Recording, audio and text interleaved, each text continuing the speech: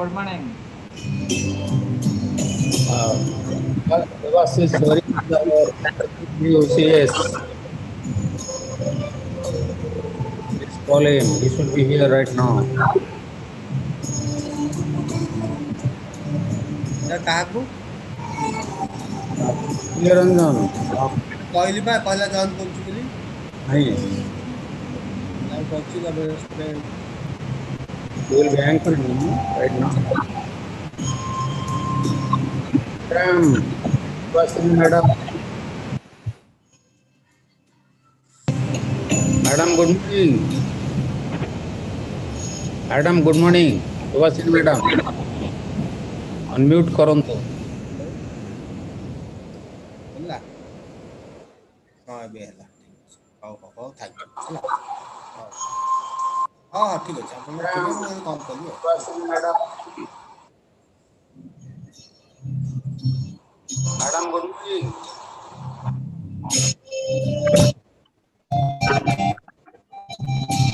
Still, outside call for.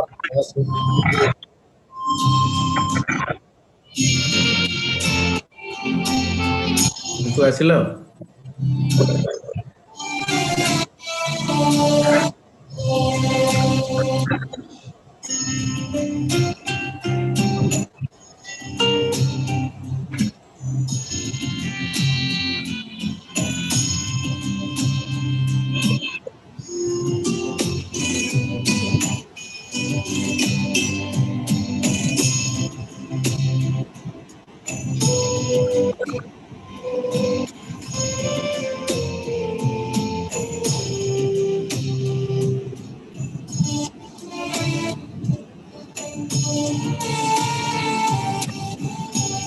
Manju, are you ready? Dr. Mahapatra, are you ready?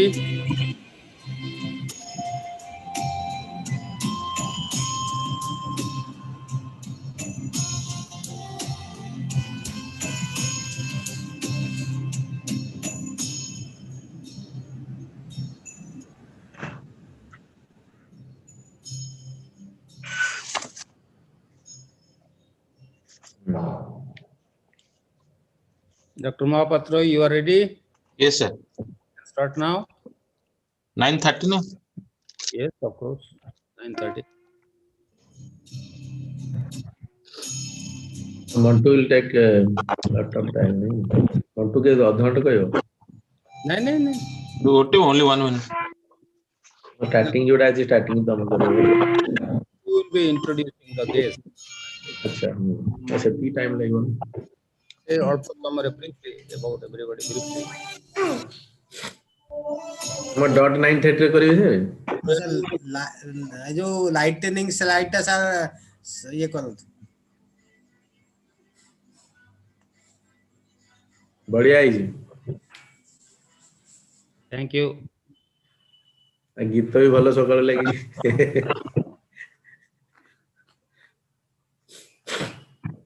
yeah good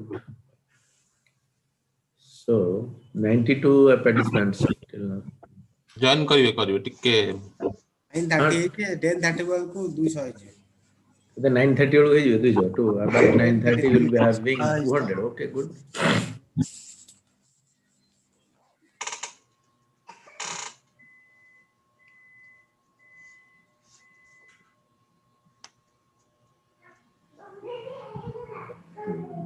challenges opportunity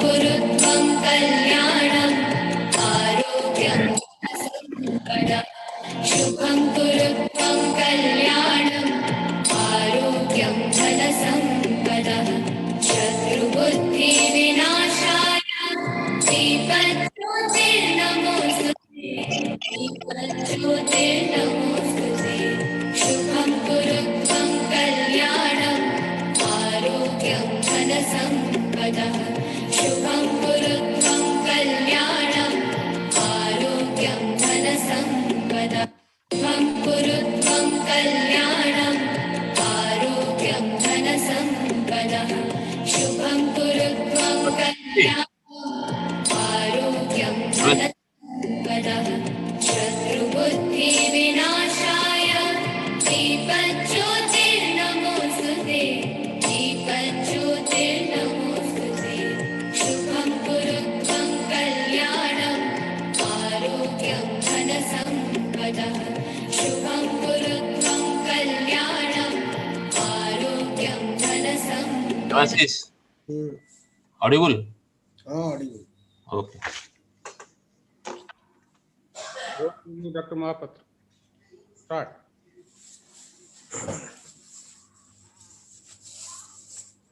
Okay. 9:30. Okay. Very good morning to one and all. I am Priyaranjan Mahapatra, Secretary cum Treasurer, Odisha Chemical Society. Welcome you all to the first OCS Industry Interface Meet and International Conference on Challenges and Opportunities in Making Industrial Research as a Career Option, organized by Odisha Chemical Society in collaboration with Mining, Minerals, Metals and Materials Society of India, 4MSI. It's a great honor to introduce the distinguished personnel of this ceremony. I would like to introduce Professor Sasudhar Samal, the President of Odisha Chemical Society. Professor Samal, a university topper in BSc MSc examination.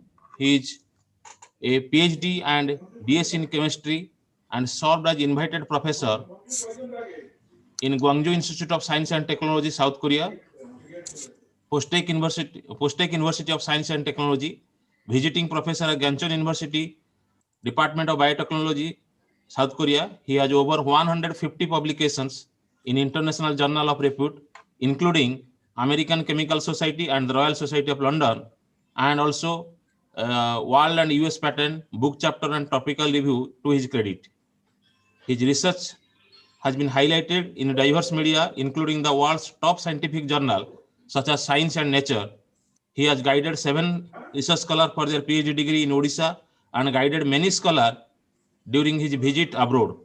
He is the associate editor of Journal of Nanoscience and Nanotechnology, JNN, published by American Scientific Publisher, USA. He has also edited a special issue of JNN on fullerene and carbon nanotube. He served as a principal of Sasibhushan Rath Government Women's College, Berhampur, from where he retired in 2012. He received the prestigious Justice Raj Kishore Das Memorial Award for his contribution to science for 2010 and VSR Gupta Best Teacher Award from Odisha Chemical Society 2012. He is presently President of Odisha Chemical Society. Sir, welcome to the inaugural function. Next, it's my privilege to introduce Dr. Surendra Kumar Biswal, President of 4MSI. Dr. Biswal has obtained his BTech in Chemical Engineering from NIT Raulkela and MS from BITS Pilani. He was awarded PhD in Chemical Engineering from IIT Kharagpur. He is presently working as Chief Scientist and Head of Mineral Processing Department of CSIR Institute of Mineral and Material Technology, Bhubaneswar, in Mineral Processing and Extractive Metallurgy. He has more than 32 years of R&D experience in this field. He has published more than 80 papers in national and international journals and more than 152 number in seminar and symposia proceedings.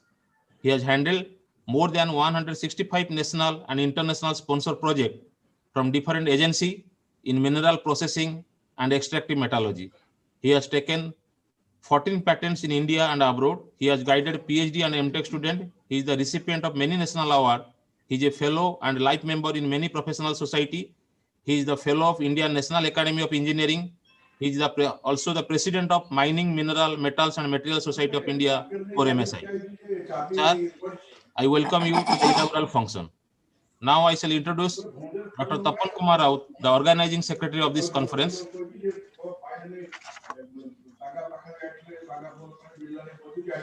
Dr. Tapan Kumar Raut is an MTech and PhD in material chemistry. Presently, he is serving as the principal scientist, surface engineering, Tata Steel. He is also the general secretary, Mining and Mineral Metals and Materials Society for MSI Bhubaneswar. He is the organizing secretary of this international conference on challenges and opportunities in making industrial research as a career option. I welcome Dr. Raut to this inaugural function. And now let me introduce Dr. Ramachandra Raut, the convener of this conference. Dr. Ramachandra Raut completed his MSc from Utkal University, Manivihar in 1990 and did his PhD in polymer chemistry in 2000 from Utkal University. Dr. Raut has work experience over 29 years in different manufacturing companies such as Pulp and Paper at JK Paper Limited, Raigada, Alumina and Aluminium, Vedanta Aluminium Limited, Odisha, Jindal Steel and Power, and now continuing in Hindalco Industry Limited Corporate Office, Bhubaneswar. Dr. Raut has a diverse experience in different functions such as corporate affairs, corporate advocacy, planning, environment and forest, safety, health, land acquisition and its process, and sustainable development and climate change. He is deeply involved with all the technical committee like MSI, UCCI, FICCI, Indian Chamber of Commerce, and patron member of Odisha Chemical Society. His contribution towards the environment and society is highly appreciable, particularly for the tribunal community. I welcome Dr. Ramachandra Rao to this inaugural function. Now, I shall introduce my friend, Dr. Debashish Mahanti, the co-convener of this conference. Dr. Mahanti has completed his MSc MPhil from Ravenshaw College in 1997 and 1999, PhD from Utkal University under the guidance of Professor Dr. Sashadhar Samal. He has 21 years of UG and PG textile experience in Department of Higher Education. Currently, he is the head of the Department of Chemistry at Dhenkanal Autonomous College, Dhenkanal. In addition to his teaching, he is also in administrative assignment as professor in charge of UGC, NAC, coordinator of IQAC. He is also the deputy controller, professor in charge of library, and he has a very large contribution towards the renewal of autonomy in Dhenkanal Autonomous College. I welcome Dr. Mahanti to this inaugural function. Now, I request the President of Odisha Chemical Society, Professor Sashadhar Samal, to preside over the meeting. Thank you. Good morning to one and all, distinguished personnel, inaugural meeting, and learned audience. I shall come straight to the point. Over a period of, say, last 10 days, I have received several questions. Three prominent questions I need to address right away. One was what this 4MSI society, as a society, and why there was a need to collaborate. And the second question that I heard is that in what way OCS is going to benefit. And the third thing is that if we plan to inspire people or our future generation for that matter, do we really succeed in such ventures? I'll answer. First question first. Odisha Chemical Society, representing chemistry, is like a big banana tree, the trunk of which is chemistry, represented by OCS. It has many branches, as we know, the chemical sciences. And one of the major branches is chemical engineering, or industrial engineering, or industrial research, or industrial chemistry for that matter. So we found OCS and 4MSI have very common goals, and that is to promote quality of teaching and research in the state.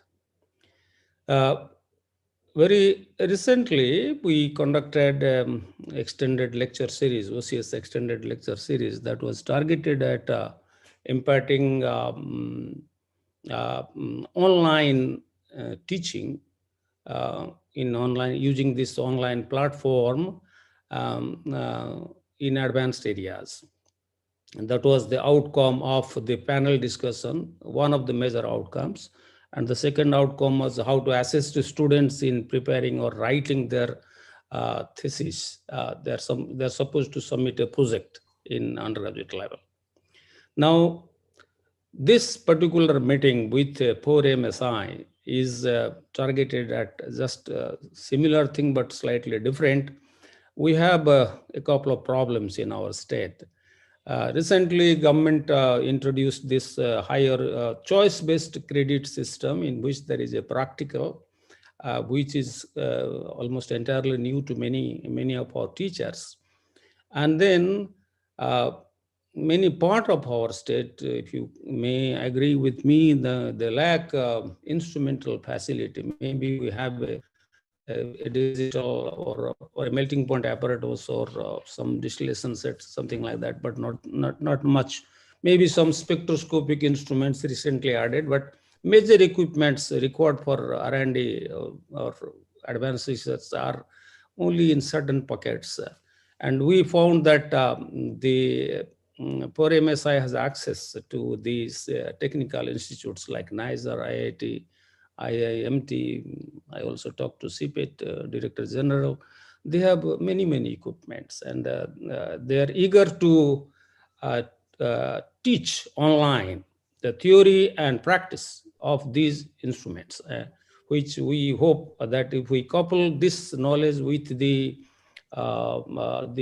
theory online teaching, then it would be a very good scope to very good opportunity for the students.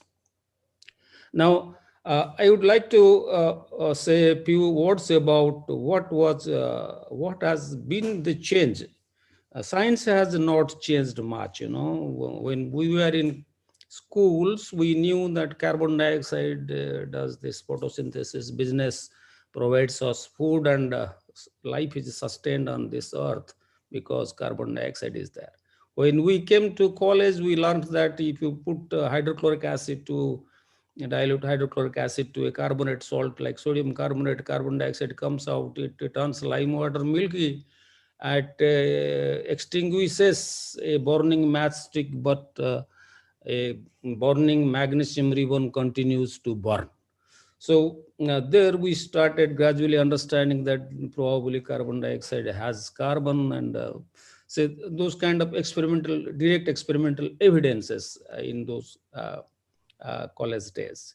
Now that same carbon dioxide has earned the dubious distinction of being a greenhouse gas. So, and the very molecule that sustained life is now threatening the very existence of life on this planet. So it is our onerous responsibility to understand the science and the changes that is happening from time to time.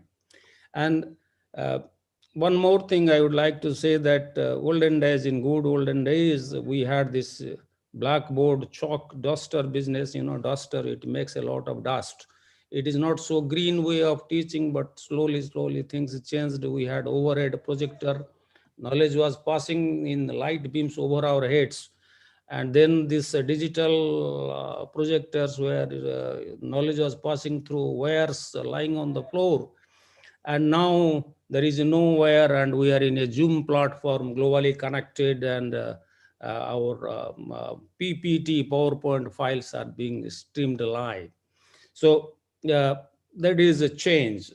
Another change, in spite of this, change that old blackboard, chalk, duster, the not so green way of teaching is the most effective way of knowledge transaction.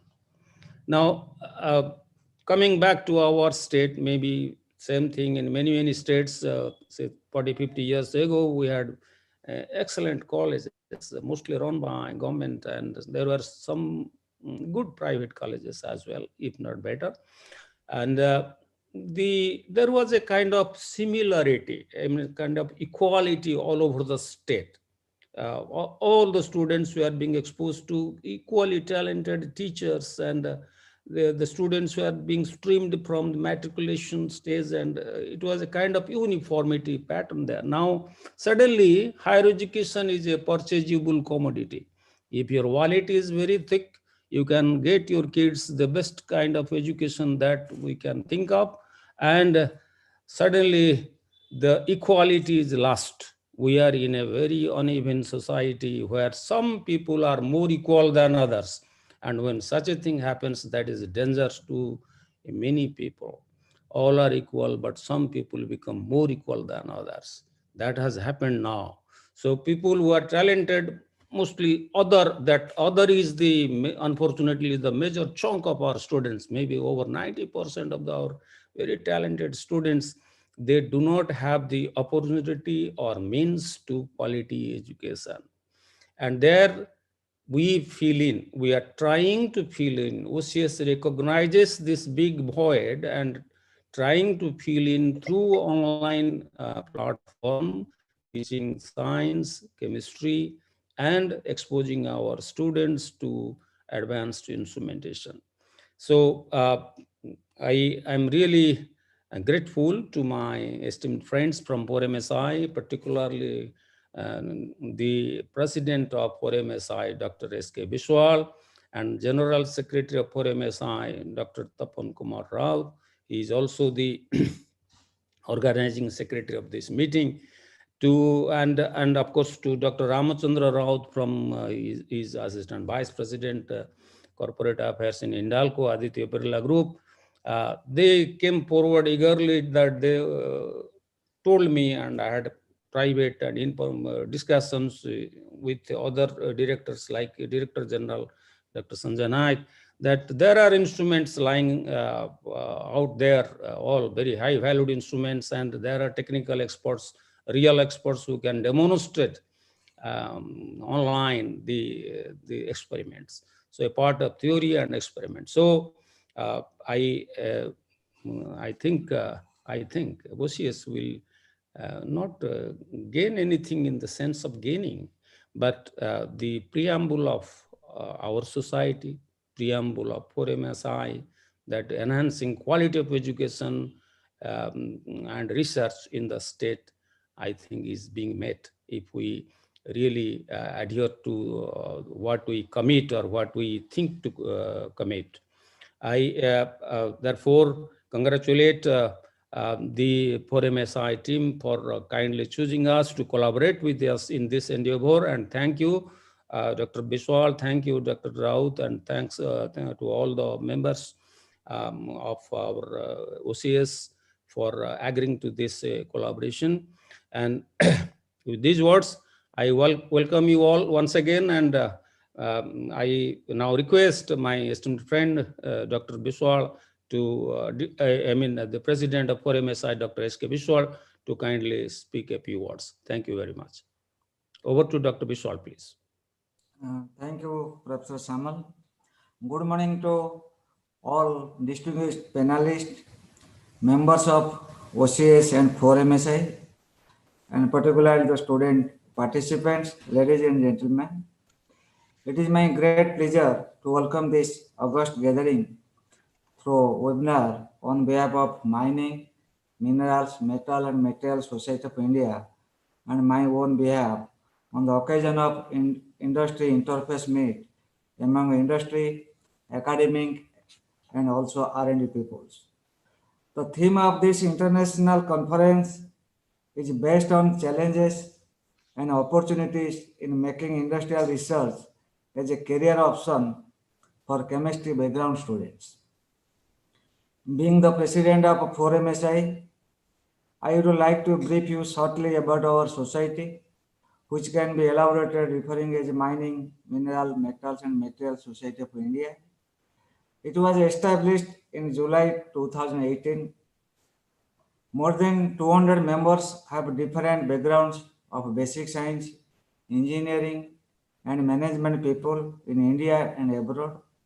It gives a wide platform for discussion starting from exploration of minerals till its value addition into different materials.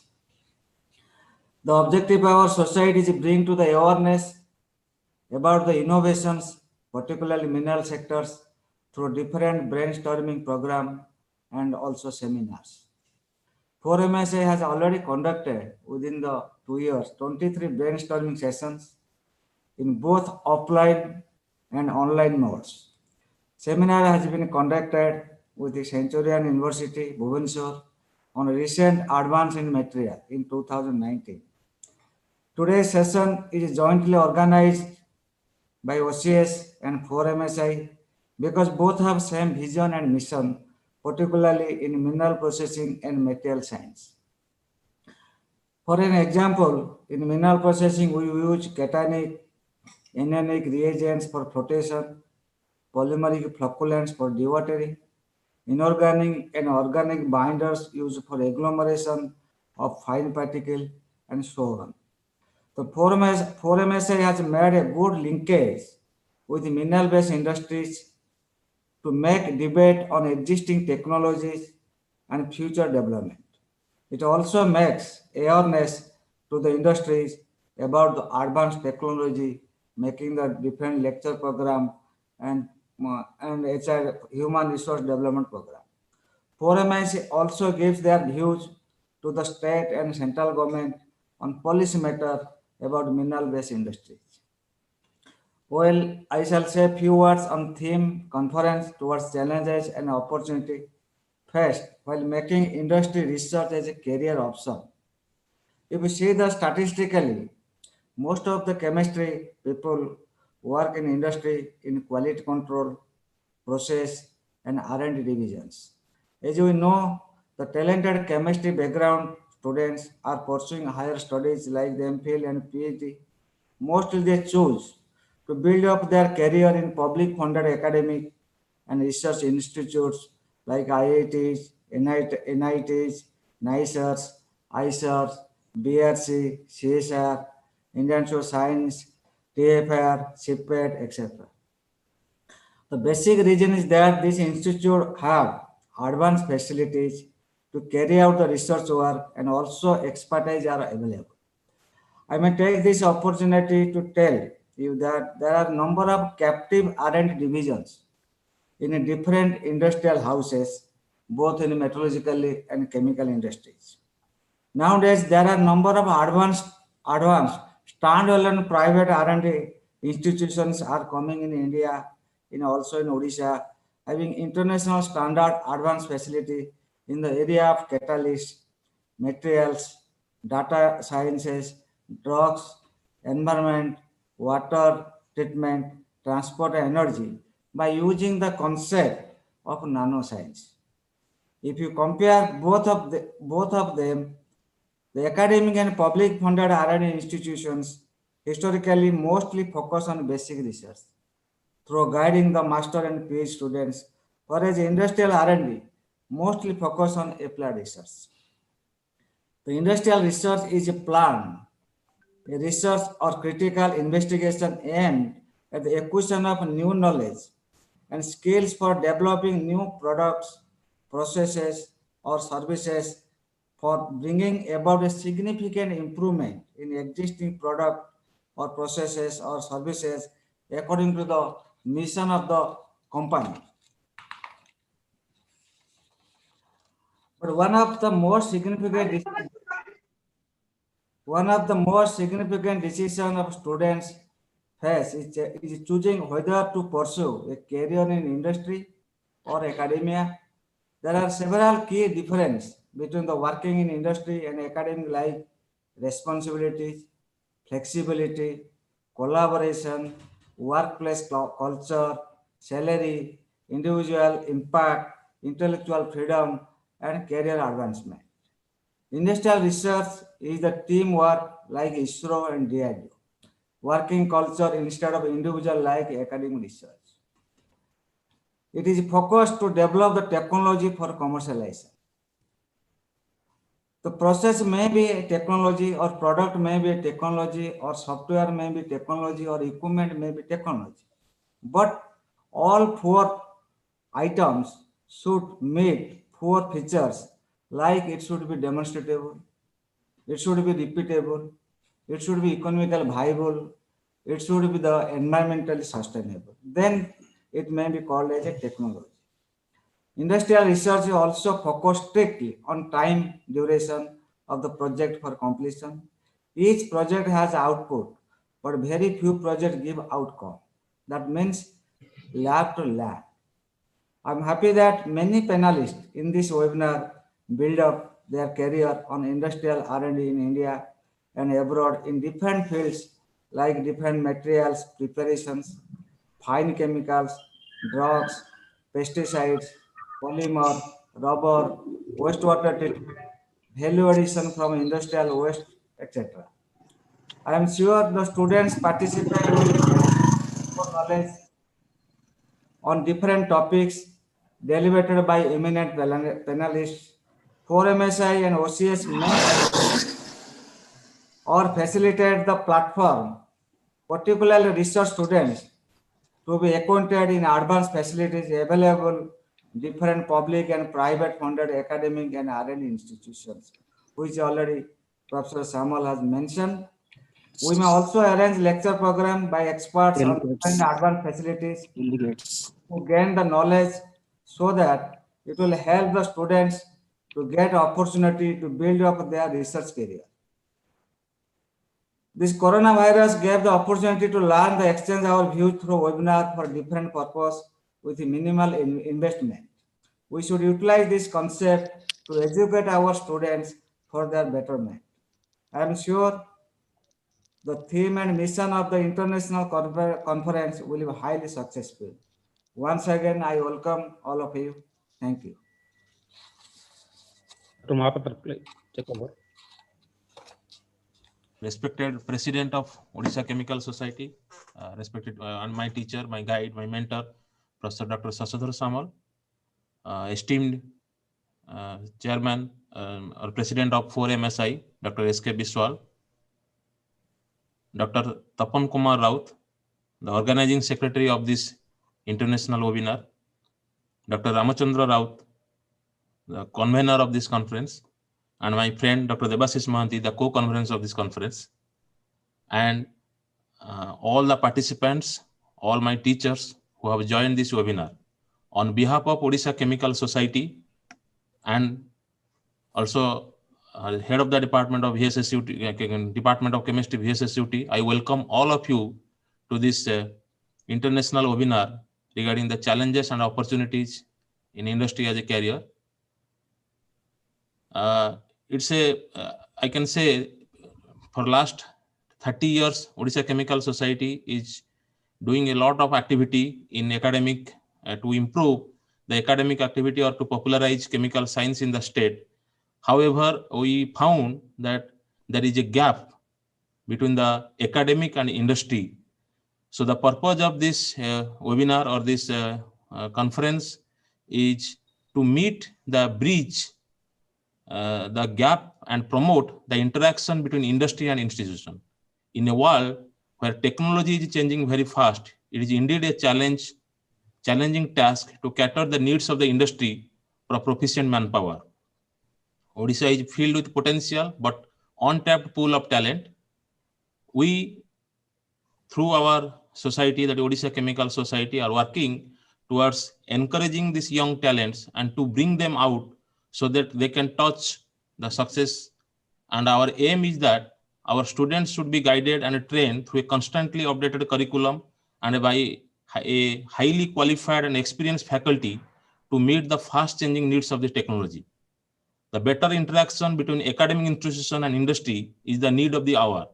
This will have a great bearing on the chemistry curriculum and also the exposure of students to industrial atmosphere and subsequent placement of our young postgraduate and the doctorate student in industry across the country or across the globe. With the advent of globalization and opening of Indian economy to the outside world, a competing among industry have become very steep. To solve their problem, industry also want the academic institution to collaborate with them to solve their problem. Similarly, there is an urgent need to prepare our student for the different jobs in different national and international companies by exposing them to the newer technology and methodology. So our purpose of this webinar is to combine both academic and industry, so where the our student will get an opportunity to interact with the scientists and the persons who are really success in different industry, and who also can solve or also can guide them how they can make their career in industry. Because as you know, when a student, mostly even if in day to day, I mean in my department also I am facing the same problem. I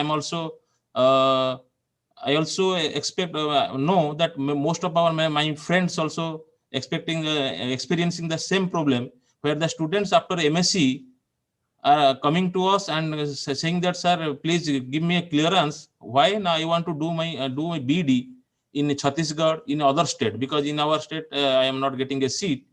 And why you are doing? When I asked why you want to do this, now because I will get a job.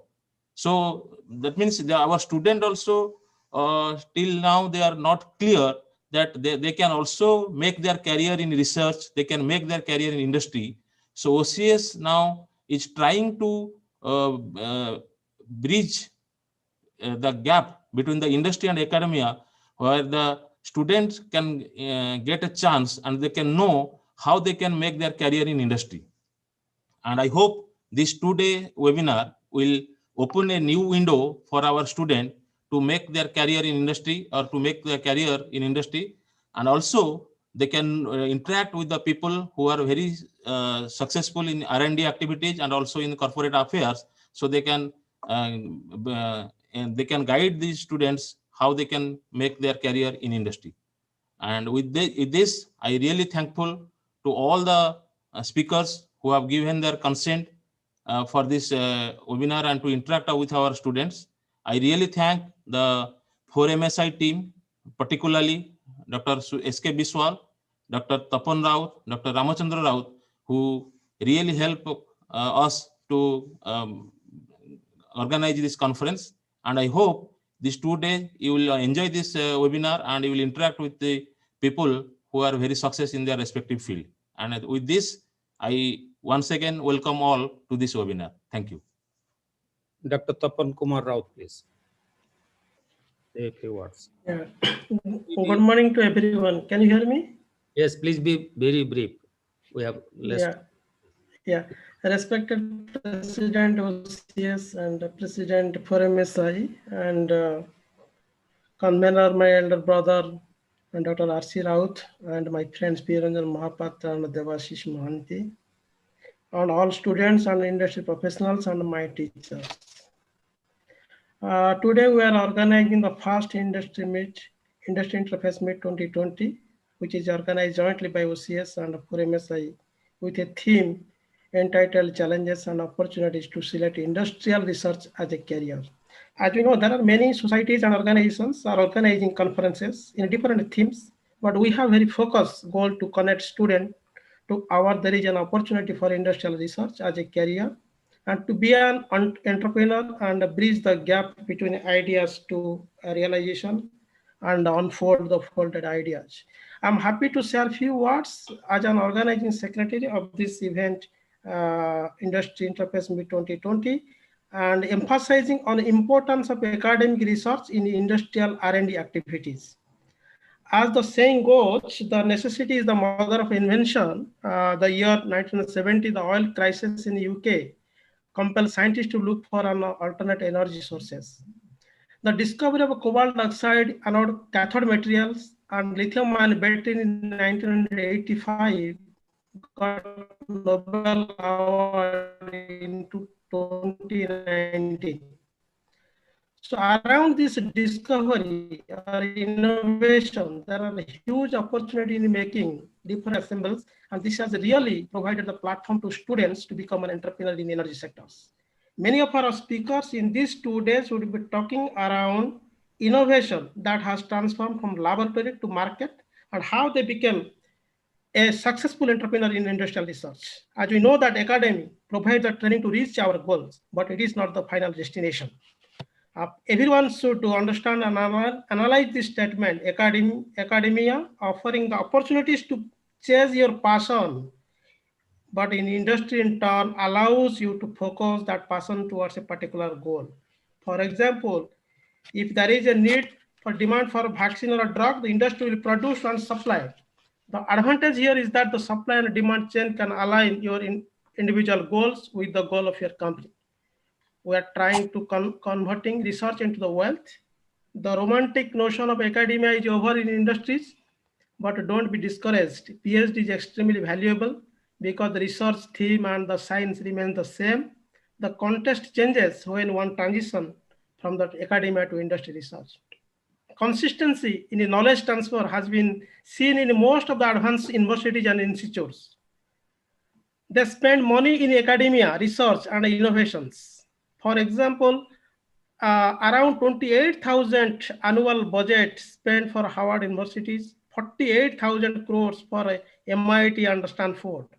They are self-sustainable and their governance structure is independent. They have given many Nobel laureates and technologies to the world. Their president of university has the vision and the leadership to lead with focus agendas. They promote, spend innovative research, long-term objectives, and many spin-off centers. In most leading Western universities and institutes, they hire more than 30% industry experience professionals as faculty positions. And alumni of their universities proud of donating and sponsoring big projects. There are very clear things is coming out. Knowledge is respected.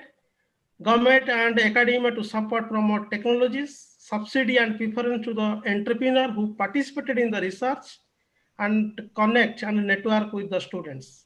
By this conference, we are trying to motivate our students to think as an entrepreneur while carrying out any assignments in academic research labs and create collaborative atmosphere and be part of forming a chain reaction in industry research. This environment is a perfect fit for those individuals who are goal-oriented, extremely organized, and right mixture of a passion. This chain reaction also has great effect on the performance of individuals and also innovation. Just I would cite one example. 100 years ago, the discovery of antibiotic, the penicillin, by the Alexander Fleming, by the playful exploration of research. But nowadays, you can see the scientists at MIT and Harvard, in the last 2 months journal, they described in the Cell journal that they find very novel molecular compound halicin by using the deep learning neural network. That means the artificial intelligence can change the rule of life science by finding a novel use of an existing compound. So our country is known for a youngest country nowadays, with 60% of population with more than with average age of 30. On the positive note, I would like to say every person will have talent in them. As the saying goes, fish cannot be judged with its ability to climb into a consistent knowledge transfer ecosystem. This ecosystem should connect both industry and academia through various developmental programs. The union of knowledge of theoretical studies and practical experience would bring many opportunities for providing total solution to industry, environment, society, and scope for students. Last but not least, India is a developing country with ample human resource available with 1.2 billion plus population. How many of these resources effectively used is the time to analyze. Every year, around 2 million technical graduates are passing out. India has become a factory churning out students. According to the recent report, hardly 7% of them are employable. The programs made by our central government, like Made in India, Atmanirbhar Bharat, skill development programs, would definitely have positive impact on employment and to develop entrepreneur. The ecosystem has to be established. Thank you very much. And we are just stand in between the collapsing past and an uncertain future, and wish you in advance a happy New Year 2020-21. Thank you to all. Over to Dr. R.C. Raut. Namaskar. Good morning, everybody. Respected Dr. Samal and respected Dr. Vishwal. Actually, this is a good forum that we have to encourage our dear students for research career. Those who are staying in remote areas, far remote areas. When Dr. Vishwal and our team and both MSI and OCS we discussed, and we found as an industry, we have to do a lot of things, lot of uh, things to educate and encourage our students. Actually, most of the students are they're not at all doing practical work nowadays. Even if big industries, universities, they're not doing even simple acid test and best test. So we thought that we should have a discussion with our students. It is interaction with the students. They should come, and we have to, as an industry side, and we should give them opportunity to learn practical training. Dr. Samuel already explained how what to do, what we do. You industry, as I will put up this matter to all forum of council like CIA, ICICI, and all the industry forum, that we have to practically help those students. So interaction between students and the teachers and the our learning teacher, those are they're telling retired. Actually, they're not retired. They're now active in online, very highly active. We can take all benefits from them. So this type of this kind of seminars, and our friends, those are staying in all throughout the world, and they are connected now. We can get any answer, any help, any job opportunity. Also, we can help them and we can guide them where, which thing, at what time we should do. So, my dear students, those are online and offline, they can approach directly to us. So this society, this Odisha Chemical Society and MSI both are working very strongly on this research and development work. Like MSI, they are doing in metal in Odisha particularly. You see metal like aluminum, iron, cobalt, nickel, zinc, whatnot, in coal, and this is a very resource state. So we should help our state particularly, and we feel be proud. So I congratulate everybody, and I am happy to see everybody those who are attending these seminars. Thank you, and wish you all the best for this coming 2 days. Thank you. Dr. Debasis Mahanti. Esteemed President, OCS Professor Dr. Avdar Samal, esteemed President for MSI, Dr. S.K. Biswal, the co-convener of this conference, Dr. R.C. Raut, Organizing Secretary T.K. Raut, my friend OCS Secretary Dr. P. Ranjan Mahapatra, all the members of OCS, past presidents, participants from across the country and from overseas. It's a nice innovative idea from OCS to organize such a meeting because it's the need of the hour. As mentioned by my friend Priyanjan, that our students don't know what is the career opportunity in chemistry, and therefore they are reluctant to take chemistry as their career. After BSc, most of the students are diverted to different fields. So it's a nice opportunity to present the students to tell the students about the opportunity in chemistry in industries. And I want to mention here that our target audience are students, and total around 600 participants have registered, and out of which more than 50% are students. 301 students are registered. Besides that, 54 research scholars are also registered. So we are going to reach our target audience definitely by this conference. Due to this pandemic, physical meeting is not possible, so virtual meeting, OCS is conducting virtual meeting. It is the second meeting of OCS, and I am going to tell the protocol of this meeting. This meeting is organized on the Zoom platform, and it is also live streaming on YouTube, and it is totally recorded on YouTube. Therefore, I am requesting all of you to be formal and muted yourself during the speech, because background noise always irritate both speakers and the listeners. So kindly, it's a sincere request to all of you to mute yourselves during the talks. And as the total entire proceeding is recorded in YouTube, and it will be watched by whole world. I want to mention here something that during the 2 days meeting, to attendance it will be provided. So those who will give the attendance, and after the second day, we will also provide a feedback form.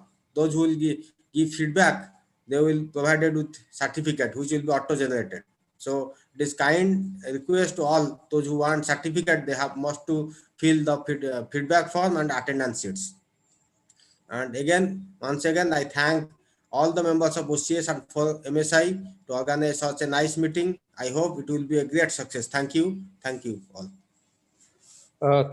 The inaugural meeting speakers, my heartfelt thanks to all of you, Dr. Biswal, Dr. Tapan Kumar Raut, Dr. R.C. Raut, Dr. Mahapatra, Dr. Mohanty.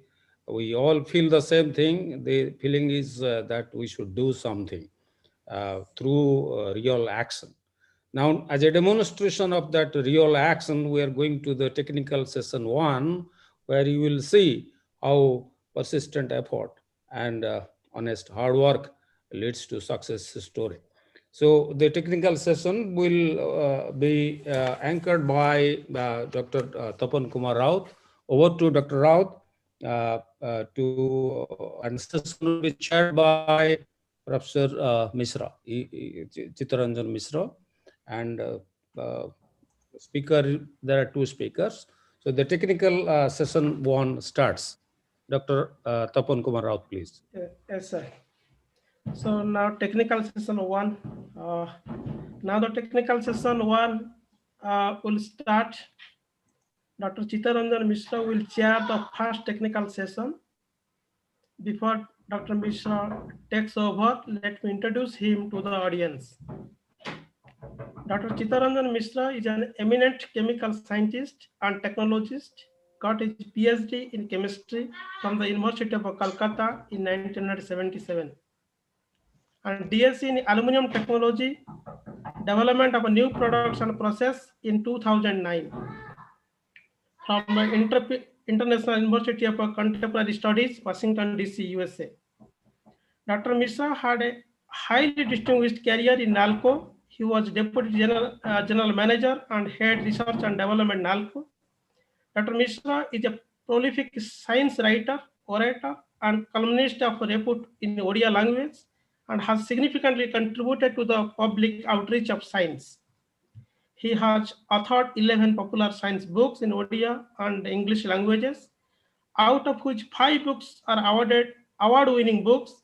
He has contributed more than 500 popular science articles in leading Odia newspapers, science magazines, periodicals, etc., spanning over last 30 years. Dr. Mishra has worked in bauxite, aluminum science and technology, and allied field for over 30 years, and is considered a leading aluminum technologist of the country. Dr. Mishra has published more than 70 research papers. Dr. Mishra has 12 number of national and international patents to his credit. Based on one of his patents, NALCO has set up a country's largest detergent-grade zeolite, a commercial plant directly in the loop of its aluminum refinery at Damanjadi, with a capacity of 10,000 tons per annum and at an investment of 30 crores in the year 2001. This technology was adjusted at the best chemical technology of the country by NRDC and CSIR. He is the first Odia scientist to receive the NRDC National Meritorious Invention Award, and Dr. Mishra was the president of OCS for the year 2014. Sir, welcome you to the technical session 1.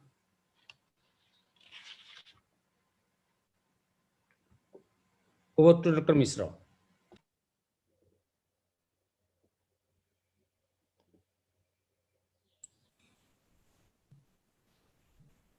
Unmute. Unmute କରନ୍ତୁ, ଆପଣଙ୍କ mute ହେଇଯାଇଛି, Mishra sir.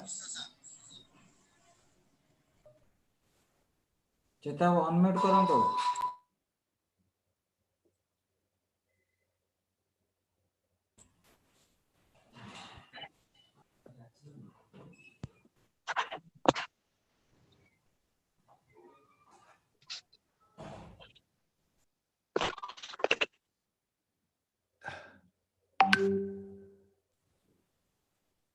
पिता unmute करंतु।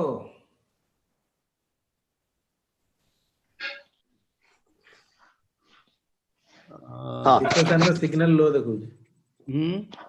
Signal Okay. लो देखो। सुबिला हाँ एबे सुबिला कोंतु अच्छा ठीक है thank you very much especially thank president OCS and president for MSI, all my good friends and colleagues. I'm thankful to OCS and for providing this chance to chair this session. This is the technical session 1 and we have 2 speakers with us. One is Dr. Bankim Chandra Tripathi, Senior Principal Scientist, IMT Bhubaneswar, and Sri Pratap Chandra Sahu, General Manager Process, Hindalco Industries Limited. I have a great pleasure in introducing these 2 scientists. Dr. Bankim Chandra Tripathi graduated with MSc in Chemistry from Utkal University in the year 1992 and PhD at the RRL, now IMMT. Affiliated to Utkal University under the joint supervision of late Dr. Sarat Chandra Das, Chief Scientist, CSR IMT, Professor Glenn Trevor Hector, Bordeaux University in the year 2000. He did his postdoctoral research in Bordeaux University during 1999-2001 and second postdoctoral research at Wintec, Randburg, South Africa. Dr. Tripathi started his professional career as a scientist at the CSR Hydro and Electrometallurgy Department. He has over 20 years of R&D experiences in the field of extractive metallurgy, waste recycling, and solid waste disposal. He has published more than 90 research articles in national and international journals. He has got 3 national and 2 international patents to his credit. He has guided 4 PhD students and 2 more students have registered for their PhD program. 4 international students from Nigeria and Cameroon are working under him as ANAM SNT Fellow. 3rd World Academy of Science Fellow with Sandwich Postdoctorate Fellowship Award for the doctoral degree and JRD Tata Postdoctoral Fellow. He is a life member of many professional societies in India such as OCS, IIM, IIME, IICHE, ISESC, ASSET, ASSET, etc. He has visited many international organizations in various capacities and has developed collaborations with them. The institutes are visiting Professor Mexico in the year 2016, visiting Professor Sir C.V. Raman Fellow Canada 2015, Postdoctoral Fellow, visiting Scientist Australia 1995, visiting Research Fellow and Research Associate Australia 1995. Dr. Tripathi is the recipient of NRDC National Meritorious Invention Award for the year 2019 under the category of National Societal Innovation Award for his work on hazardous waste aluminum dross. Odisha Chemical Society congratulated Dr. Tripathi and Dr. Ghosh, the recipient of the NRDC Award 2019. The topic of their invention was Alum from Aluminum Dross Rejects, a journey from lab to land, and he will be delivering a talk on this particular topic.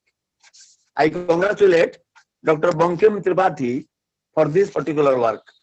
And OCS and particularly myself, we are all proud to read out the felicitated message, congratulatory message that OCS has presented to him. NRDC National Meritorious Invention Award 2019 to Dr. Bankim Chandra Tripathi and his co-worker, Dr. Malay Kumar Ghosh. Dr. Bankim Chandra Tripathi and his co-worker, Dr. Malay Kumar Ghosh, are recipients of the NRDC, National Research Development Corporation, National Meritorious Invention Award 2019 in recognition of the research work for the development of a commercial process for making alum from aluminum dross rejects, a journey from lab to land. Dr. Tripathi is a life member of Odisha Chemical Society. Presently, he is serving as a senior principal scientist at CSR IMT Bhubaneswar. The Odisha Chemical Society takes a great pride in congratulating the NRDC awardees, both Dr. Tripathi and Dr. Ghosh, for their achievement and wishes them great success in their pursuit of innovation and invention. We have another speaker also. I have great pleasure in introducing the gentleman, Sri Pratap Chandra Sahu, He is General Manager, Process, Hindalco Industries Limited. He is heading Portland Process Control at Hindalco, Mahan Smelter Hindalco Award, Distinguished Achiever 2017 Chairman Award. Additional qualification MBA from Global NXT Master Black Belt. Total experience 19 years.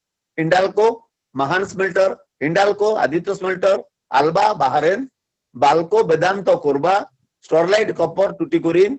Experience in Portland short circuiting, test 2 smelters commissioning, Portland startup, high amperage Ka Portland operation, more than 367 Ka, standardizing parameters in high amperage Portland. The topic of his talk, evolution of aluminum smelting and latest developments in aluminum smelters. We welcome these two speakers, these great scientists of our state, of our country, to this OCS technical meeting, and I request my good friend, Dr. Bankim Tripathi, to kindly present his talk. Dr. Tripathi, please. Oh, I think Sunibut uncle. Make him co-host so that he can share the PowerPoint file. Make him the host. Make him co-host. Yes. Banking has started screen sharing. Yes. Yes. Alum from aluminum dross rejects.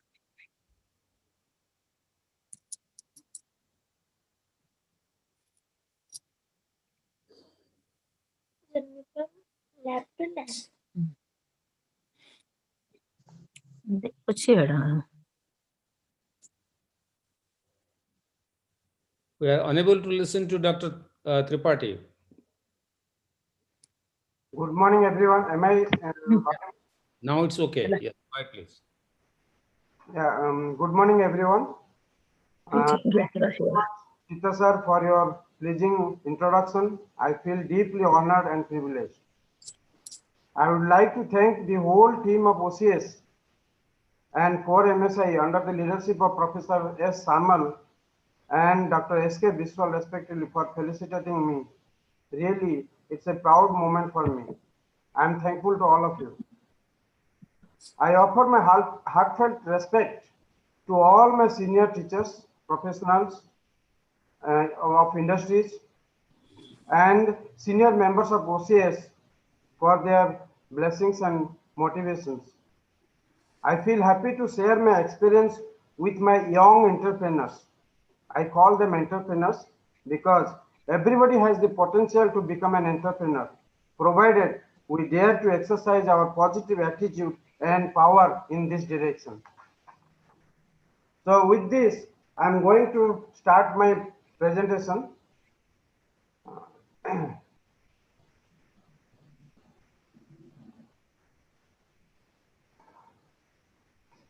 So my talk is on alum from aluminum dross rejects. I need to do, okay. Okay, just yes. Yes. Click that and just on the keyboard press next. Yeah, is it okay now? Yes, perfect. Yeah. So my topic is on alum from aluminum dross rejects, a journey from lab to land. To start with, I must say that nature protects if she is protected. Unless we take care of nature, nature will not protect us.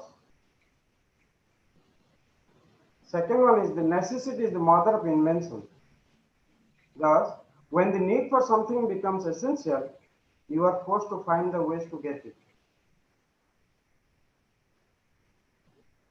So presently, the need for today's demand is to have sustainable development. We need to have sustainable development. At the same time, we need to take care of our nature by many ways. Presently, this rapid economic and population growth has increased the demand of natural resources and materials to manifold.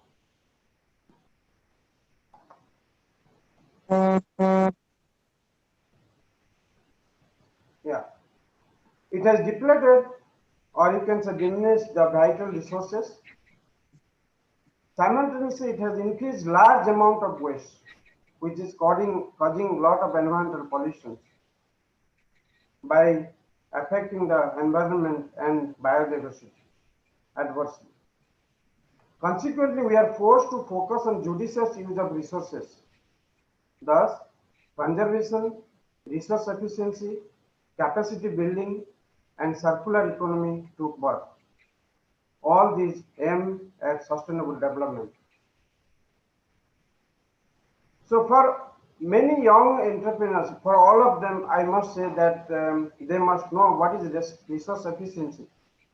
It's basically creating maximum output as product.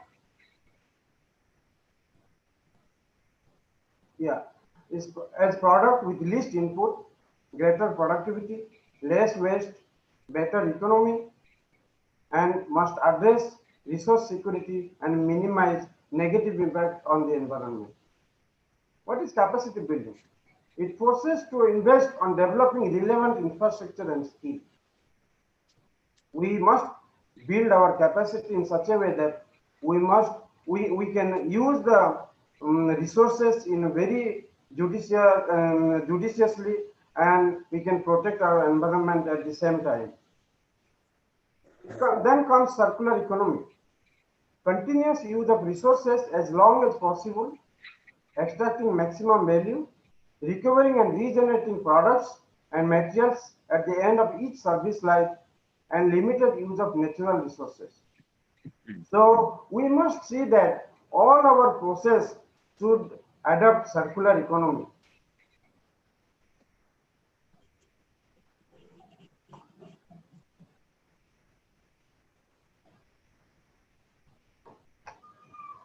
Yeah. Am I audible to everyone? Yes. Yeah.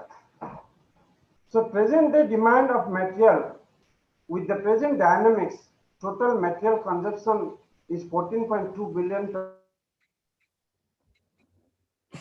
out of which 2.7 billion tons goes for biomass, 6.5 billion tons goes for minerals, 4.2 billion tons for fossil fuels, and 0.8 billion tons for metals. India is self-sufficient in mineral raw materials for thermal power generation, iron and steel, ferroalloys, aluminum, cement, etc. However, we import critical materials like oils, molybdenum, nickel, cobalt, copper, and most of REs, rare earth elements. So present day demand is, earlier we were focusing on 3R principle, that means reduce, reuse, and recycle. But the present demand is that we need to add some more R's to it. For example, remanufacture, refurbish, redesign, so that we can have better resource efficiency and we can proceed in the right direction to save our environment and the biodiversity. So everybody must be knowing what is reduce. Reduce is less use of material, reuse, use of materials till the end of life by different consumers, recycle, use of waste scrap to produce another useful material, then remanufacture, rebuilding a new product using reused or repaired materials, refurbish, it is restoration of the used product, making minor alternation, and redesign is new designs for minimum use of the resource materials.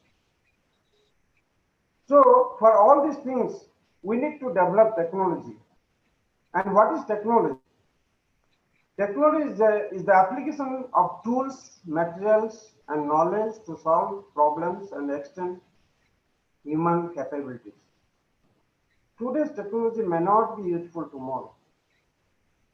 So, application of better tools, better materials, and updated knowledge and ideas will allow the technology to prevail for a long time. Take an example of Hall Herald's technology, which is still valid today because we have not yet found any better technology in this regard. So today also needs restoration of the used product, making minor alternation, new designs for minimum use of resource material, rebuilding a new product using reused or repaired materials. More importantly, technology should be aimed at converting a hazardous waste to end of waste. With this focus, we have tried to utilize our waste aluminum dross, which is a waste generated from aluminum industries. So we have tried to use this waste to prepare some value-added products, and I will be talking of the product called alum, which is a value-added products from aluminum dross. Let's talk about some facts on aluminum dross. Disposal and recycling of dross produced during aluminum melting is a worldwide problem. Thus, recycling of metal values from waste aluminum dross for producing value-added aluminum-based chemicals or alloys is of great interest. Approximately 8 million tons per year of aluminum dross is generated worldwide, and in India, about 120,000 tons of dross is produced every year.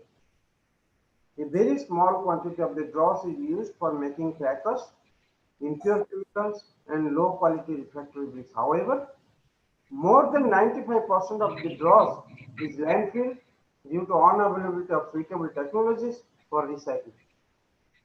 The treatment of these dross for producing valuable products has become very essential with the increasing demand of valuable materials and enforcement of environmental restrictions.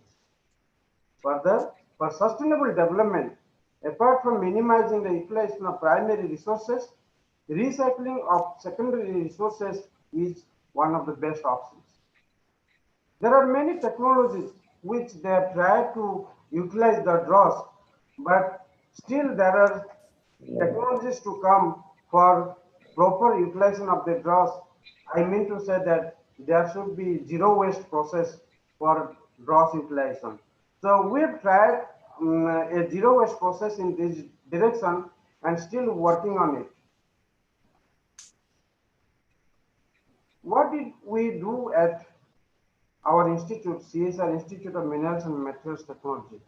We took waste aluminum dross residue and we prepared alum, aluminum hydroxide, and alumina from it. This is a roughly, it's giving material, whatever the elements present in the dross, and you can see that most of the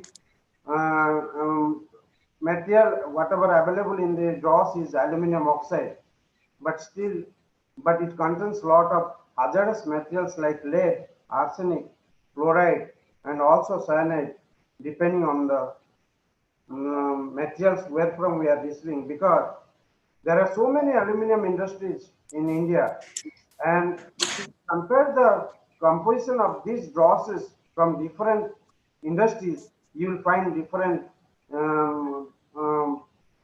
materials which are hazardous. So in this process, what we did when we did some work on the aluminum dross, which we received from Agravancy Aluminum from it was from Mumbai, but we did our commercialization from the dross obtained from Vedanta. So there are some research work what we did in IMMT, and this is an X-ray diffractogram which suggests the presence of various phases of different minerals and compounds in the dross.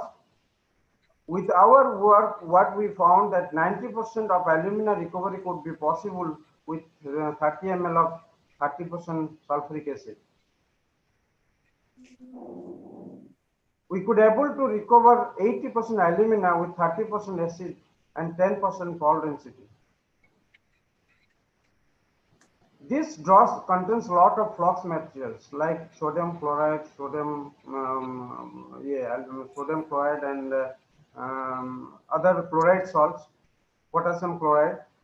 They use these flux to limit the oxidation of aluminum to aluminum oxide during aluminum melting and then casting. So we try to wash this dross, and we recovered the salts, and with the wash dross when we tried to recover alumina or aluminum values, we got 94% of the efficiency, this leaching efficiency, and you can say that we recovered almost 95% of aluminum values from it. You see, this is a Excel diffractogram which shows that it contains sodium chloride and potassium chloride as flux materials. This is this XRD represents after recovering the aluminum values, still we found some alpha alumina in it and some spinel-like structures which are still there, which could not come into the solution, or we could not leach it. And also it is a blessing in disguise, because we need to have as pure as possible the leach liquor, so that we can go for further processing. This is the product which we obtained from the leach liquor after precipitating and then it at the different temperatures. We could able to get Eta alumina. So our patent was based on this product. However, the whole process flows it. You can see that during the process, we were producing aluminum sulfate solution as our leach liquor. And this aluminum sulfate liquor can be crystallized to alum. But for our patent work, we went to produce aluminum hydroxide and then Eta alumina through calcination. But when the entrepreneurs approached us, they want to utilize this aluminum dross rejects for some valuable chemicals. And when we tried and showed them the crystalline alum, they were very happy and they were interested with this process up to that point. They wanted that they will be producing alum from this aluminum sulfate solution, which is coming out of the waste dross residue. These are the important chemical reactions, which is basically converting aluminum and aluminum oxide present in the dross residue to aluminum sulfate, and some chlorides which are present in the present dross obtained from Vedanta as calcium chloride. We published this work in Minerals Engineering, Journal of Minerals Engineering and Hydrometallurgy in the year 2007 and 8, and we filed a patent in 2006, which was granted in 2012. The salient features of the patent was that it's a single-step washing of the waste dross residue, which recovers almost all the salts in the dross, and which constitutes around 6.5% of the residue. The washed dross responds better to alumina dissolution reaction, which attains steady state in an hour.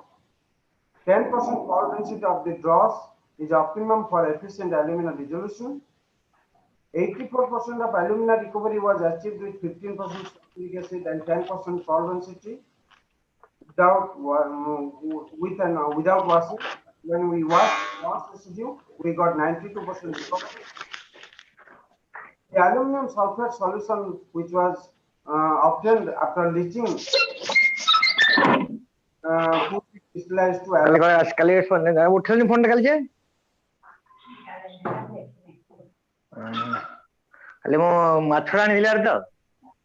Sorry, am I audible to you? Please go ahead. Do not listen. Just go ahead. Okay.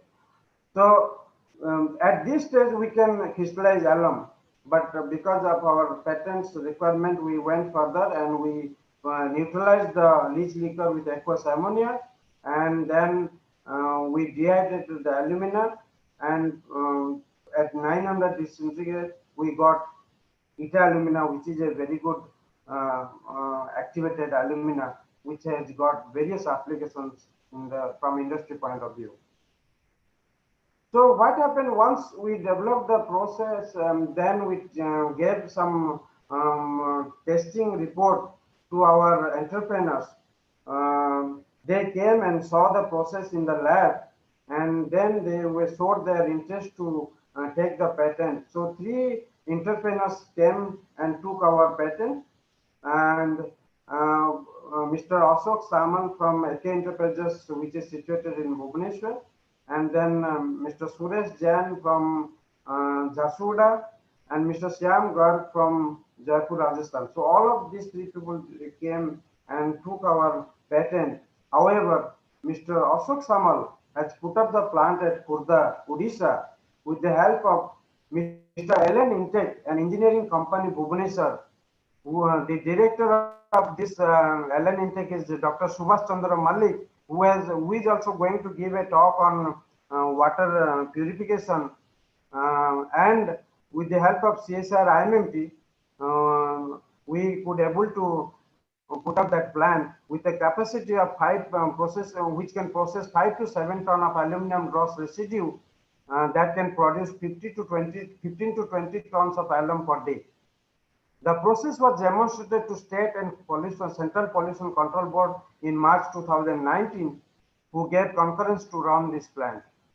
This is the first ever waste dross processing plant in India, which is recognized by Central Pollution Control Board and State Pollution Control Board.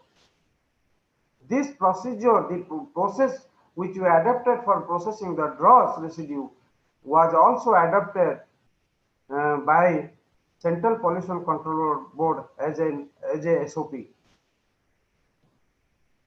So this is the SOP which has been accepted by Central Pollution Control Board. So in nutshell, what I would like to say that you can see that the aluminum dust, when it is put in pulverizer and air classifier, some results come out. Then during secondary melting of aluminum metals, which is coming out of pulverizer, they use some flux material, and from during melting, they get most of the pure aluminum as ingot, but still they get some residue that comes as slag. So both this rejects and slag can be considered as dross residue and put under stringent bleaching condition with sulfuric acid to produce alum. This is the line diagram of our dross processing plant, and this you can see that starting from dross residue, we are in the process of making alum and alumina. At the moment, this plant is producing alum, but we are also looking for producing alumina and various other aluminum chemicals such as aluminum chloride and some refractory grade alumina and some flux material which can be used in steel industries, but this process is still on. But at the moment, we are producing alum from this dross residue. This is the dross processing plant which is situated in Khurda, and this is the first dross processing plant recognized by CPCB in India. You can see that these are the leaching reactors, and initially we were using manual system for feeding the dross rejects, but now we are using other techniques to put dross residue in the form of slurry to the leaching reactor to avoid dust pollution in the environment.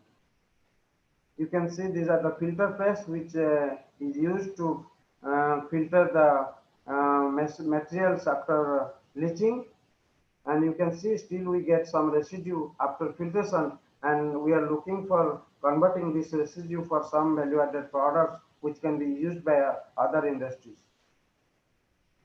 This is the thermic fluid heater which we used in supplying temperature to our leaching reactors, and this is a sulfuric acid tank. This is a wet scrubber which is useful for utilizing, taking out these hazardous fumes and putting into alkaline, little bit alkaline water, because most of the fumes are acidic. So we are trying to get into wet scrubber just to get rid of the fumes in the environment. And you can see this the plant in the running condition, and you can see there are some plastic trays which are used to put the leach liquor, and by this way we get alum blocks. This the Central Pollution Control Board team which has come to inspect the plant and take different products and different solutions from different unit operations, so that to find out if if the plant is running without any problem, or if it is taking care of the hazardous materials or not. So this is, you can see, online pollution monitoring which is going on during the running of the plant. And you see another group which they are inspecting the acid tank and scrubber and our ETP units. This is the centrifuge which is used to get our crystalline alum after leaching. This after leaching, the leach liquor goes to crystallizer, and then from crystallizer it comes to centrifuge, from where we get the finished product. So this is the crystalline aluminum powders. These are the alum blocks which we could recover from the leach liquor after precipitating, or you can say crystallizing it for almost 5-6 hours. And these are the high quality alum crystals that we could recover from our leach liquors through crystallization under a special or you can say specific condition. This is the bag which we use for 50 kg bag, which we use for alum marketing, and this shows that this process has been the technology has been licensed to licensed from CSR IMMT, and the entrepreneur is AK Enterprises. You can see the analysis of crystalline alum which we recovered from our process, and it most is you can see it's better than the BIS standard, so having very good composition and acceptable by the people who are using the alum. This is the team. You can see the, Dr. Subhash Chandra Malik, who is representing Allen Intech, and myself, and Dr. Nandi from Central Pollution Control Board, and Mr. Samal, who is the entrepreneur of this plant, and who has come forward to invest almost 2 to 2.5 crores of rupees to develop and commission this plant. And with the help of Allen Intech and CSR IMMT, he could able to put up the plant in Khordha. So to summarize, I will say that the CSR IMMT has the expertise in dealing with aluminum dross, waste aluminum dross to produce various aluminum chemicals. CSR IMMT licensed the technology for aluminum dross processing to MSA and AK Enterprises, Bhubaneswar. And with the help of CSR IMMT and Mr. Allen Intech, the AK Enterprises could put up the plant to produce 20 tons per day alum from the dross residue. And apart from various grades of alums, CSR IMMT has the expertise to produce aluminum chloride, aluminum trihydrate, alumina, and polyaluminum chloride from aluminum dross. In the coming days, CSR IMMT, in collaboration with many entrepreneurs, will play a major role in recycling of aluminum dross to produce aluminum-based chemicals. So just to for our young entrepreneurs, or I can say young students, I just would like to tell them that they should be inspired with this quotes. The greatest discovery of my generation is that human beings can alter their lives by altering their attitudes of mind. It was told by William James, who is a famous philosopher, you can say, and who has influence the human kind in many ways by writing many good many books and in industry. He has got industry also, and he was a father of you can say psychology in USA. Okay, so also you can see failure is simply the opportunity to begin again, this time more intelligently. It was told by the great Henry Ford. Everybody might be knowing about Henry Ford. And then if you can dream it, you can do it. This told by Walt Disney. And finally, nurture your mind with great thoughts.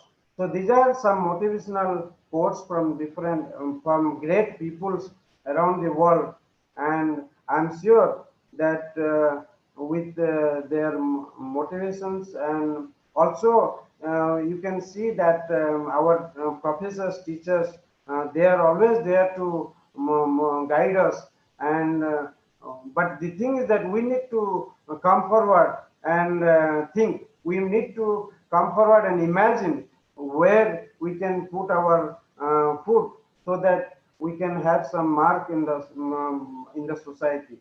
So with all these things, and then finally I will appeal to everyone that let us join hands for the making of a sustainable world.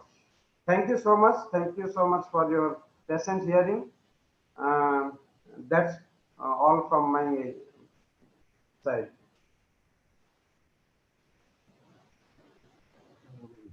Professor Misra, Itavena, please. Thank you, Dr. Tripathi, for excellent and outstanding work he has done for recovery of alumina, for preparation of alumina from dross.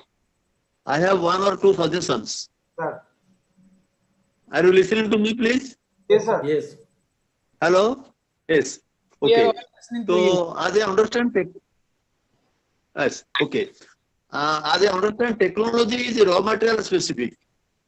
You have developed the technology based on one particular raw material from one company. Okay. So that this technology can be replicated taking raw materials from other aluminum plants. Yes, sir. Yes. The technology can be replicated by taking raw materials from other aluminum plant. Sir. Okay, number one. Number two, you can recover alumina from fly ash. Sir. This that again the acid process, alkali process, there are both processes.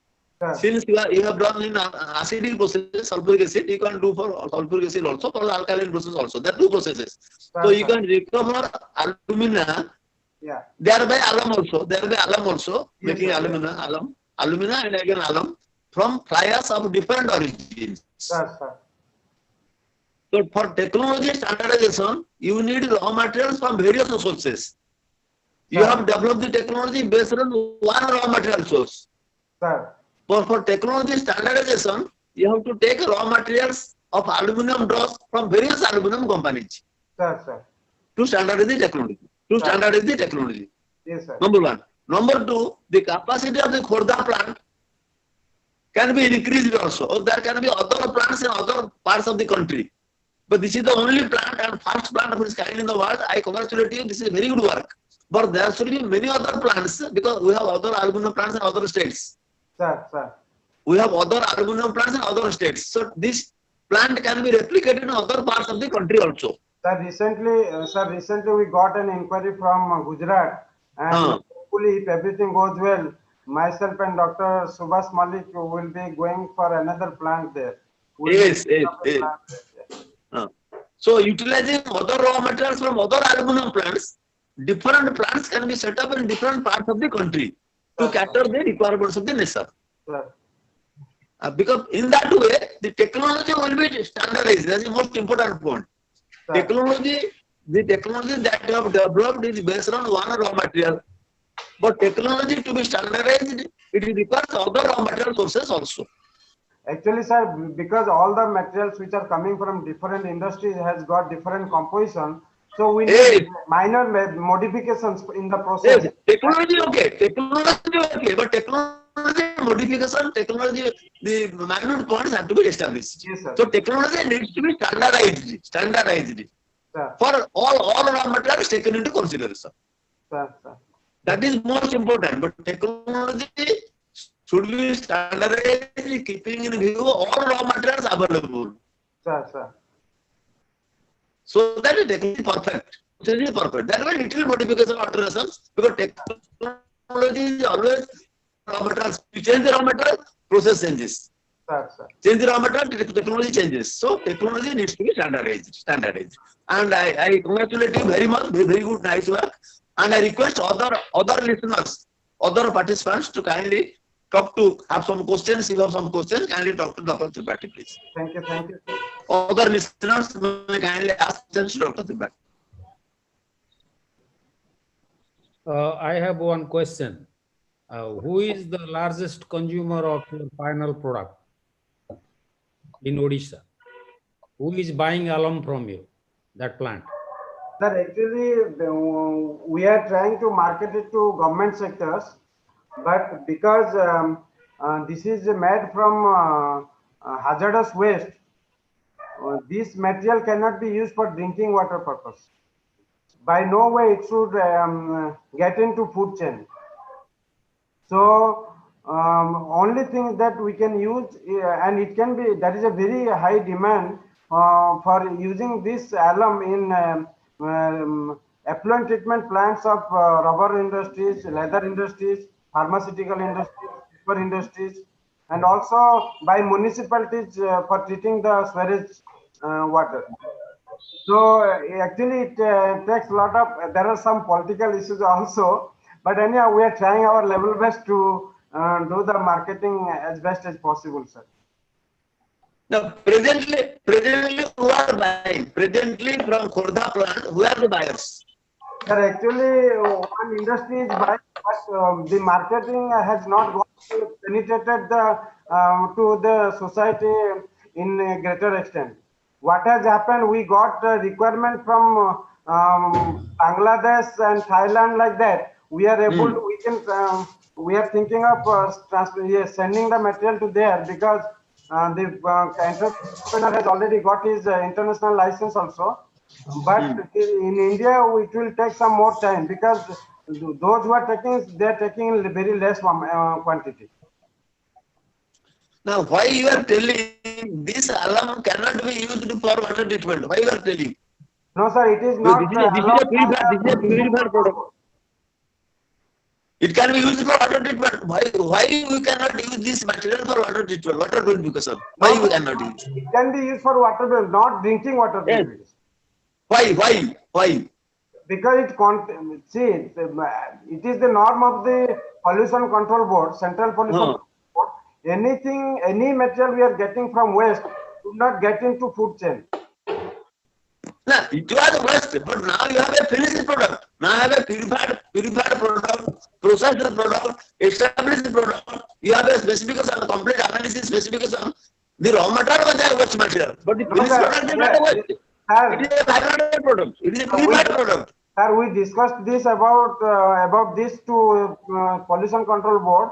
They told that we may think that we can use it in drinking water purpose, but what will happen? Some people, they will mix other materials to, they will start selling. That may cause a problem in future.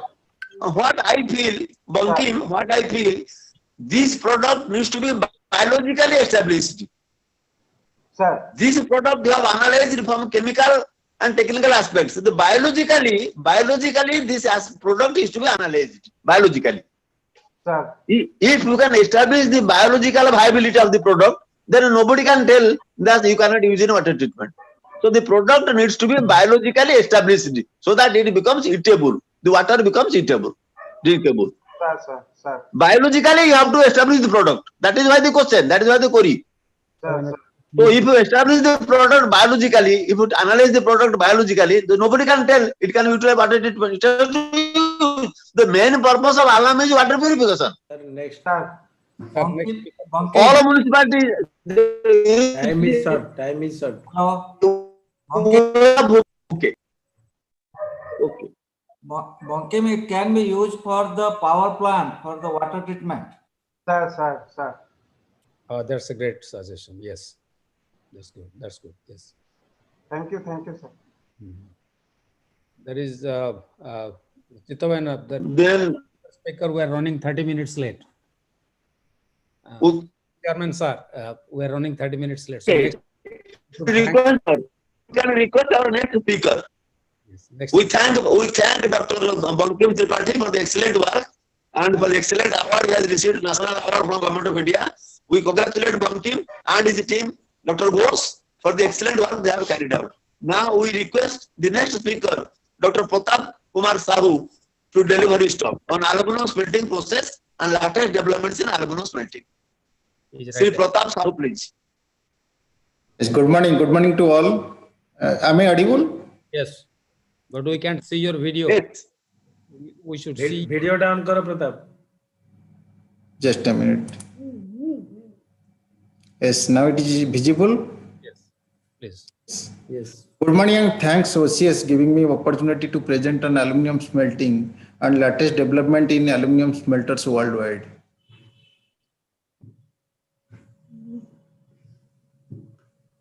So content of my presentation will be ABG at a glance, Hindalco overview, then history of aluminum, then smelting process, then various equilibrium in aluminum smelting process, latest developments in aluminum smelting, and digitization in aluminum smelting. That is basically industry 4. If we look at the ABG, that vision is to be a premium conglomerate with a clear focus on each business, mission to deliver superior value to customers, shareholders, employees, and society at a large. We are fast in rolling aluminum. We are fast in viscous stable fiber, fast in carbon. Then we are fourth largest producer in insulator and among the best energy efficient fertilizer plants. ABG, a US 44.3 billion corporation, Aditya Birla Group, is in the league of Fortune 500 with having 1,20,000 employees of 42 different nationalities and over 50% of revenues come from overseas. If we look at the Hindalco at a glance, Hindalco is the leading manufacturer of aluminum and copper, largest integrated primary aluminum producer in Asia. Novelis is the largest aluminum rolling company. In alumina front, we have 28.7 lakh ton per annum. In metal, 13.3 lakh ton per annum with 3,067 megawatt captive power plant. In downstream, we have 0.42 million ton of aluminum rolling. We have 4 aluminum smelter plants of 4 different technology. Initially, that Renukut plant was established with Kaiser 56K, that is kiloampere plant. And the second plant was established, that is initially Indal, then it is gone to Hirakud, that is 1.62 lakh ton per annum. That is soda work plant initially, then it is converted to Prebek. And along with that, we have installed 0.51 lakh ton per annum, that is Gummy 235K. And latest two new plants came, that is Aditya Aluminium and Mohan Aluminium with capacity of 7,20,000 ton per annum. That is AP36S. So if we look at the aluminum history, then aluminum is the most abundant metallic element in the earth crust. Due to its strong affinity to oxidant, aluminum never occurs in the free state. It is always available in the oxide form. In 1808, Humphrey Davy isolated the first aluminum Fe alloy. And subsequently, aluminum being produced, it was initially that priceless, it was highly valued item. But in 1886, that P.L. Hullert and from France and C.M. Hall from USA, at the year, they have produced this technology of industrial, we can say commercial production of aluminum, and they have patented. Pure aluminum is a soft ductile metal with shiny silver and white color. The aluminum is the light metal with density about 1/3 of iron, and it is superior strength to weight ratio as a good conductor of electricity. And if you see, it is the cross sectional wise that it is conductivity is lower than the copper, but it is 1/3 weight of the copper. Aluminum is non-magnetic and it is highly reflective to radiant energy, visible to light. It has an excellent corrosion resistance. The metal is very reactive chemically, but when exposed to atmosphere, it is the transient film oxide is formed and act as natural barrier for corrosion. Aluminium has very good ductility and malleability. It can be rolled into thin sheets and foils and can be drawn into wires. So aluminium and its alloy have high workability and they can be machined with ease. The main applications of aluminium, it is used in transport, constructions, electricals, consumer goods, and packagings. If we see worldwide aluminium productions, then you can see last year we have around the total aluminium production was 636 lakh ton per annum, where different, if we consider the China have produced out of 59%, we can say production of aluminium is from China. Rest are 41%. What is the value chain of aluminium? Aluminium we are getting from main source is alumina, which comes from bauxite, and to do the smelting process we need power sources, which is in India basically we are using the thermal power source. The main raw material is coal. So alumina comes from that initial raw material is bauxite, then alumina refinery, then it goes to as alumina to the aluminum smelter. And power is also another input, and which is comes from this thermal power plant, and main raw material is coal. So if we take together alumina and power, this contributes around 70% of the cost of the total metal. And this aluminum smelting is very highly we can say intensive process. And once aluminum is produced, it is a single step process. Once it's produced, then this metal can be sold as value added products or primary ingot metal to various countries. They take it as their raw material to produce various alloys in basically automobile sectors, defense sector, and others packaging sectors. So coming to the aluminum smelting process, if we see that current flows through the riser, it goes to the anode beam, then from the anode beam, it comes to the vertically downwards, and this anode which is holded by this aluminum stem, it goes vertically downwards. These anodes are immersed in the bath.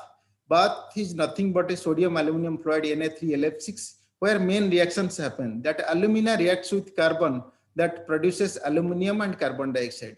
So this is the basic reaction of aluminum smelting. And as much as current we are flowing through this riser, and you're depending on the capacity of the smelter, that much equivalent metal will be deposited on the cathode surface. You can take the productivity accordingly. So if we see the basic layout of the aluminum smelter, the center is the pot where we are producing the aluminum, and main raw material is alumina, which for producing 1 ton of aluminum, it takes around 1.91 to 92, and it comes into first fresh alumina, which is non-treated, then it goes to the GTC, which treats the in-house gas which is generated from the pot in the gas treatment center through the dry scrubbing, and the clear gas sent to the environment. And this gas, after treatment, this alumina is called enriched alumina. It is fed to the pot. And the second raw material is that carbon anode, which is used for carrying out the current as well as the reaction happening in the cell. And third major raw material, we can say that electricity power, which comes in the form of DC current. From power plant, it comes in the AC. After rectification, it goes to the cell in the DC form. And per ton of producing aluminium, we require around 13,450 kWh. And once metal is produced, they are periodically tapped and sent to the cast house for the various products. Some smelters have rolling products, some smelters directly sell that primary ingot and saw forms to the customers. If we see the chemical equation and mass balance, that alumina reacts with carbon, produces aluminum and carbon dioxide. For producing 1 ton of aluminum, we require around 1.92 ton of aluminum oxide, 410 kg of carbon, 16 kg of aluminum fluoride. This is basically additives which reduces the liquidus temperature to operate at higher energy efficient, we can say lower power consumption. And electricity required around 13,420 kWh. for producing 1 ton of aluminum. Then apart from 1 ton of aluminum, there is certain gases, that is carbon dioxide, some HF and generated in the system, and that is being treated and clean gas sent to the atmosphere as per pollution control norms. So if we see all the reactions happening in the cell, that alumina reacts with carbon, produces the aluminum and carbon dioxide. This is the overall main reaction. But apart from this carbon anode, which is immersed in the liquid bath, have temperature around 450 to 500 degree, and this is very prone to being oxidized with the ambient air. So when it come in contact with the ambient air, that carbon reacts with oxygen, it produces carbon dioxide also. And again, once aluminum is produced, if the condition is not favorable, then this reaction can go backward direction. Means that aluminum which is produced again reacts with the carbon dioxide, can produce alumina and also that carbon dioxide. Second, once aluminum is produced, then again taken to the cast house and being casted to various products. And during casting, if we hold for longer period, then it come in contact with the oxygen and it oxidizes, forms again alumina. That is one form of also dross formation. So directly Faraday law is applicable here. The mass of substance deposited on the cathode is directly equivalent to whatever the current we are flowing through the cell. So mass is equal to ZIT. Z is the Faraday constant, that I is the amperage, and T is the time. And second law is also applicable to the aluminum electrolysis. When the same quantity of electricity is passed through the electrolytes, the mass of substance deposited is proportional to the chemical equivalent of the substances. That is for aluminum case, we can say that chemical equivalent is 27/3, that is 8.33. So if you take these chemical equations and current flow calculations, our Z factor will be 0.008053 ton per kilo ampere. When that means, suppose we are flowing 1 kilo ampere, we can produce 8.053 kg of metal at 100% efficiency. But no cell produces at 100% efficiency. That efficiency varies between 94 to 95. There will be always some back reactions happening, 4 to 5%. So when we are flowing 1 kilo ampere of current, that will produce around 7.8 kg of metal. Power factor also, that is the one of the key parameter KPI, we can say, for the aluminum industry, how much power they are consuming for producing 1 ton of aluminum. And this is being derived that how much current we are flowing, how much voltage we are consuming, and time taken. So power is equal to simple equation VIT. And as per efficiency, we can calculate the 2.9806 is the constant, and voltage, and 10 to the power 3 divided by the efficiency factor, how much efficiently we are producing the metal. If we see the aluminum industry technological evolution, the 1929, the commercially pot line in France, that was the 22 kiloampere cell only. In 1942 and 45, that is the 25 kiloampere pot line, again it was installed in the France. But AP28, the AP28 denotes the 280 kiloampere pot line installed in Saint-Jean, that is in Saint-Jean-Maurienne, that is France, and the current development is AP60. We can say this is 600 kiloampere we are flowing through the cells, and we are producing the metal. 600, that means 600 means we are 600 into 7.8 kg metal we are producing from that pot. With the same infrastructure, we can say we are producing more metal, that is productivity is high. So this is the Hindalco pot line, how it looks like. We have studied in the we can say engineering, that how the cathode anode reactions, and this is the physical live, how we are doing the electrolysis process in the cell. And if you see this line, this is line of 3 kilometer length with 360 pots. And 360 pots, we have to monitor each pot of 1800 parameters. And as a pot line guy, we are running these pot lines every day around 2 to 3 times to monitor what is going on in the pot, and again coming back to the control room and monitoring how it is produced effectively. This is from the side view of the pot line. This is the short video. I'll show how aluminum electrolysis process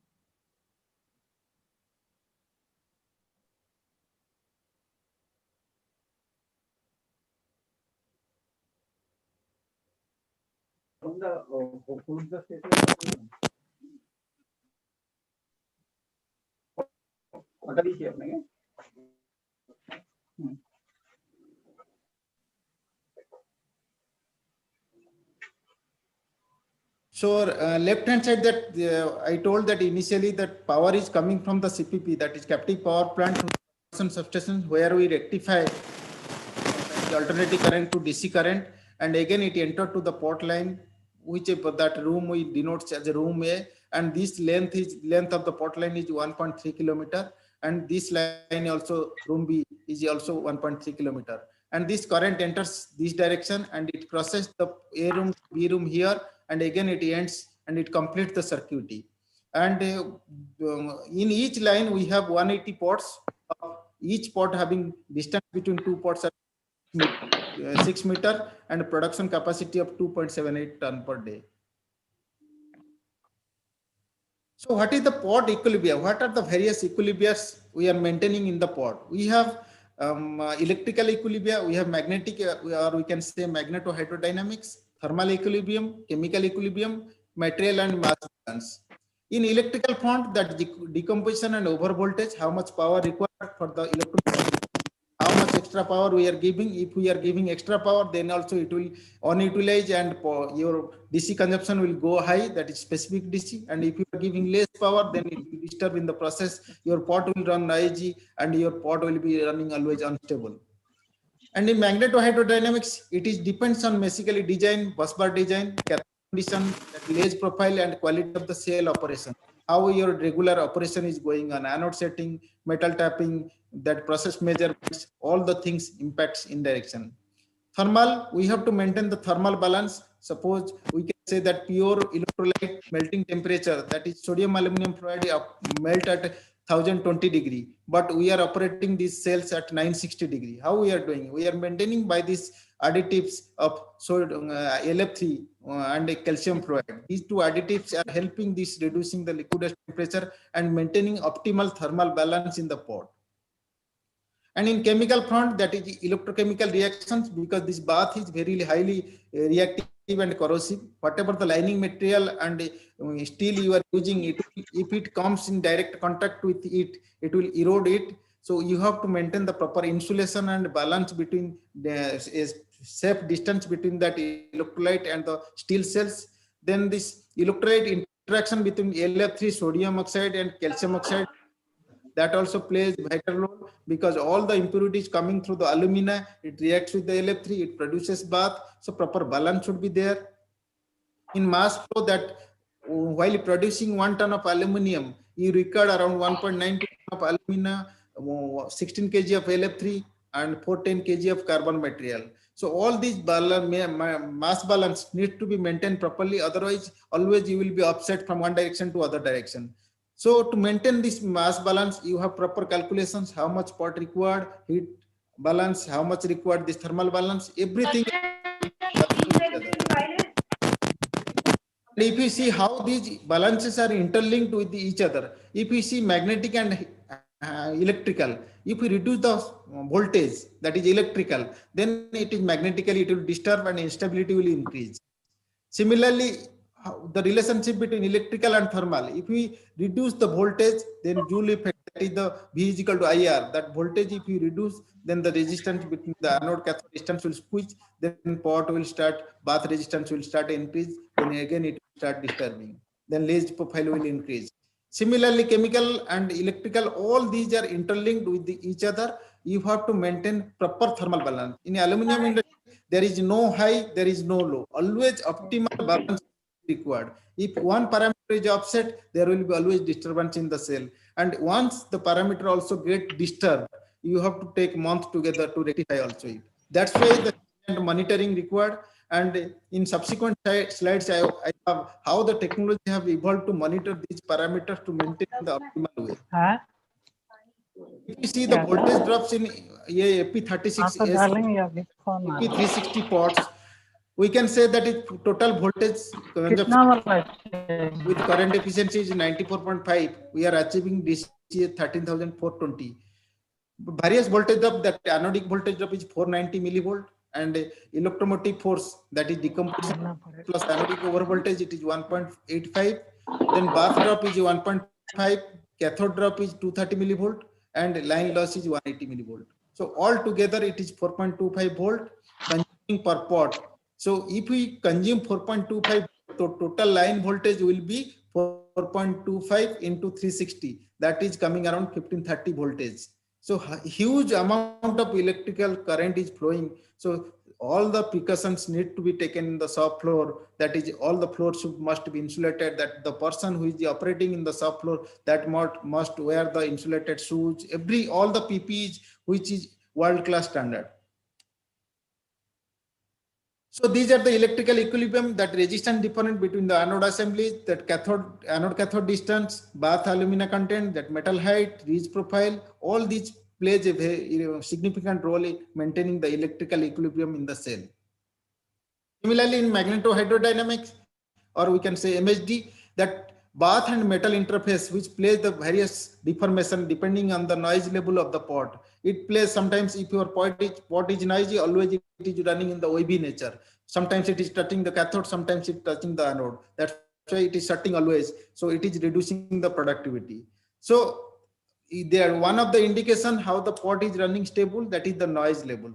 Or we can say in modern smelters, instability. If instability is lower than the target, we can say it is taking 60 nano. Lower than that means pot is running at the stable state. There is not much disturbance in the metal surface among the anode and cathodes. It is not shutting frequently. So these are the cathode condition, ridge profile, and quality of the anode assembly used, work quality. This plays in magnetic equilibrium. In thermal balance, I told that for producing 1 ton of metal, we required around 13,420 kWh energy, out of which for aluminum production only required 40%, that is 5,400 kWh. But remaining that 8,020 kWh is only used for heating or carrying the current from one conductor to another, means from riser to the anode beam, from anode beam to anode bottom surface where reaction is happening, from the anode bottom surface, then it is carrying to the cathode to again through collector bar, it is going to the next pot. So all these conductors are consuming the 60% of the electric power, whatever we are supplying for the pot, and only 40% is utilized for the production of aluminum. And how much we can reduce this component, that is the 60%. Earlier, when we can say Nalco installed, or this Kaiser technology installed in Renukut or Hirakud, that time that energy consumption was 15,000, 14,800. Then slowly that AP technology came, AP 180, which is installed in Nalco, and then subsequently the energy power consumption has reduced. That is the one of the key and the cost factor also, that slowly reduced. Now world smelters are operating at 13,000 level. In chemical equilibrium front, those pot lines are operating more than 300 kiloampere. They have that chemical composition of the bath, that is sodium aluminum fluoride, is like this. That cryolite will be around 78 to 80%. XSLF3 percentage will be 11.5%. Calcium fluoride plays around 5 to 7%. Alumina in content in the bath will be 2.5%, and other it will be 1%. So these optimal balance is required. That is not lab, because we have 360 pots, and in 2 plants we have 720 pots. So always it will not be easy to maintain in this specific, because it is not lab. There are a lot of works going on by various people, safety people. So there is some range. That's why when we fix the LF3 range, we fix 10 to 12, means within that range we have to maintain. Similarly, calcium fluoride we have to maintain 5 to 7%. And these are the various properties plays in aluminum smelting. Suppose alumina solubility. Alumina solubility high means it is more alumina is getting decomposed to aluminum and more production is happening. So that time temperature is playing a vital role, and higher temperature helps us. But again, if we go above 970, every 5 degree rise in temperature will reduce 1% current efficiency. So we have to maintain an optimal balance between 960 to 965 degree. Similarly, liquidous temperature, lower is always help, because it will consume less energy. What LF3 does, LF3 helps reducing liquidus temperature, calcium fluoride helps, lithium fluoride, all the additives helps in reducing that liquidus temperature. Similarly, solubility of reduced species in the melt. Whatever the reduced species means, that carbon dust or any floating material is available in the bath, that should be lower. Lower is desirable, and all these additives helps in that direction. Bath density, similarly, bath density is lower means your power consumption is less, means bath density low means our resistance is low. That means less power it will take to the current flow. So LA3 helps in direction. So all these species which you are adding, that is LF3, calcium fluoride, lithium fluoride, magnesium fluoride, helps in reducing that liquidus temperature and achieving in that direction of energy efficiency. In terms of mass balance, that supply and consume product, that whatever raw material you are supplying, suppose 1.92 ton of alumina, 410 kg of carbon, that much amount of raw material you are going means you have to extract 1 ton of material, 1 ton of metal from the cell.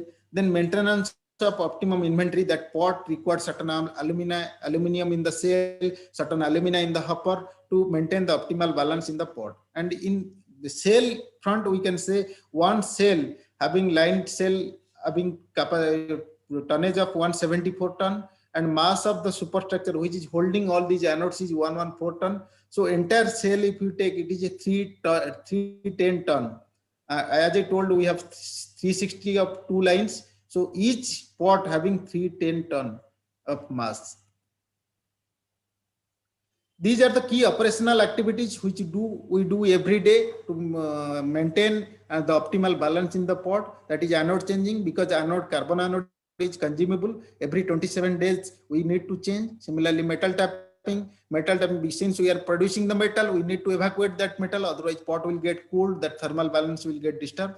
Anode beam raising, once you are tapping the metal, that anode beam will calm down slowly. That is a regular operation. Similarly, bath tapping, pouring, that maintenance of the pot, we can say pot tending, that labeling, and wherever it is exposed to the ambient air, we need to protect it. Metal bath height, bath temperature, and bath sampling. All these are regular activities.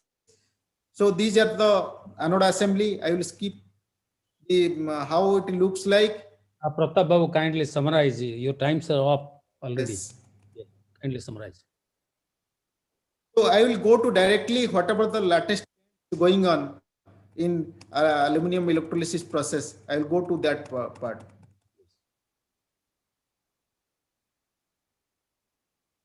So latest development in aluminum smelters, as I told, initially aluminum smelters were producing only very low amperage. Now slowly that kiloamperes are being increased. Now pot lines are operating at 600 kiloamperes. That means with same cell we are flowing more current and we are getting more productivity. And next development, which is recently announced last year with Apple and NSYS, that is the LCC N-pot, which is carbon-free technology, we can say inert anode technology, is going to come in 2024.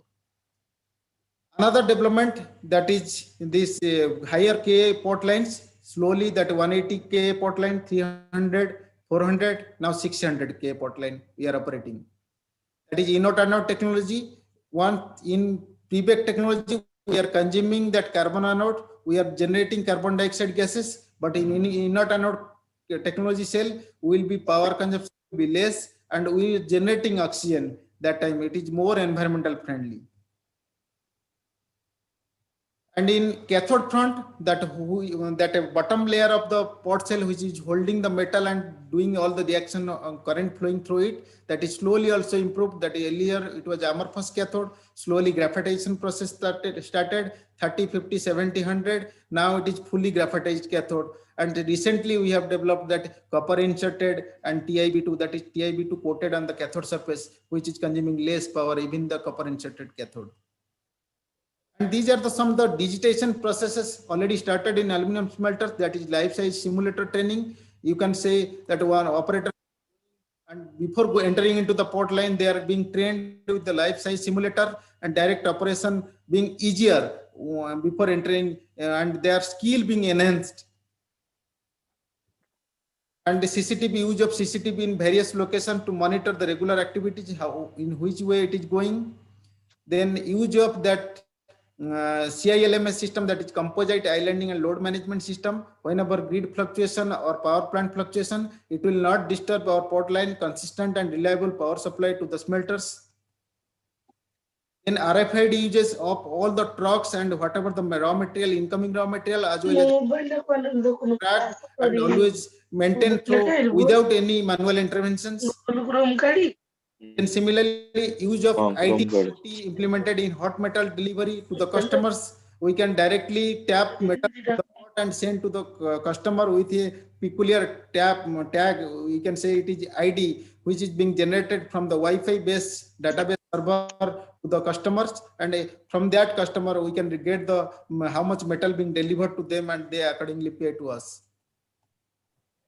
Then use of virtual reality in training and all the skill enhancement processes in aluminum smelters. All the guys, especially these smelters, are located in remote or backward areas of the Indians. One is at Lapanga, Odisha. We trained our operators with these advanced technologies. Google Forms pare. If you any search kare Google Forms search kare in Professor Misra, Google Forms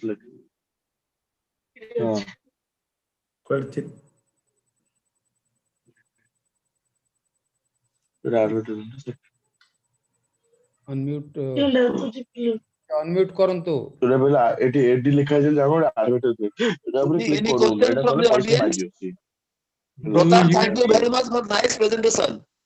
Yes, sir. And any questions? Google.com Google Forms No question. One question, sir. One question, sir. Yes, please. Actually, Mr. Sahu, actually you told that when we'll switch from this alumina carbon to aluminum to carbon dioxide to alumina to non-conventional anode to aluminum plus oxygen. So what, how much energy reduction you are actually anticipating? Because when you're shifting from carbon to non-conventional anode, the voltage, theoretical voltage from 1.1, it will go to 2.1. So how much energy? Because your distance, other that resistance losses is will remain as such. How much energy reduction you are anticipating the new generation technology you are talking for? Yes, that NCC, that ALSIS, which we are talking about, that inert anode technology, we are expecting around 10,000 kWh per ton, which presently we are getting around 13,200 kWh per ton. So almost reduction by 3,200. It is a present research going on with Alcoa and Apple. What they are suggesting that they have implemented in few cells, and it is going to come in future, means by 3 to 4 years it is going to be commercialized. So we can say it is 3,200 expected energy reduction will be there that time. Okay. And just one more question, that that aluminum industry, most of the aluminum industry in the state of Odisha, that our Dr. Biswal sir is there also. There are many other technologists also here. Actually, the aluminum industry, lot of issues, problems actually still unresolved. So what actually these two you expect solutions from the two the societies, from 4MSI and this OCS? That immediate yes, solutions. yes. If you good suggestion you can ask. That as I earlier presenter has presented regarding that rust treatment, that is also one of the hazards being generated in every smelters. And some smelters sold it out to the reputed government authorized vendors. Those are recognized to take the dross and treat it and sold it. If we can have a sustainable dross treatment plant, and we can install in our plant with less investment, that time we can do it. Second is another big challenge coming to the smelter is that spent pot lining. That is worldwide challenge. It is not only in India. Every smelters worldwide. We have participated in ISCOBA, TMS, in a non-ferrous conference. Every conference this is being raised. How to treat this that is spent pot lining. So that is a challenge to all the aluminum smelters. that carbon somehow sorted out. It is being treated and sold to the some of the small power plants. They are using it, but this non-refractory, that non-carbon part, which is called refractory part, that is the second record. That is a challenge, and most of the smelters they are storing. And those have visited the aluminum smelter, they might have seen that huge accumulation of these SPL are the big challenge to the aluminum industry. So we are putting one plant in Jharsuguda for the refractory part. That is 100 ton per day capacity. It is coming very soon in another couple of months or 3-4 months. It will be operationalized. We have to close the session here, and because we are running short. Thank you, Professor Mishra, for closing remarks. Thank you very much. Thank you very much, Pratap, for nice presentation, and especially the points that you raised at the end. The SPL, spent pot lining management, and there are in the foreign countries there are smelter. This refractory material is recycled for the cement making. For cement making, you are utilizing that refractory material from the SPL. And for the carbon part, the carbon part is charged to the power plants in the boilers. In the boilers, power plant, we are charging some portions of the carbon, and it is increasing the energy efficiency. And for refractory part, we are going for the cement, for manufacture of cement. Almost all over the country, all over the world also, we are utilizing some portion, not fully, for some portion for cement manufacturing from SPL. Thank you very much for the nice presentation, Pratap. And you find my articles in the light metal, this Metal Asia. Do you find Metal Asia articles? Do you see my articles in Metal Asia? Regularly Metal I contribute. Okay, Yes. I will search it. I will find it. I am usually Metal Asia, which is published from Calcutta. I regularly write article. The lead article comes from me regularly every month. I will get it. Okay. Thank you very much, Pratap, for the nice presentation, and God bless you. Thank you. Thank you. Thank you. Okay. Thank you. It's a great pleasure to thank the chairperson of this technical session 1, Dr. Chittaranjan Mishra, and both the speakers did excellent job. The last question that we got from the second speaker, that in which way 4MSI and OCS collaboration is going to help, that is an unknown world, and we are stepping into that, and certainly we shall be in touch with each other to find out ways and means where we can put in both the effort of both the societies to be of any consequence to this alumina industry. Now, Dr. Thank you, sir. Thank you, Dr. Mishra, for nicely conducting the technical session. And thank you, sir. Sir, now technical session 2 will start. Professor Ashok Kumar Mishra will chair the session. Before Professor Mishra, let me take over. Let me introduce him to the audience. Dr. Ashok Kumar Mishra hails from Titlagarh, MSc at Delhi University in 1980 and PhD at IIT Kanpur in 1985. Currently, he is a professor in the Department of Chemistry and also discharges the additional responsibility of Dean Academic Research at IIT Madras. Research interest of Dr. Mishra: basic photosynthesis of organic molecules in the solution phase, and particular emphasis on the photosynthesis and extended aromatic system as well as the excited state photo. Extending the frontiers of analytical fluorometry involves integrating novel instrument design, fluorescence data collection strategies, and analytic methodologies. Use of novel fluorescent molecular probes and novel probe applications of non-fluorescent molecules in understanding soft matter systems like lipid bilayer membranes and membranes, hydrogels, etc. He has received a lot of awards. Professor within Malik Memorial Award by Indian Council of Chemistry in 2013. Acharya P.C. Roy Memorial Award by Indian Chemical Society 2012. Fellow National Academy of Science India, election year 2004. JSPS Visiting Scientist, Gunma University, Japan 2003 to 2004. CRSF Bronze Medal by Chemical Research Society of India 2001. Professor R.C. Tripathi Young Chemistry Award by Odisha Chemical Society in 1997. Then Manmost Visiting Fellow, Government of Japan, 1987 to 1989. The chair will start for first lecture by introducing the first speaker, Dr. Ratikant Misra. Sir, Dr. Misra, please start your chair. Thank you, sir. Thank you for asking me to chair this session. It's an honor and a pleasure to chair this. Am I audible to all? Yes, sir. Yes. Just before we start, I again request all the participants, other than the speaker, to switch the video off as well as mute themselves, because it is indeed a little irritating when a lot of noise interference is coming. So in this session, we have three speakers.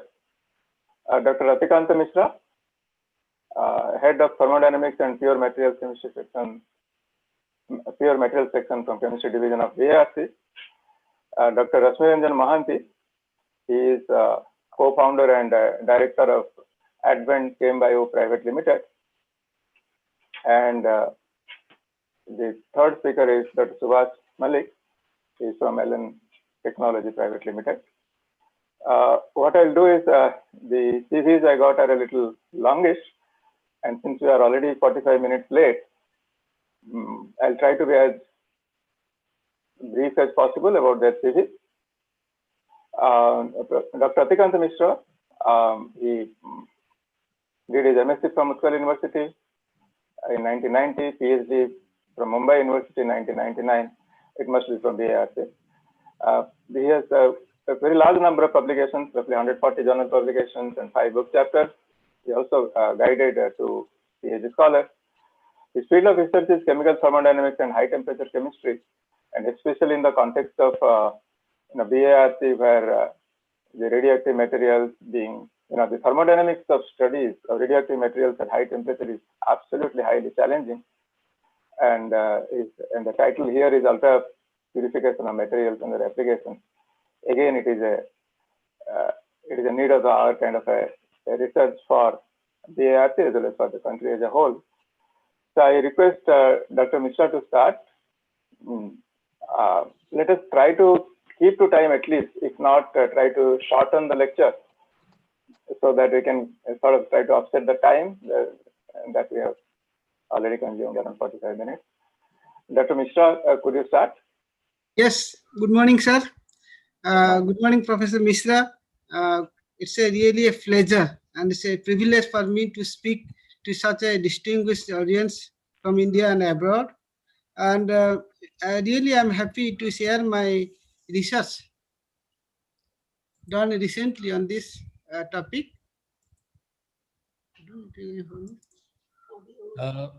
Has he been made co-host because he is to share the PowerPoint file? Devasis, are you there? It's necessary to make him co-host.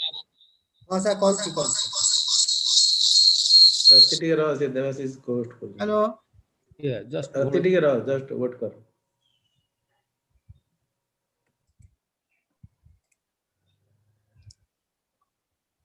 Devasis, please put him on. Running out of time. Yes, now you can share your PowerPoint file. Prati, please share. Yes.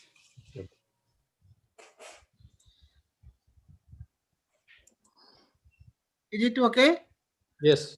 I am audible to everybody? Loud and clear. Go ahead. Okay.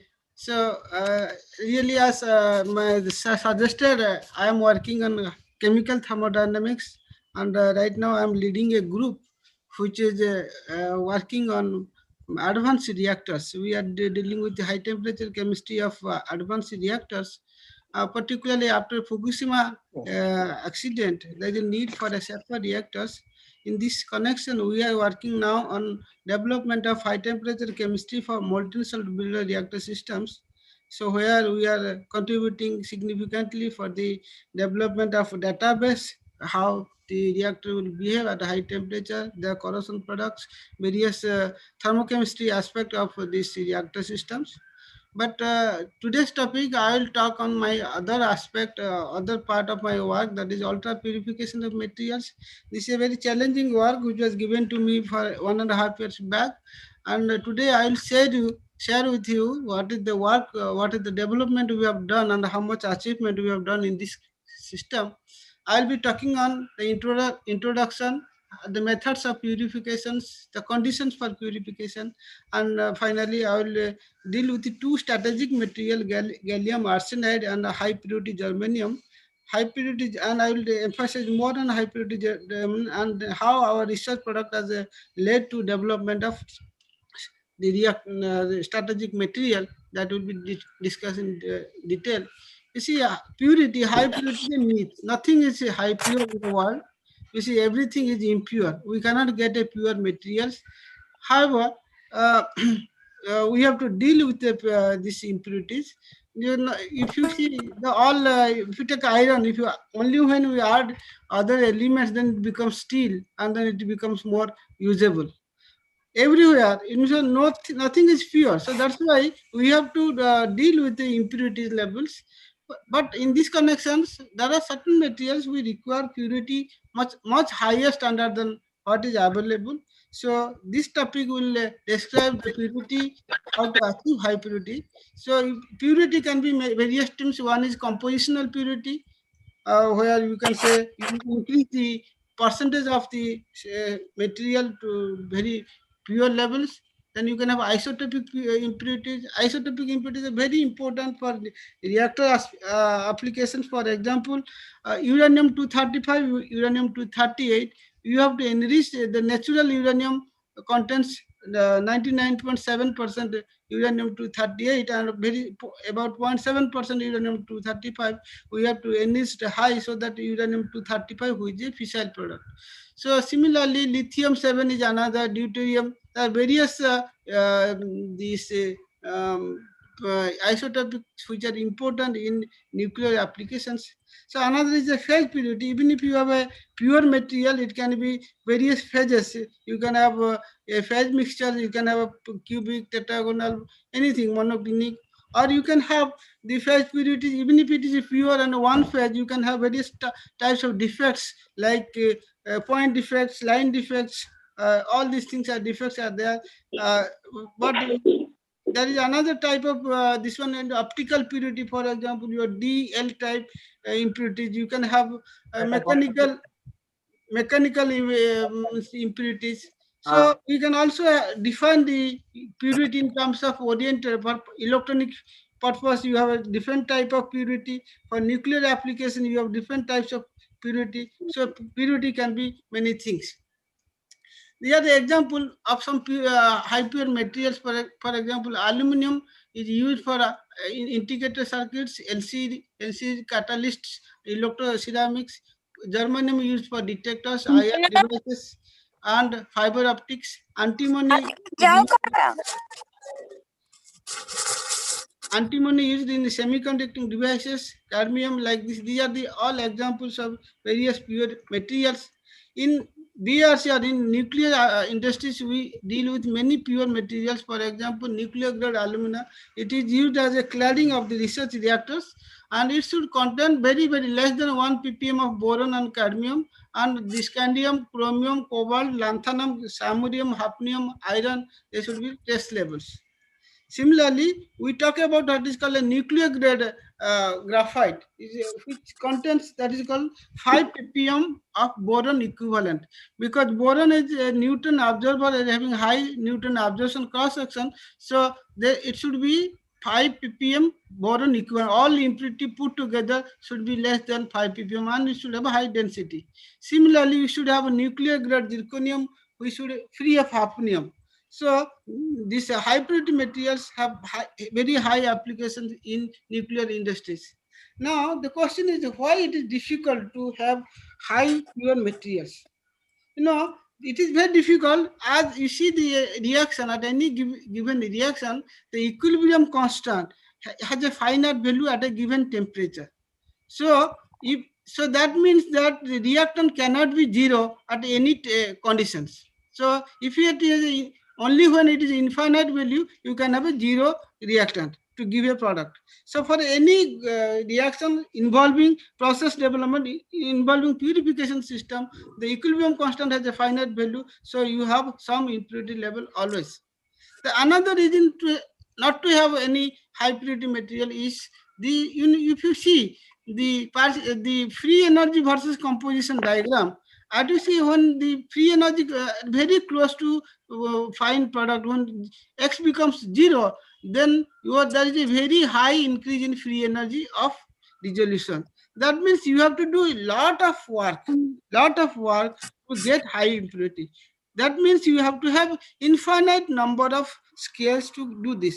So which is practically not possible. That's why in nature we do not get any 100% pure materials.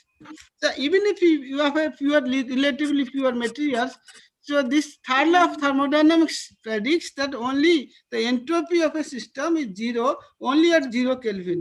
So there cannot be, that means any temperature above 0 Kelvin, you have that this crystallographic impurities. You can have point defects, you can have line defects, you can have all type of this crystallographic defects are possible. So we have to deal with the problem. So now these are the how to define purity. You say if it is 90% purity, we say 90% content is there, you say it is a impure material. If 99% you say somewhat pure, 99 is better pure, 99% still pure. If you make it 4 and 99.99, it is a high pure materials. 99.99 pure is still higher pure. So then you come to ultra pure when it's 8, 6, 7, 8 and called ultra pure, and when the purity level is 99.9999, 9 and pure, 10 and pure, 12 and 11 and pure, and 12 they are called hyper pure. Today in this discussion, I will show you that means how to reach these 12 and pure materials, which is required for the development of detectors. So my this discussion will focus on the preparation of 12 and purity germanium. The various methods to purify, one is chemical, physical and electrochemical methods. One is pyrometallurgy, precipitation, extraction, ion exchange. These are the chemical methods which are used. And even for physical, we use distillation, sublimation, crystallization, zone refinement, and then vacuum. And electrochemical refining, electrochemical winning, there are other methods, electrochemical methods we are using.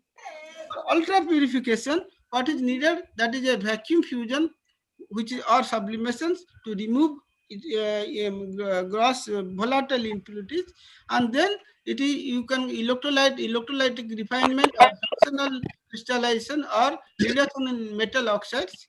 These three processes can give you maximum 4N to 6N purity, but to have ultra fine, ultra purification, that is required for solids, it is required to have zone refinement. So this is my lab, which was started in 2004. The purpose of this lab is materials math lab. It is called math lab, materials for advanced technology. This lab was established at the suggestion of Dr. Abdul Kalam, who in those days suggested to have a high purity laboratory for strategic materials for DI application, DI and other applications. See, this is the first strategic laboratory in DI where large number of very facilities, these are the facilities which are available, for example, single crystal, zone melting, NMR, all type of instruments, then clean labs, clean benches, all these things are there. This is the laboratory which I am looking after right now.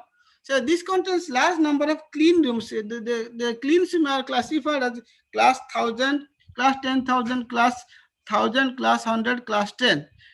That means if you see in our normal room, if you count the submicron particles, it comes in millions.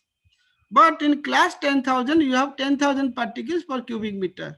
For class 1000, you have 1000 particles per cubic meter, similar class 100. So these are the class, they are class 100 and 1000 rooms, where you have to go with a PPE and with all facilities. They are fitted with HEPA filters and with all regulated pressures and ventilations. It is maintained at this type of purity levels. These are purity levels are required to deal with 12 and purity samples. Right now, I will discuss how to prepare one of the strategic material, gallium arsenide. How it is prepared. It is a 3-4 direct band semiconductor. It is used for microwave frequency integrated circuits, infrared light emitting diodes, laser diodes, solar cells, and optical windows. And what is required? What the material required, that it should have a resistivity of the 10 of the order 1 to 3 into 10⁷ ohms per centimeter. Carrier concentration, that means this carrier charges concentration should be 10⁷ per centimeter cube, and mobility of the order 5000 to 6000 centimeter square per voltage. This material was prepared by vacuum fusion at 900 degree, followed by acid leaching, followed by leaching with sodium hydroxide to form sodium gallate, and then you form it is electrolyte, sodium gallate used lead, washed with the DM water and recrystallized. It takes 2-3 times, and then you get a 7N pure gallium metal.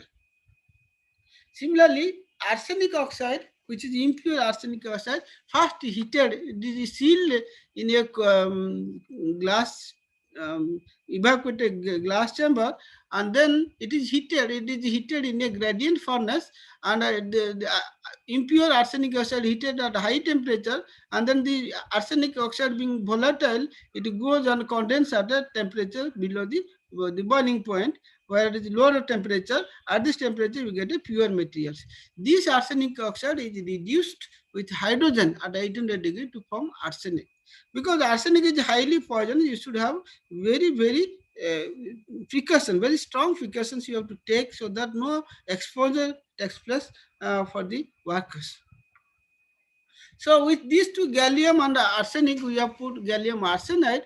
Yeah, this is the single crystal gone with the using both arsenic and gallium, and we have characterized this substance. You see, it is the desirable range is 1 to 3 10⁷, 5000 mobility is 5000, and carrier is 5 to this 10⁴. We are also in the same range. It is equivalent to any imported material outside the world. So outside India, whatever we are getting, our product is also even better than them. So now I will discuss how we have prepared 12N purity germanium, and how we have prepared use this for fabrication of HPG detector. You know, this germanium has a lot of applications. This is used for this phosphorus metallurgy and chemotherapy, and it is used for infrared optics. I would say that the night vision camera, which we are using, mostly we are getting imported. That is the heart of that content is germanium, high purity germanium. So this technology now is available. This industry should come forward to take this germanium if they are interested from us, and then they can develop high purity germanium, and there is a huge market for this night vision camera.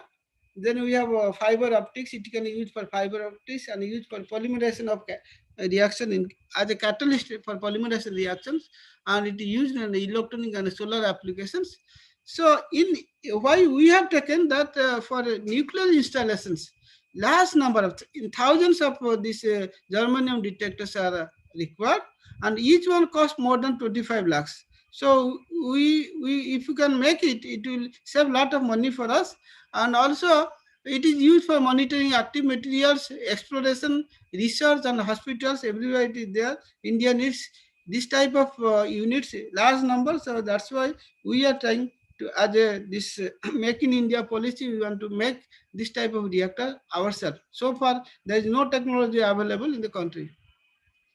So germanium, high purity germanium, as a detector has a lot of advantage. If you see, this is the red one is the sodium iodide detector. It's a very good detector, but its resolution is not that good. Similarly, your plastic scintillator detector, which is there is no resolution at all, and this is the cadmium iodide detector, cadmium zinc telluride detector. You don't see any peaks, but whereas the germanium detector, HPG detector, has very sharp peaks. So HPG has 20 to 30 times higher resolution compared to sodium iodide detectors. It performs better in mixed isotopes and a high background scenario, can accurately identify and ascertain radiological sources. So, why we require high purity for germanium? You know, this radiation detector, what is the depletion length? This is defined by 2 epsilon 0 V0 E by N. If V0 is the bias voltage, N is the initial impurity concentration present in this one, is the mobility of charge carrier at a given temperature. This is constant, we cannot change it.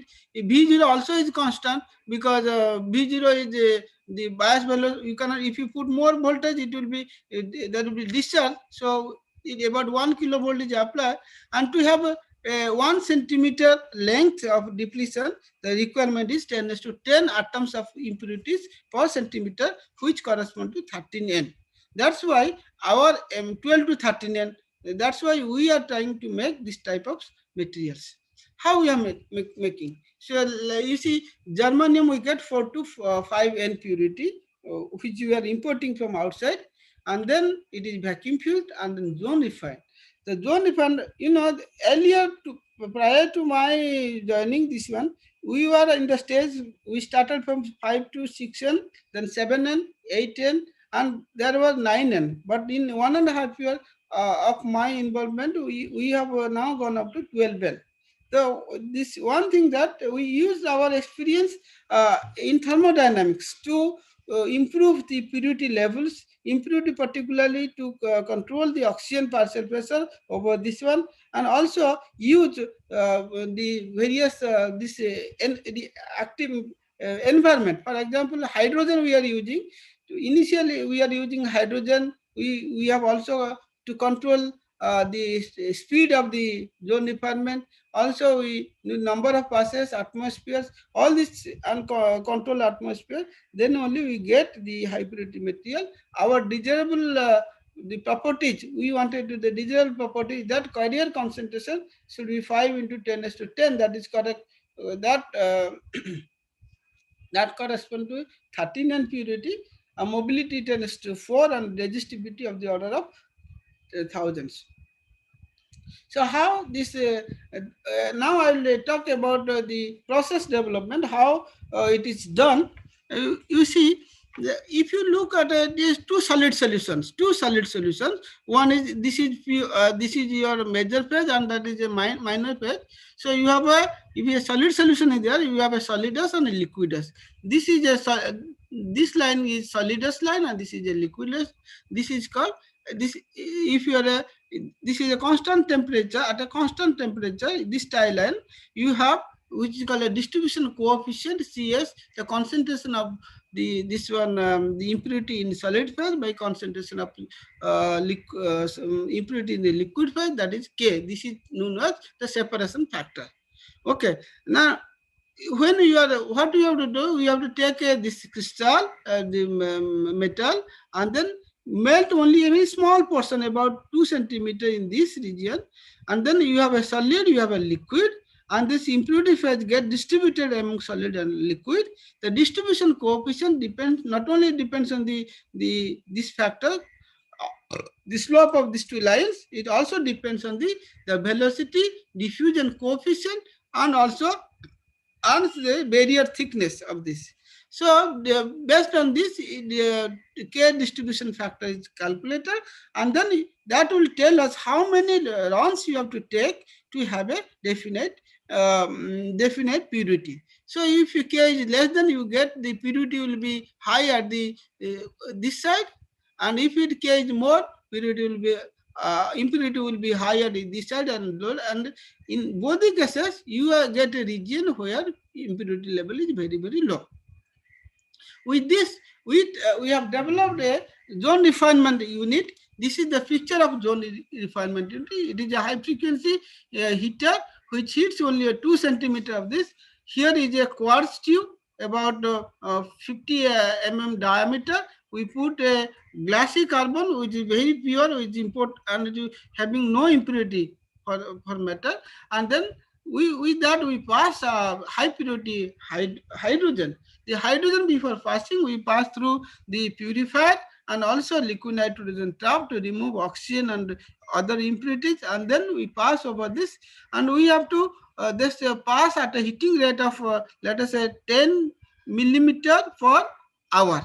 In that speed, we have to make a series of runs, 13 to 14 runs over the 1 week to get high purity material.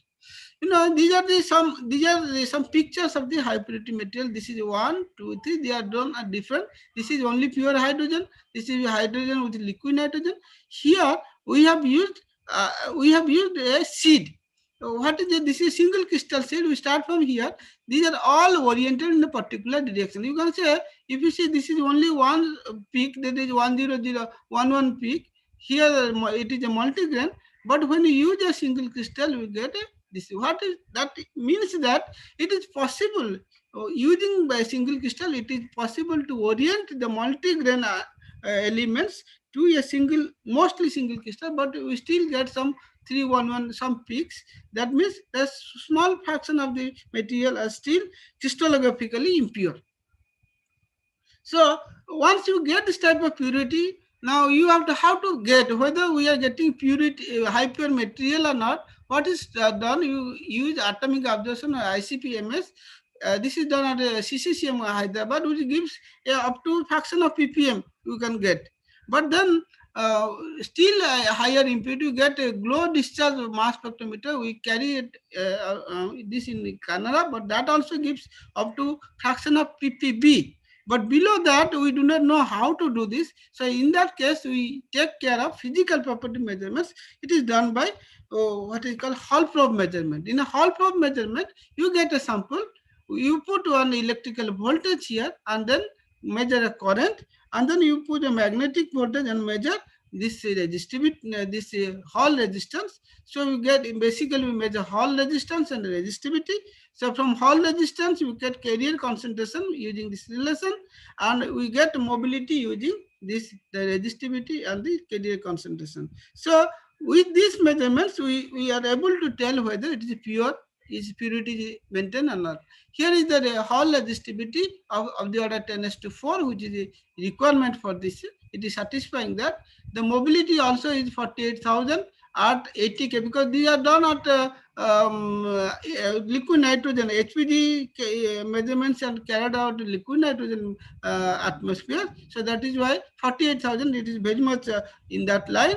We have this resistivity also is of the order 2 into 10⁴, which satisfies.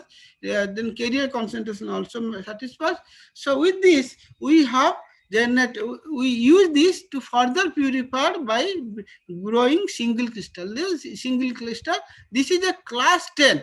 In class 100, this high pure laboratory make a class 10. So that's why it cannot be very big. We make a very small class 10. They are glass, made up of glass.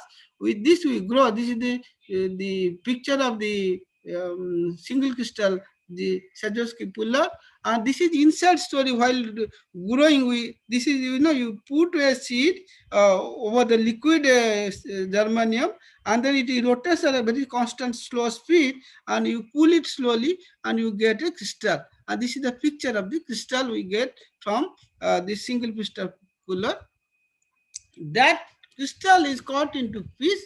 So one side you dope with lithium, 0.7 millimeter thickness lithium to make it N type, and other side you about 0.3 micron thickness boron to be P type, and they are the, after cutting on it, this is passivated outside, and this is the lithium dope side, and this is this one, and then you reverse bias. This is the total assembly of HPG without the liquid nitrogen detectors. With this, we have now developed, we have measured this spectra. We have recorded the spectra. It is very good quality. So all that tells that our material not only good, and we have made the necessary technology to make detectors. I hope with this development it will be a very good foreign saving for us. And so to summarize, we have clean rooms of class 10,000, 1,000, 100, sorry, 100 and 10,000, 100 and 10,000. Then protocols of synthesis of high pure and ultra pure electronic material have been developed. Ultra pure gas gallium arsenide single crystals have been prepared and characterized. The ultra pure germanium greater than 12 in purity has been synthesized and characterized, and a single crystal of germanium has been grown, and HPG detector has been fabricated and tested. So this, I think, we are still developing the technology, and within a short time, it will be a fully fabricated system. So now for ultra purification and many other strategic materials, which I am not going to disclose right now, because this material is for strategic materials which used for the nuclear application, that I am not going to disclose here. So we are dealing with mostly strategic materials for the nuclear applications. So with this, I thank you all. Thank you for your presence. So, thank you, Dr. Mishra. Most of these technologies that you are developing and the procedures that you are developing are need of the country. That much I know. And many of these technologies are not just available. And if you buy all these things, it will be extremely, extremely expensive. So thank you. Thanks a lot. Any questions, queries, comments from the audience? We can be brief, maybe one or two.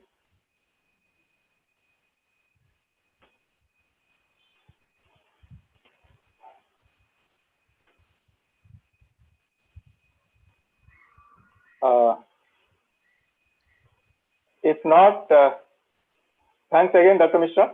Okay, thank you very much. Thank you very much. Can I ask one question, please? Oh, sure.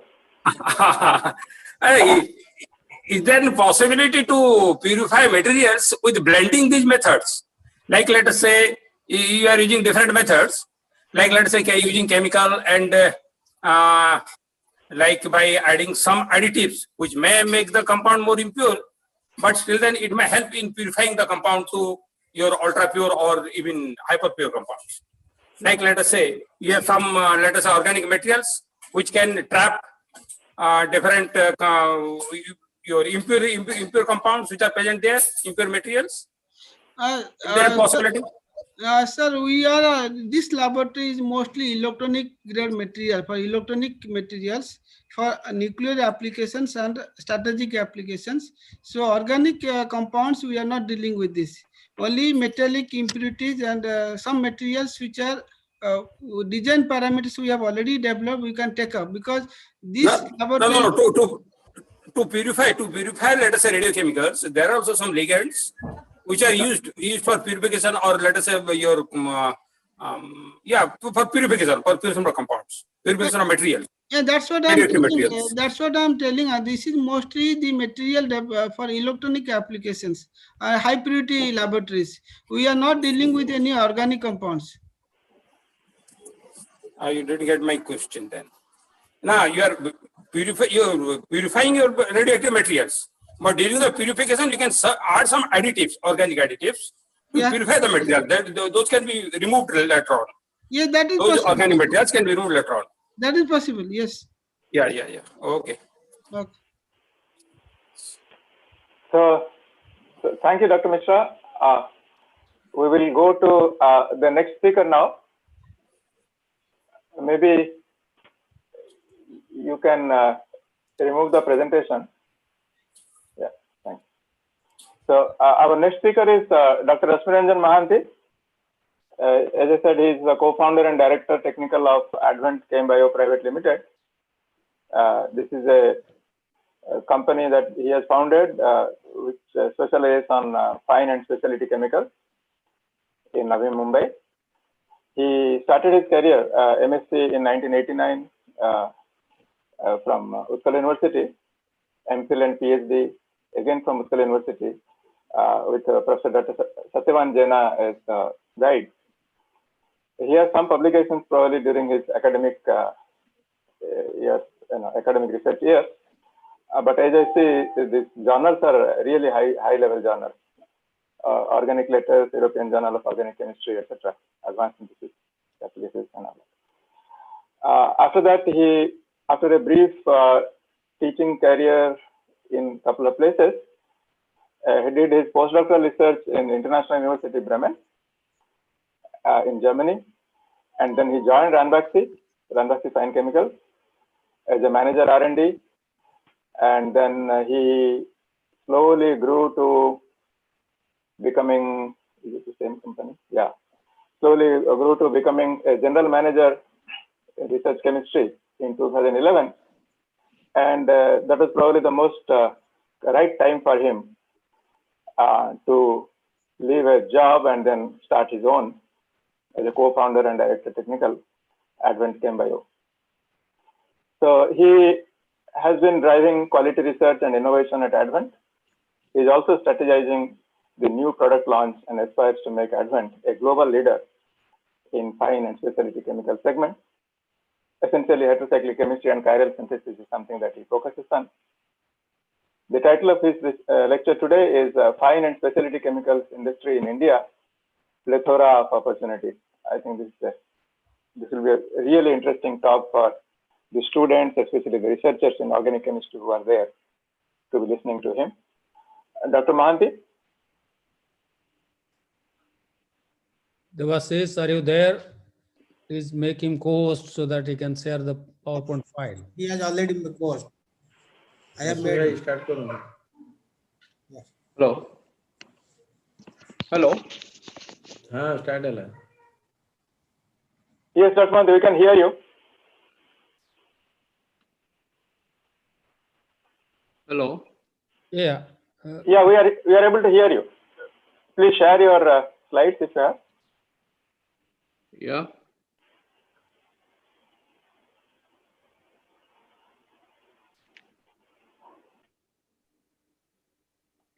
Is it audible? Perfect. Go ahead. Yes, perfect. Please go ahead. Thanks, Professor Mishra, for for your kind introduction. Namaste to all of you. First of all, I sincerely thank Professor Samal, President, Odisha Chemical Society, for inviting me to participate in the first OCS Industry Interface Meet 2020 and share my thoughts, rather my story, in the webinar titled Challenges and Opportunities in Making Industrial Research as a Career Option, which is being organized in collaboration with Mining, Minerals and Materials Society of India, MSI. As you all know, the world is going through one of its worst phases in history due to the COVID-19 pandemic. And as we are not able to meet physically due to social distancing protocol, this kind of virtual exchange of ideas between academia and industry is a welcome step.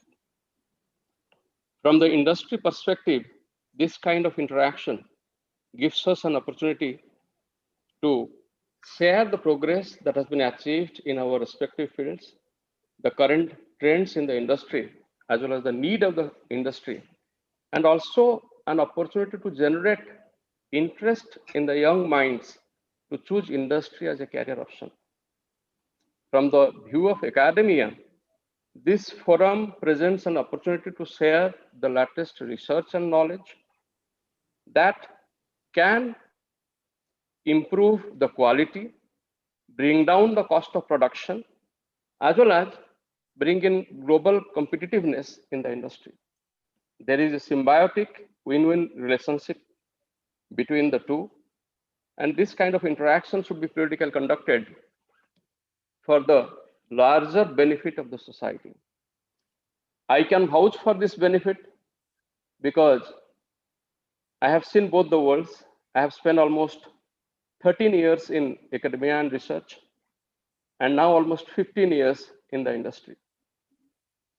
This is a coincidence that 23 years back, this month I came to Mumbai after resigning my teaching position in Odisha. And today On this date, that is 26th December 1997, I joined an engineering college in Mumbai as a lecturer in applied chemistry. The transition from academics to research, going for my postdoctoral research in Germany 2004-2006, then joining industry, and then to entrepreneurship within a span of 15 years has been rapid, quite exciting, and challenging at the same time. And now, after almost spending 15 years in the industry, in this fine and specialty chemical sector, as an employee as well as an employer, I see a lot of opportunities for my young friends who want to pursue careers in industry. Especially for those who are passionate about innovation in chemistry, there is plethora of opportunities in specialty chemical sector, as well as pharma industry, which employs a large chunk of chemistry professionals and which is the biggest consumer of fine and specialty chemicals. With this, I'll share my presentation. I'll be talking about the chemicals industry. I'll give you an overview. And therein, I will talk about the opportunities that are available. I'll talk about the advent of Advent Chemba, how we all started. And without divulging much secret, much of what chemistry we are doing, I'll touch upon few points where we are actually, we are utilizing our learning, what we have learned for the specific end use. So coming to this fine and specialty chemical industry as an overview, I just want to give you an overview of chemical industry. Global chemical industry right now is maybe $2 trillion industry, which is growing at a almost like right now it is growing at a CAGR of 5.5%. And Indian chemical industry, on the other hand, is growing at a CAGR of 9.3%. And global chemicals demand, China is fulfilling the global chemicals demand, almost both China and North America. They are fulfilling the global chemical demand almost like 50%. And here, India having 1/6 of world population is only 3% of global chemical demand. And just, for my young friends, just to give you some idea about this, chemicals, if I categorize them, there are three broad categories. One is commodity chemical or basic chemical or bulk chemicals, which, makes up most of the production volume by weight in the global marketplace. Whereas specialty chemicals makes most of the diversity in commerce at any given time.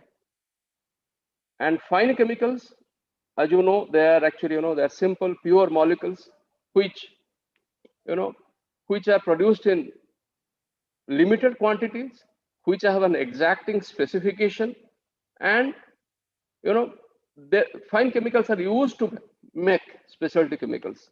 And specialty chemicals can be, very diverse categories. They can be single molecules or mixture of molecules or formulations, and they can be as diverse, like there can be many categories like adhesives, agrochemicals, colorants, disinfectants, dyes, pigments, construction chemicals, not many.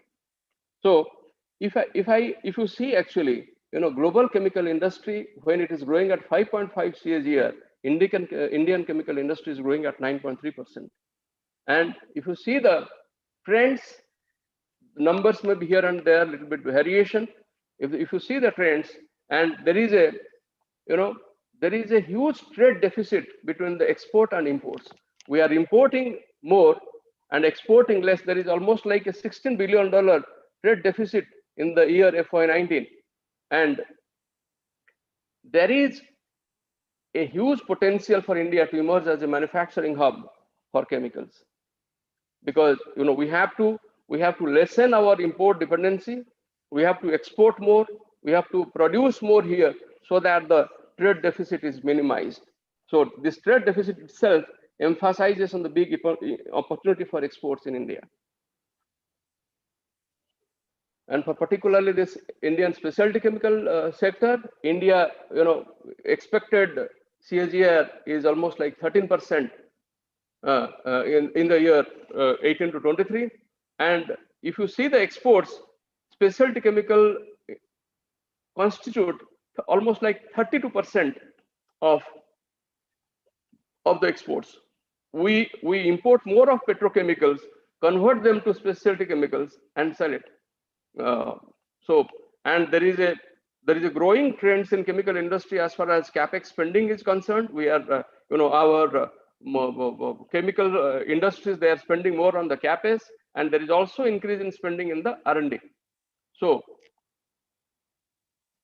and because our industry, fine and specialty chemical industry, is closely associated with healthcare sector because they are our biggest consumers, we see a growth opportunities here also. Pharma sector as such in India is growing at a CAGR of 22%. It is the largest generic drug producer in the world. And Indian pharma sector supplies over 50% of global demand of various vaccines, 40% of the generic demand in US, and 25% of all medicines in UK.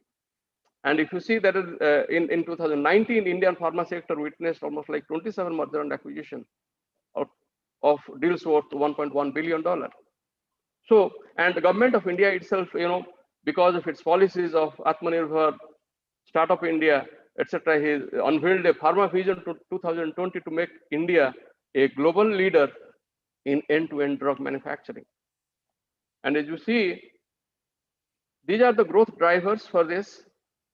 There is a burgeoning outsourcing opportunities because China's pain will be India's gain.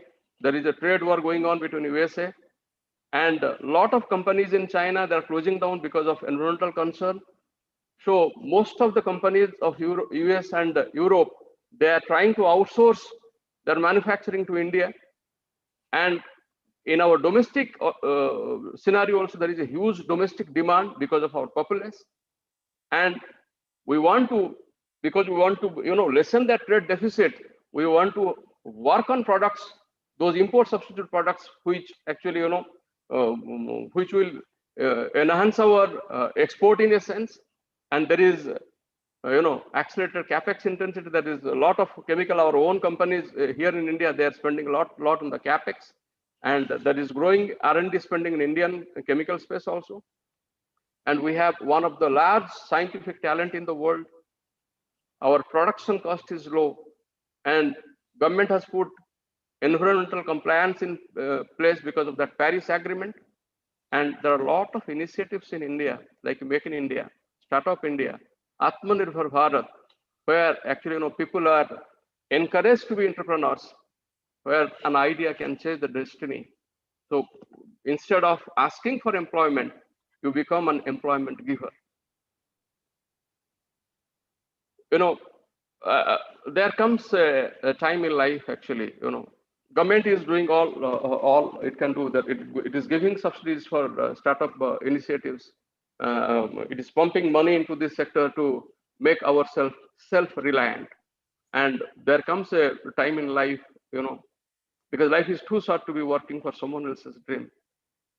There comes a time in life where you feel intuitively to take the plunge, to follow your dream.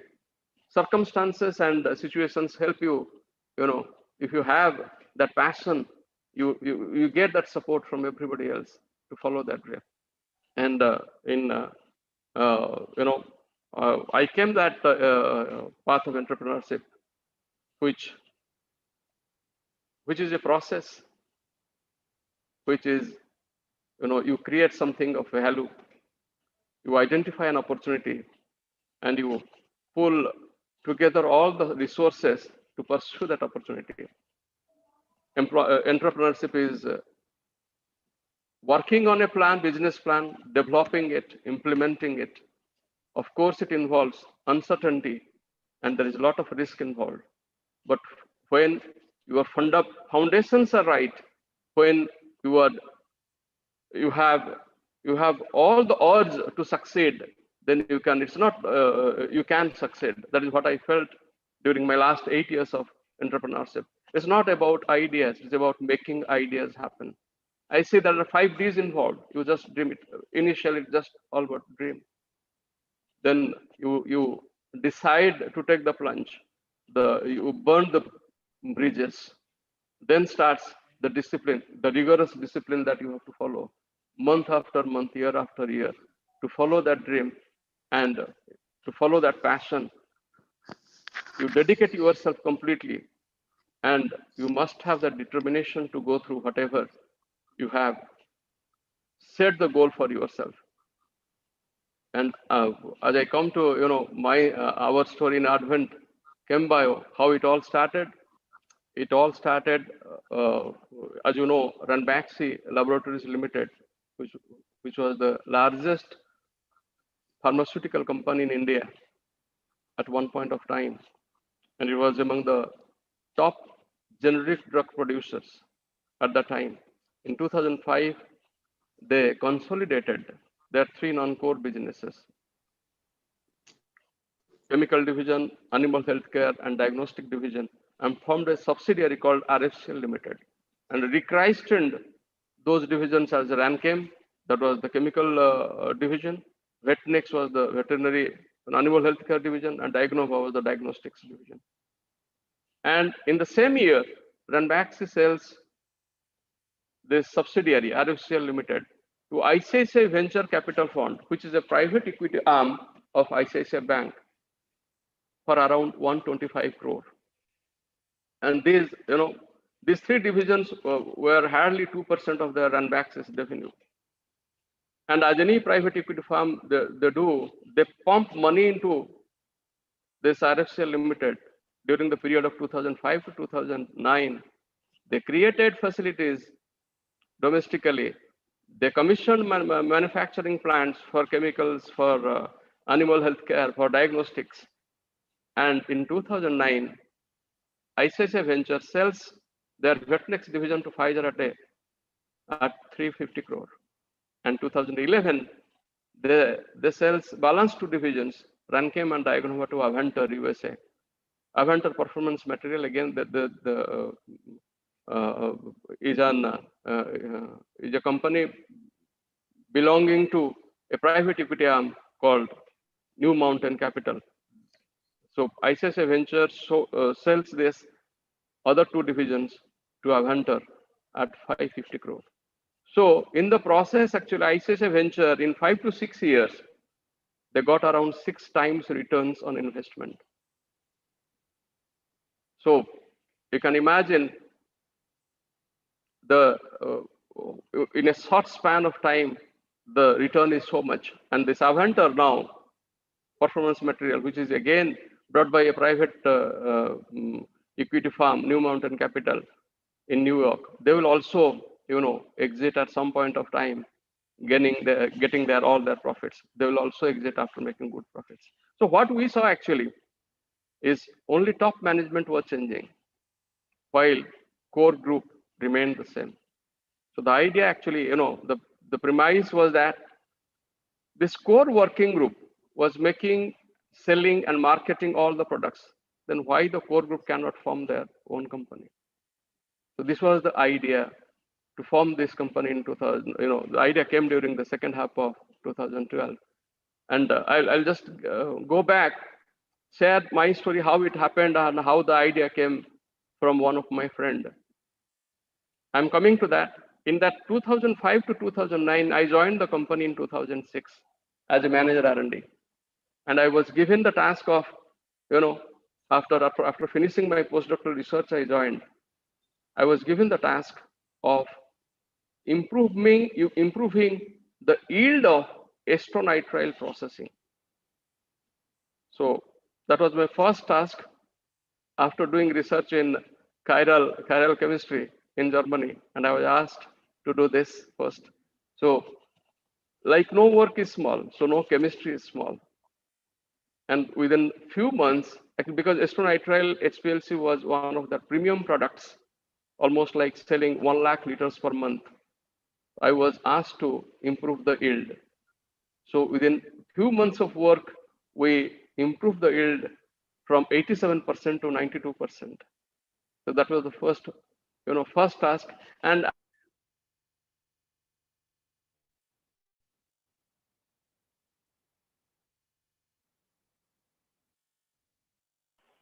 Dr. Mahanti, you are inaudible, cut out somehow.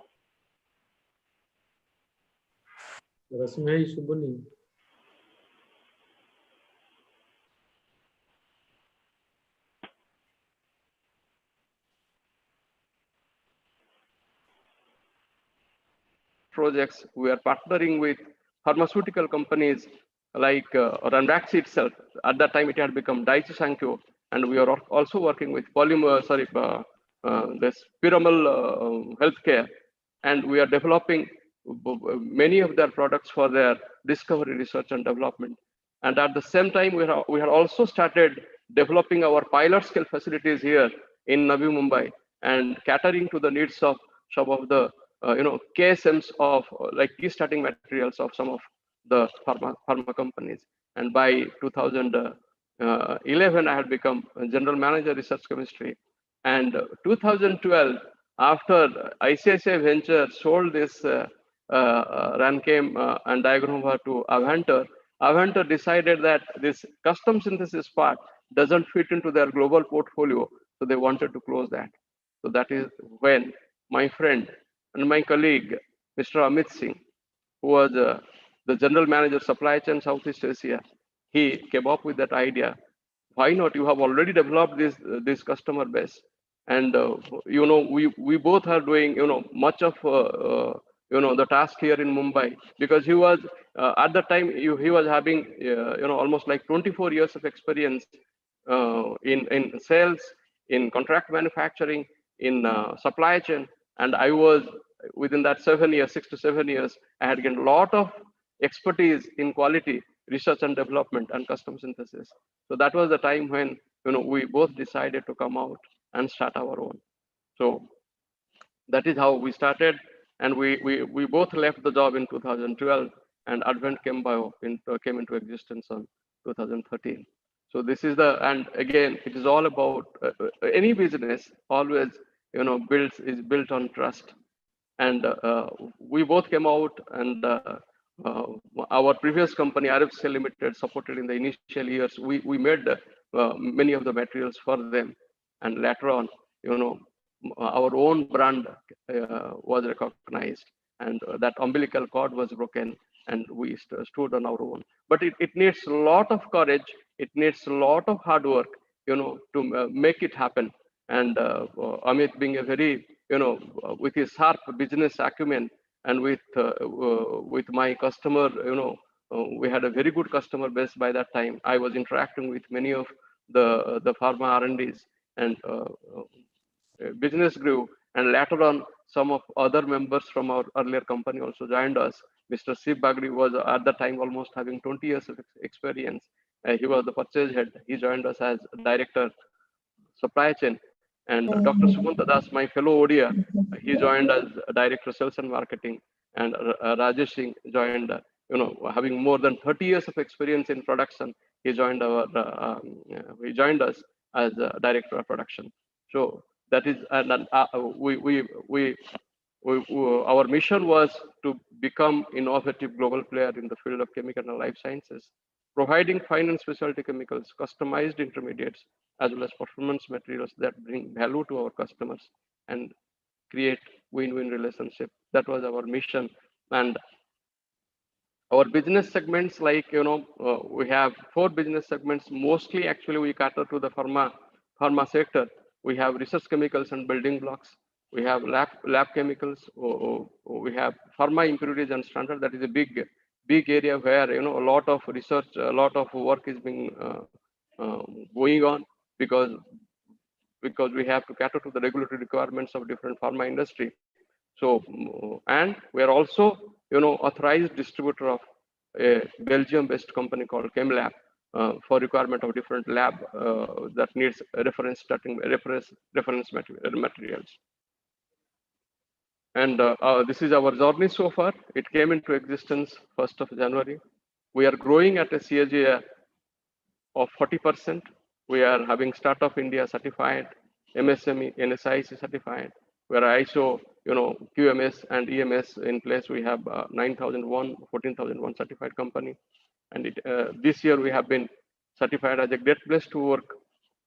We have 3 manufacturing locations in and around Mumbai. In-house quality control capability we have. We have HPLC, GCUV, spectrophotometer, and more than 60 distributors across India. And we have more than 2,500 products in the basket and currently exporting to 15 countries. We participate in various exhibitions, and we came up with our own solvent distillation, which is FDA approved plant in August 2020, which has started operation in August. This has been approved by local FDA. It is a CGMP compliant plant, which is fully auditable, and where we are actually producing many pharmacopoeial grade solvents. And we have started supplying to many companies, many global chemical companies as a OEM manufacturer, as well as to many pharma companies also. And most of our customers are pharma companies, Dr. Reddy's, Cipla, Mylan, Intas Pharma, Lupin, Glenmark. And we're also supplying to many government organizations, institutions, BHEL, SAI, SAIL, and we are also supplying to global chemical companies like TCI, Thermo Fisher, Finnar, Sigma-Aldrich. And this is our growth story. In the last 8 years, we have grown at a CAGR of 42%. And this year, we are aspiring to touch 50 crore in revenue, and now we are a 50-member team with in another 3 years we want to touch 100 crores. That is our. And coming to the chemistry part, actually during my years in RFCL Limited, we have worked on many chemistries, including asymmetric synthesis, because we are supplying different building blocks to pharma R&Ds. We have to work on different kind of chemistries like oxidation, catalytic hydrogenation, Friedel traps, all sorts of reaction, even distillation and crystallization. And developed different advanced intermediates for pharma R&D. And some of them have been developed supplied in kg scale also. And the major achievement I can see actually, is to produce import substitute products. For last 8 years, I have focused my attention on a series of conjugated bile salts, because Indian pharma companies were mostly depending on these conjugated bile salts, of Sigma-Aldrich make. They're very, very costly. That runs into crore per kilo. So in the last 6 years, we have replaced Sigma-Aldrich in some of the Indian pharma companies. And now, this comes at a cost, fraction of a cost what they were getting. And all these conjugated bile salts have been prepared, have been synthesized. The process can be patented. There are almost like 6 of them. And these are used as a culture media for dissolution testing of drugs, as binding agents for cholestyramine resin or cholesterol hydrochloride. Both of them, they are cholesterol drugs. And as I told you, we have utilized chemistry for specific end use. We know the chemistry, and we customize that chemistry for the for different end use. I'll just take you. I'll discuss about a little bit of my postdoc work, how actually we have utilized some chemistry here also, while working on impurities, because we have almost like 800 impurities in our range, almost 400 building blocks in our building block section. So as you all know, this chiral amines, they are formed by, suppose, say 3 ways. One is catalytic enantioselective reduction of amines. We take prochiral ketone, form prochiral imine, and use the chiral catalyst, hydrogenation. Then we get the chiral amine. And this is, one of the ways where you can see a prochiral imine, first prochiral imine converted to a chiral amine with 50% E. That means one of the isomer is formed 75%, another is 25%. Another is, enhancer selective nucleophilic addition of organometallic reagents to imines. Again, prochiral ketone converted to prochiral imine, a chiral catalyst, and take an organometallic reagent to form a chiral amine. And this is another way where, they have got this 85% enantiomeric excess. That means one of the isomer is almost like 92.5, another isomer is 7.5%. And the third is, you go by this chiral auxiliary approach where the reduction of imine takes place. You prepare this chiral imine and using a chiral auxiliary. It can be your methyl benzylamine, R or S. Then this chiral amine, you take a hydride reagent and convert it to diastereomers, and you can separate those diastereomers by chiral resolution and cleavage the chiral auxiliary to get a primary amine. So these are all different methods of preparing primary amine. What we did in my during my postdoctoral research, we published this in Organic Letters, Advanced Synthesis and Catalysis, European Journal of Organic Chemistry. And we have also a patent in along with my professor Thomas Nugent. And this, what we did, we took prochiral ketone without isolating imine. We used a Lewis acid. We almost like screened 40 Lewis acids out of this titanium isopropoxide, played a very significant part. And the reaction is finished. You take the prochiral ketone, you take this chiral auxiliary in titanium isopropoxide in different solvents, and you get actually within half an hour, you stir it for some time, then you do hydrogenation, you get the diastereomers, and again diastereomers you can separate them, and you can go for hydrogenolysis to get the primary chiral amine. So these are the this is the summary of the work, and different catalyst, different catalysts give different work for different prochiral ketones. Like ranitidine, gives best result for acyclic alkyl-alkyl or aryl-alkyl ketones, whereas platinum, platinum on carbon gives for alpha congested cyclic or acyclic ketones, whereas palladium carbon is best suitable. It gives best diastereomeric excess for cyclic aryl-alkyl ketones. And this chemistry we applied. This is one of the examples I'm giving you. We applied while working on different impurities of provatriptan. This is provatriptan is a drug used for to treat migraines. We work on different kind of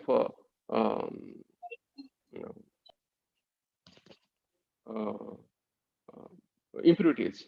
So as you can see, this ketal is formed from a diketone, neopentyl glycol, and earlier method, that is reported method, is first you form the imine, then hydrogen palladium, you get the amine that reacts with this hydrazino benzamide to give you this carbazole, racemic provatriptan. What we did actually at room temperature, we took this titanium isopropoxide in dimethylamine, we get directly this without going for the imine. So this is one such example where the knowledge that has been acquired, we are putting into practice and getting the desired product. At this stage, I must say actually that success is assured when you have an urge to success, succeed. You have your fundamentals are correct. You have the necessary tool to succeed. So this is, for me, this is the success mantra in life. You have to one has to be sincere. One must be having that understanding what is maybe about the subject or what is going to do. You must have the confidence. You must have clarity of vision what you are going to do in life, and you must excel in whatever you do. And there must be a strategy, systematic planning And last, you must be steadfast in your approach, steadfast in your effort. And as a leader, I have seen, many of the problems, it can have simple solutions. And you must always understand the perspective of others. And you must develop that courage in crisis. You must communicate with your own people. And you must be empathetic. And also you have to empower your own people. And you have to set smart goals. When I say smart, it is specific, measurable, achievable, realistic, and time-bound goals for your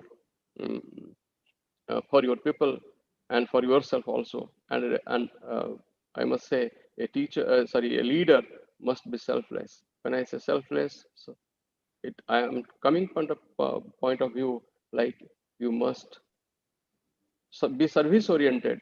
You must respect. You must treat other people with respect. That is what gives you success. And last but not the least, I must actually say, do what you love. You'll never work a day in your life. You may start with, like you have to love what you do in the initially, but you will come to a stage where you will do what you love, and you will never work a day in your life. I really, I express my deep sense of gratitude to all my teachers who brought me to this level.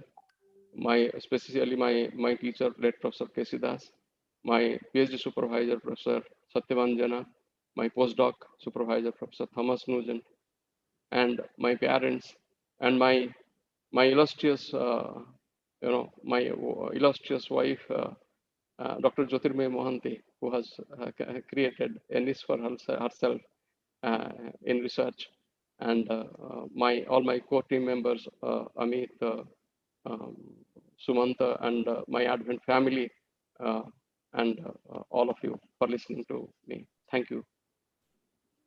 Thank you all for your presence. Thank you, Dr. Mohanty. It is truly an inspiring story. I'm sure many of us, including me, we are really impressed. I am, at least. Thank you. So, any quick questions, queries from anybody in the audience? Can we have a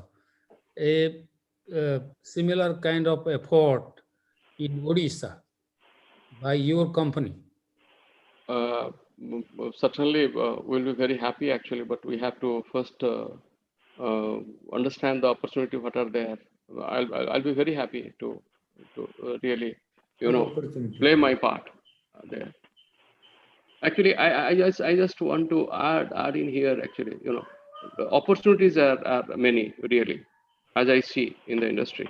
But how are we making our young friends, our students, how we are preparing them, how we are making them confident? Are they ready for the industry? We actually, from industry point of view, let me tell you, we don't want we want degree holders, but we want degree holders who are employable. Are they employable? So that is a question we need to ask. The policy makers have to ask. The academicians have to ask. So we have to make them employable. So we have to catch them young from their school age. Not only we are imparting theoretical knowledge, but we see to it that they're getting the practical lessons. And because I have come from teaching, I can tell that teachers also, they have to actually keep themselves abreast with the developments that are happening. Are they refreshing their knowledge? Only when they have something they can share with their students. So we have to generate interest in our students.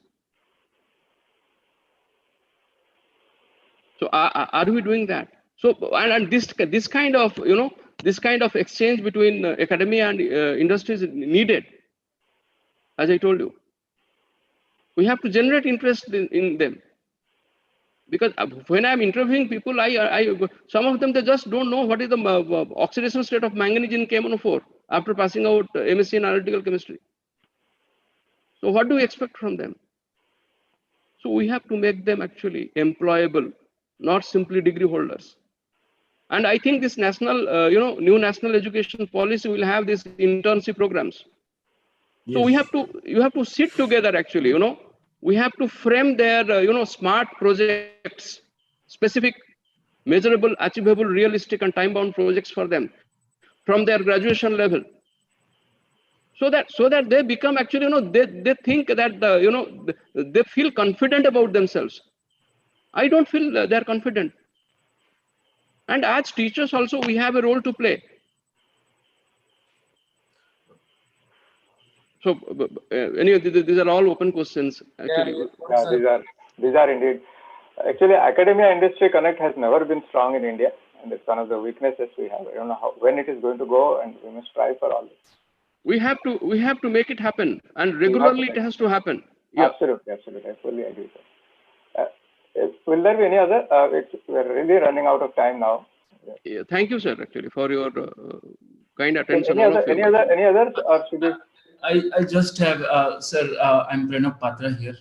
I just have one question to Dr. Mohanty. I was really it is admiring, I mean, exciting journey by you from academia to becoming an entrepreneur. I have one question, technical question though. Right. You presented this chiral amine chemistry. Yeah. And, suppose I want to, make, and there are different processes like chiral auxiliary approach or chiral approach you presented. And if I have to manufacture these kind of chiral amine in ton scale, which approach you feel will be applicable? You see, the kind of work I did, we had gone up to 1 kilo scale, but one thing is that it is small scale. It was giving us very good results in terms of diastereomeric excess or enantiomeric excess, because we are getting up to 98% enantiomeric excess by simply changing the solvent or the catalyst depending on the prochiral ketones we are using.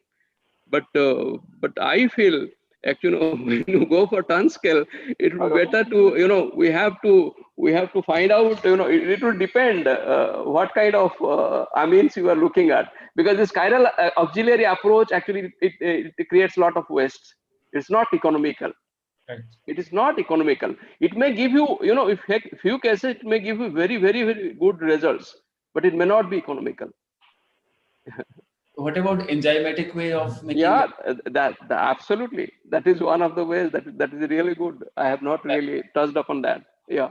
Okay, you recommend that for? Yeah. That is one of the ways which I have not mentioned actually. That is one of the ways. Thank you. Yes, great, Paranam. So let us. Hello. May I ask one question? I am Satyavan Jana. Sure. Sir, namaskar, sir. Okay. Namaskar. So I listened to the lecture of Rasmi. I am the PhD supervisor long back. Yes, and sir. You are my teacher, sir. I know. So I know what that nowadays what he said.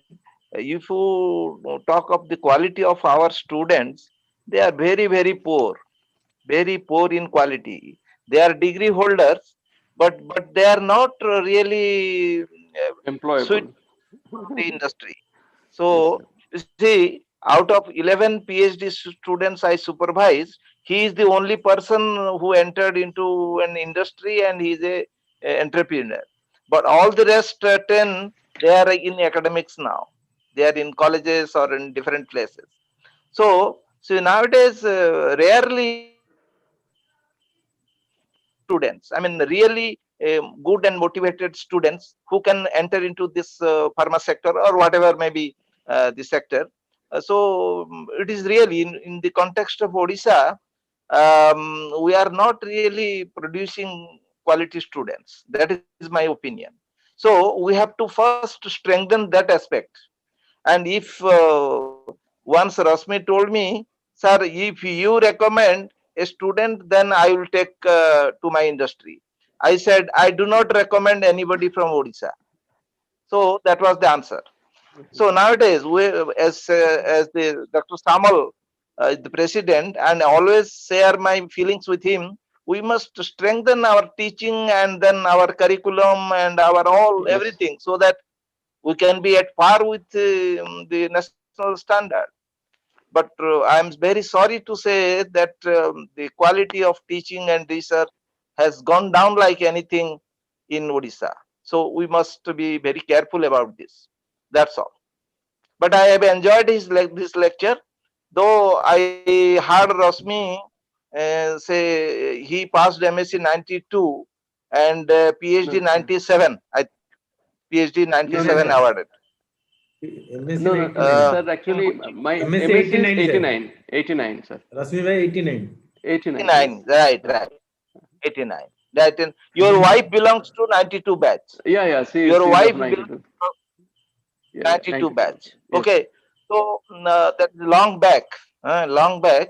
But then over these years, the quality in Odisha, including Utkal University, I must admit that the quality has gone down, and we are the people responsible for that.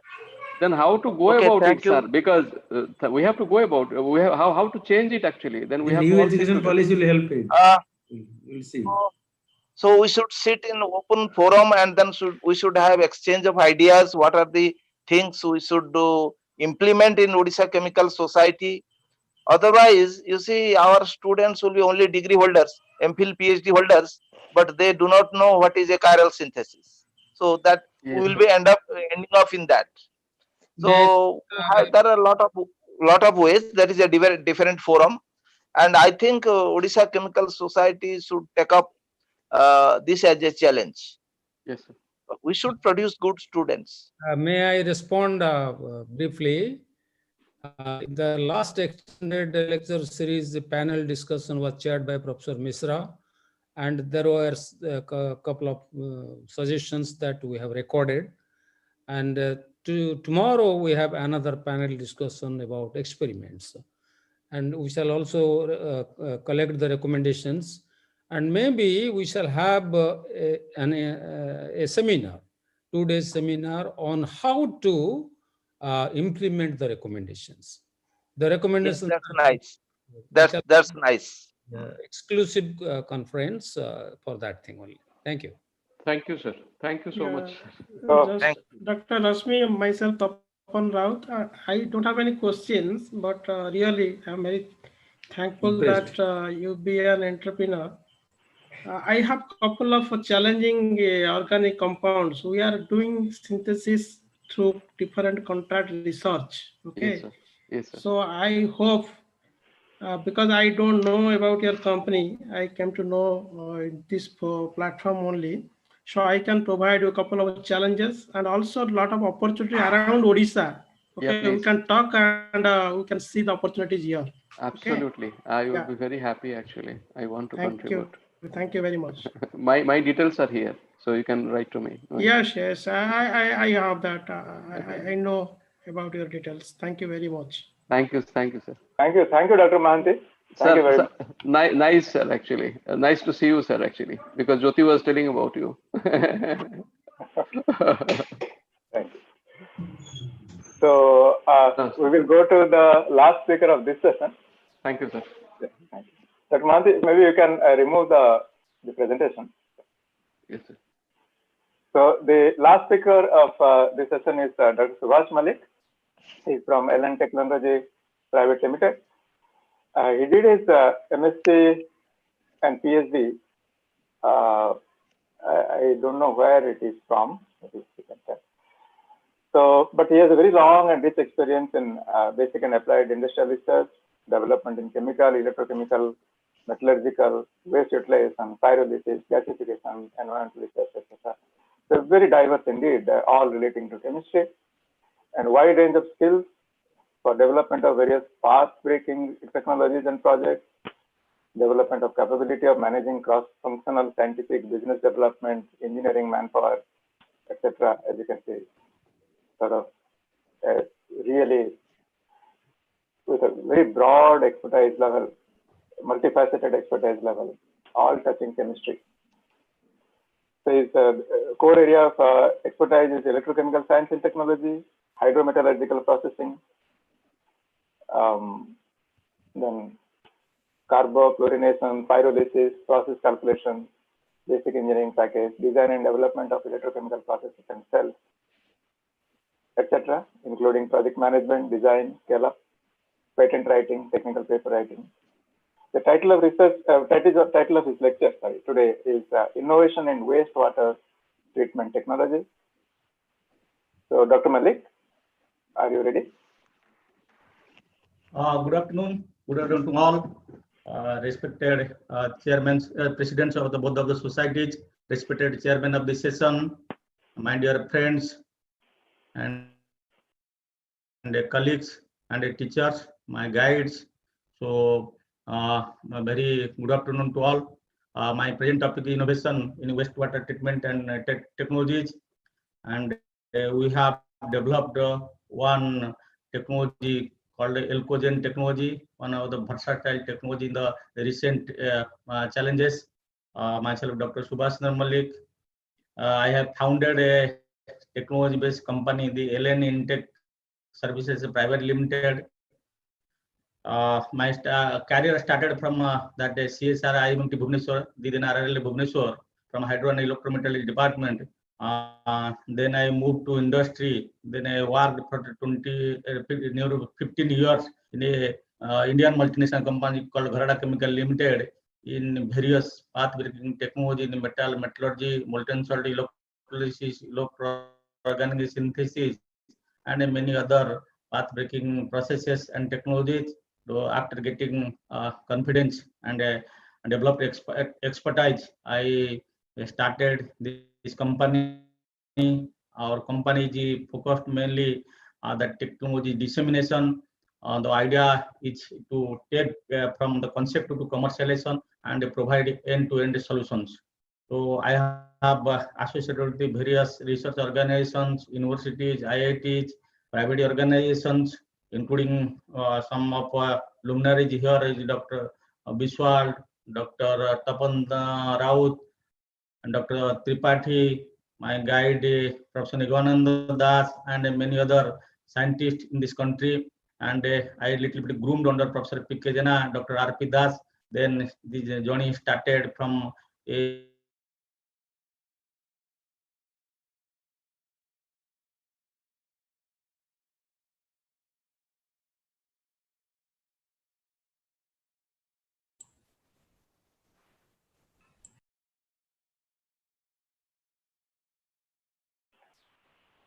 Dr. Malik, is there a problem in?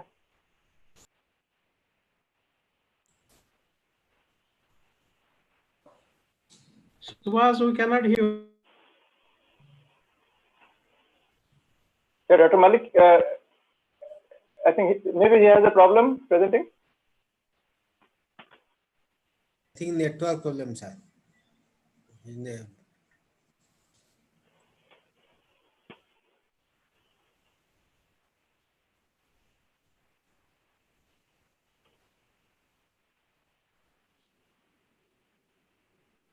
Let us give him a minute. We can reconnect.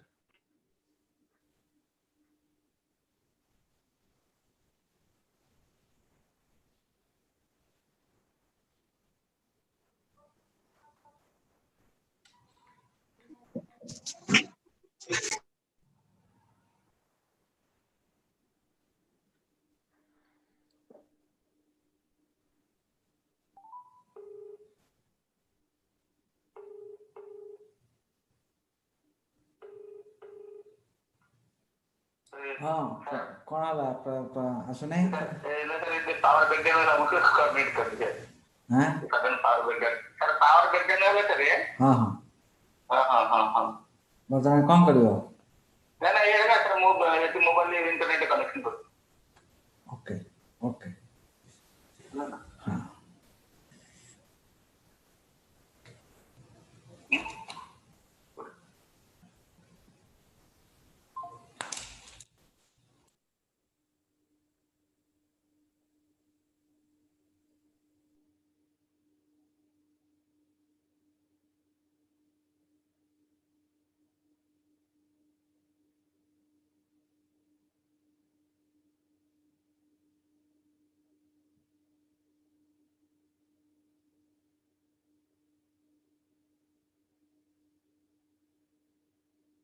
In case there is a problem, we can shift his lecture to tomorrow and move to next technical session. There is no problem. I mean, he's Dr. Rao. Yes, sir. We should move to the next lecture. Yes. Tell him that thing fast. Yeah. Please inform him so and Yeah. agrees, I'm then doing we can that. do that. I'm doing that. I'm doing that, sir. Okay. Yeah. We shift his lecture to tomorrow and Yeah. then. Yeah. So we can go to the third technical session, sir. So then mine is over. So many thanks. It was indeed educative for me too. Thank you very much. It's a great pleasure to see Professor Mishra. Every time we see him, we get inspired. We are really proud of you, sir, not only for the kind of acumen you have, but because of your love for this state of yours. Thank you very much, sir, for hosting this session. Before we move to the next session, I have an announcement to make. We just learned that our beloved teacher, Dr. Prakash Kumar Mahapatra, passed away this morning. So may I request all those who are listening to this session to kindly observe a minute of silence as a mark of respect to the departed soul. Professor Mahapatra, Professor Prakash Kumar Mahapatra, he was a very senior teacher and revered teacher and a highly talented teacher in organic chemistry, particularly organic reaction mechanism. So let us observe a minute of silence from now.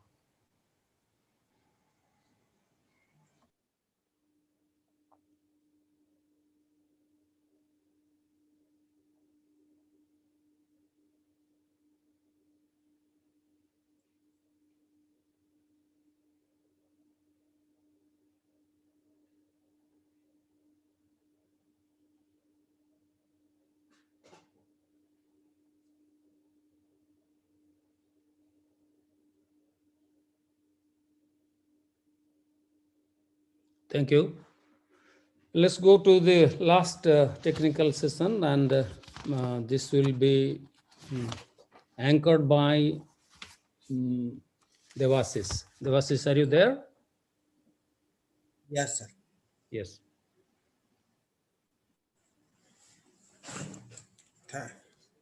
Thank you, sir.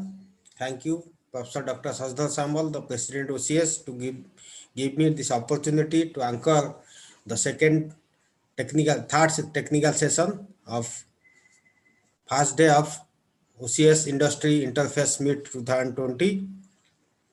In the third technical session will be chaired by Professor Ashutosh Samantray. I will introduce him. Professor Dr. Ashutosh Samantray was born in 1952 in the district of Jagatsinghpur, Odisha. He did MSc in chemistry from Ravenshaw College, at present Ravenshaw University, in 1975. He carried out research work under the guidance of Professor Basant Kumar Mahapatra, during which he published 12 research papers in different national and international journals. He was awarded PhD degree in chemistry from Utkal University in 1983. Then he joined as a lecturer in chemistry in Stuart Science College, Cuttack. He moved to College of Basic Science and Humanities under Odisha University of Agricultural Technology (OUT) and continued there as associate professor in the Department of Chemistry, where he becomes a professor in 2007. He has co-authored 3 books, Concept of Chemistry Volume 1 and Volume 2, published by Rastogi Publication, Merit, and Inorganic Chemistry, published by Prince Hall of India, New Delhi. He got superannuated in the year 2012. At present, he is doing social service in his home district, Jagatsinghpur, Odisha. During his tenure as president, the annual Odisha Chemical Society Conference was held at National Institute of Science and Technology, NIST, Barampur, Odisha, on 23rd and 24th December 2018. I welcome you, sir, and now request you to chair the session. Professor Ashutosh Samantray.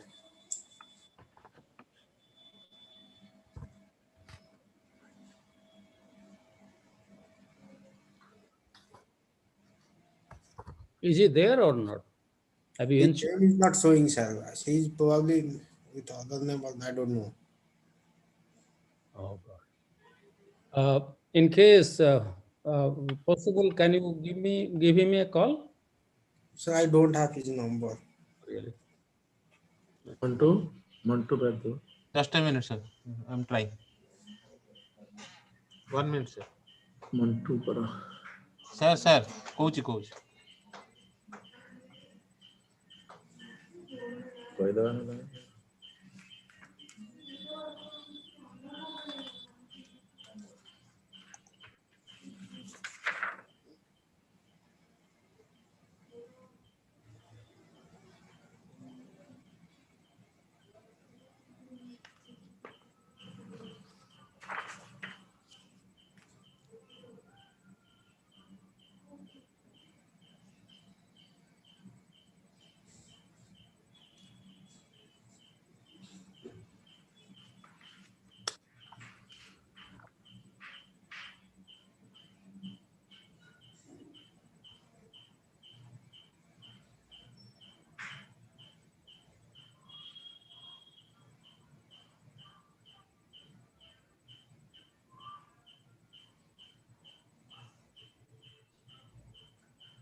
Okay, if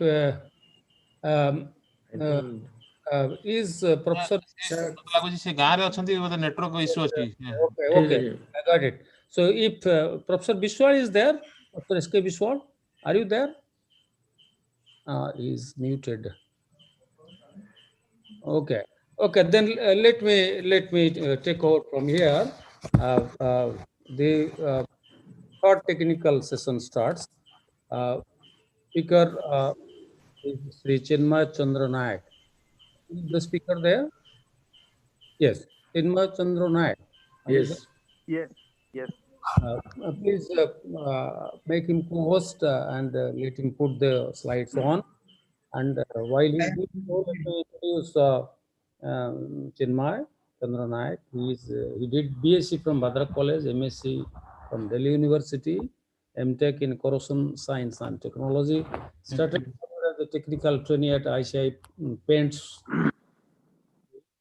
Joined Burger Paints as technical executive in the R&D department and left as section head protective coatings. Joined Salimar Paints as head and R&D industrial. He has 22 years of experience in product development, technology implementation, technical support and training. This is his brief introduction, and the title of his lecture is an overview on skill set requirements in industrial coating segment for next decade.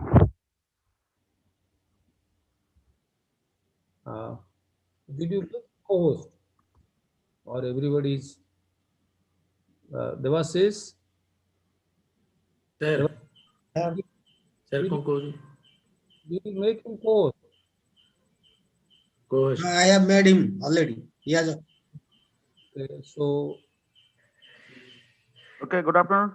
yes, please share your video first. I mean your PowerPoint file.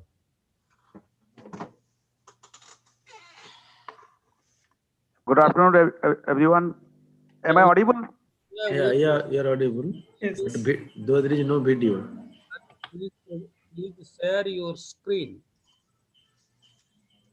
Yes.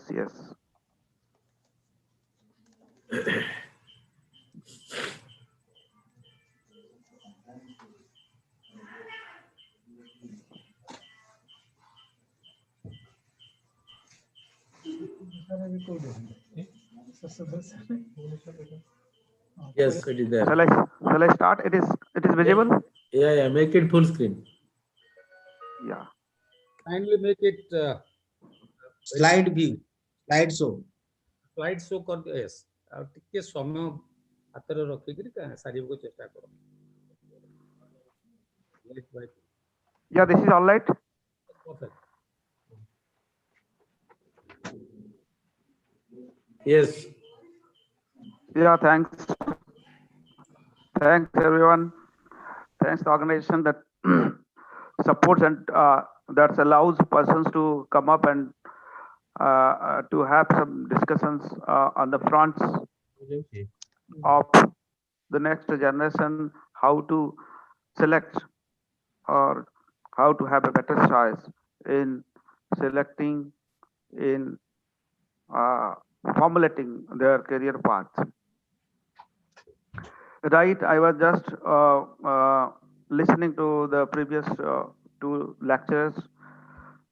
So what I meant, what I understand is there is a pool of talents required from the for the industries currently, and basically as we are moving forward to have a more developed economy in every sectors, especially in chemical industries. So we have a point to say that for the next decades, what are the strategies, how we can approach to a growing economy, especially as I am from a coating industry, especially we will have an overview on that. So particularly, what are the skill sets requirements? What are the basic traits which are required for a person while selecting a career in industrial research? So specifically, every industries they have a function department that grows, that sustains the development of the organization with respect to the profitability and revenue turnout. So if we talk about the chemical industry and specifically the paint industry, it is still a second preference for many of research students, research professionals. So let me have an overview. What I mean to understand is the research and development in paint industry have some importance, roles, responsibilities with respect to the company's development and also the GNP of a country. So now, how we are in the academic area, academic research, how the research development in the industry or research activity in the industry differs. The academic research purely a systematic investigation into a problem or situation where the intention is to identify facts or opinions that will assist in solving the problems or dealing with the situation. However, the R&D industry is typically focused on applied research, on application research to develop projects that meet the company's goals and support company's business plan. That is the most important difference of R&D in industry vis-a-vis the academic research.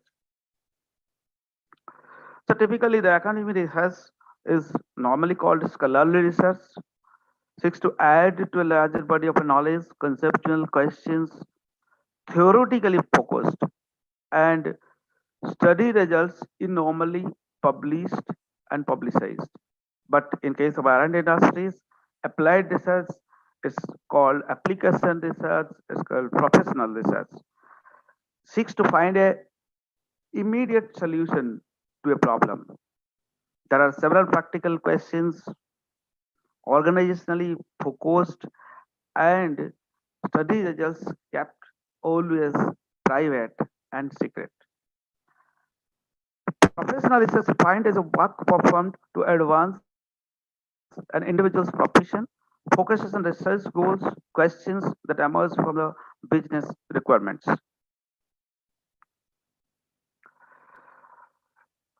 R&D activities includes companies undertake to innovate and introduce new production service, important for business because it provides powerful knowledge and insights, leads to improvements to existing processes where efficiency can be increased and cost reduced, allows business to develop new products and services to allow its survive and thrive in competitive markets. The strategic roles are mainly around three divisions. It operates in three sections. For existing business, there is a research development activities. For a new business, there is another wing of R&D activities, and for exploratory research, there is another innovative research activities. So for existing business, the business are able to complete and to exploit all opportunity available. For new business, that is continually on rise and ensure this business can be exploited, and for exploratory research and so understanding of technology that the business is using or may use. So a function of R&D in an organization typically have many interfaces, like it can connect to any functions, any other important critical functions in an organization for its growth path. It can it can link into the production team, the process team, it can link to sales and marketing teams, it can link to the materials, purchase, and who are the supply chain activities. It can also link to the technical service and support. So this is a role which which is basically can be called as a interfunctional roles. What are the challenges actually? What drives the R&D activities in the coating industries is a demands voluminous development efforts to meet ever-growing and changing requirements. For high-level innovation, focus on core competencies and collaborations, development of new markets, enhanced pressure on the market because of prices, time-bound troubleshooting and flexibility, and ability to respond quickly. And also it demands cost-effective and timely solutions. Presently, the area of work, area of activities, area of roles and responsibility in coating industries limited to uh, the areas which clearly can be listed, like basic research, innovation research, product development, upgradation, for product testing, evaluation, process upgradation, raw material testing and evaluation, technical service, customer support, design of experiment, instrument setup and handling, complaint handling, product certifications. So how we divide the roles based on a purely academic qualification and based on certain skills with moderate academic qualification. In case the first category, the roles are based on strong academic qualifications like high-end research innovations, new product development, high-end instrumentations, research publications, technology patents. Similarly, based on moderate academic qualifications with certain skills and experience, there are activities which solely allotted to the areas listed in RM analysis, raw material analysis, instrument handling, product upgradation, formulation, verification, product support, and customer support. These are the area which do not call for any high-end qualifications, but however, this requires a little bit characteristic traits blended with certain skills and experience in the line. So typically the skills mainly which are asked, which are desired from the person, we can list it out like this. He or she must be a very good subject background. If it's a coating field, it's a paint field, he must be a knowledge or qualification the subject like coatings, paints. I'll just come to the areas which are interrelated to this line. Trained in basic research laboratory, ability to work as part of a multidisciplinary research team, analytical thinker and critical problem solver, excellent time manager with the ability to work independently, good oral, written presentation skills, sincere attitude towards work, skill in interpersonal communication, basic computer knowledge, and passionate learner. So we have seen in the last 2 decades that primarily the qualifications are divided or categorized amongst various roles in the paint and coating industry, especially for R&D professionals. Like we have, if we start from BSc chemistry and polymer science is okay at entry level positions. BSc with diploma in surface coating technology or polymer science is okay. BSc with BTech with surface coating technology, chemistry, polymer science is also for the next level of roles. MSc in chemistry is always are common in this field, this industries. B, we taken paint in surface coating technology, chemical engineering, polymer science, material science also are coming into these industries. Also, similarly, the respective postgraduates in technology fields. Also, at the end, PSc in some of the chemistry related areas are also seen in having very big responsibility in the R&D in the paint coating industry. So normally, a BSc with a diploma qualification or a BSc with a chemistry honors gets an entry level position with a professional period of 6 to 1 year period. Once this completes, he moves to the next level where the direct entry is seen for MSc, BTech, and MTech with 1 to 2 years experience. Next level is for PhD, which is basically considered as a management level where 1 to 4 years experience is desirable in some cases, and some cases there is a direct entry also seen from premier institute like IIT and central laboratories, national laboratories. Next, based on the experience and activities and the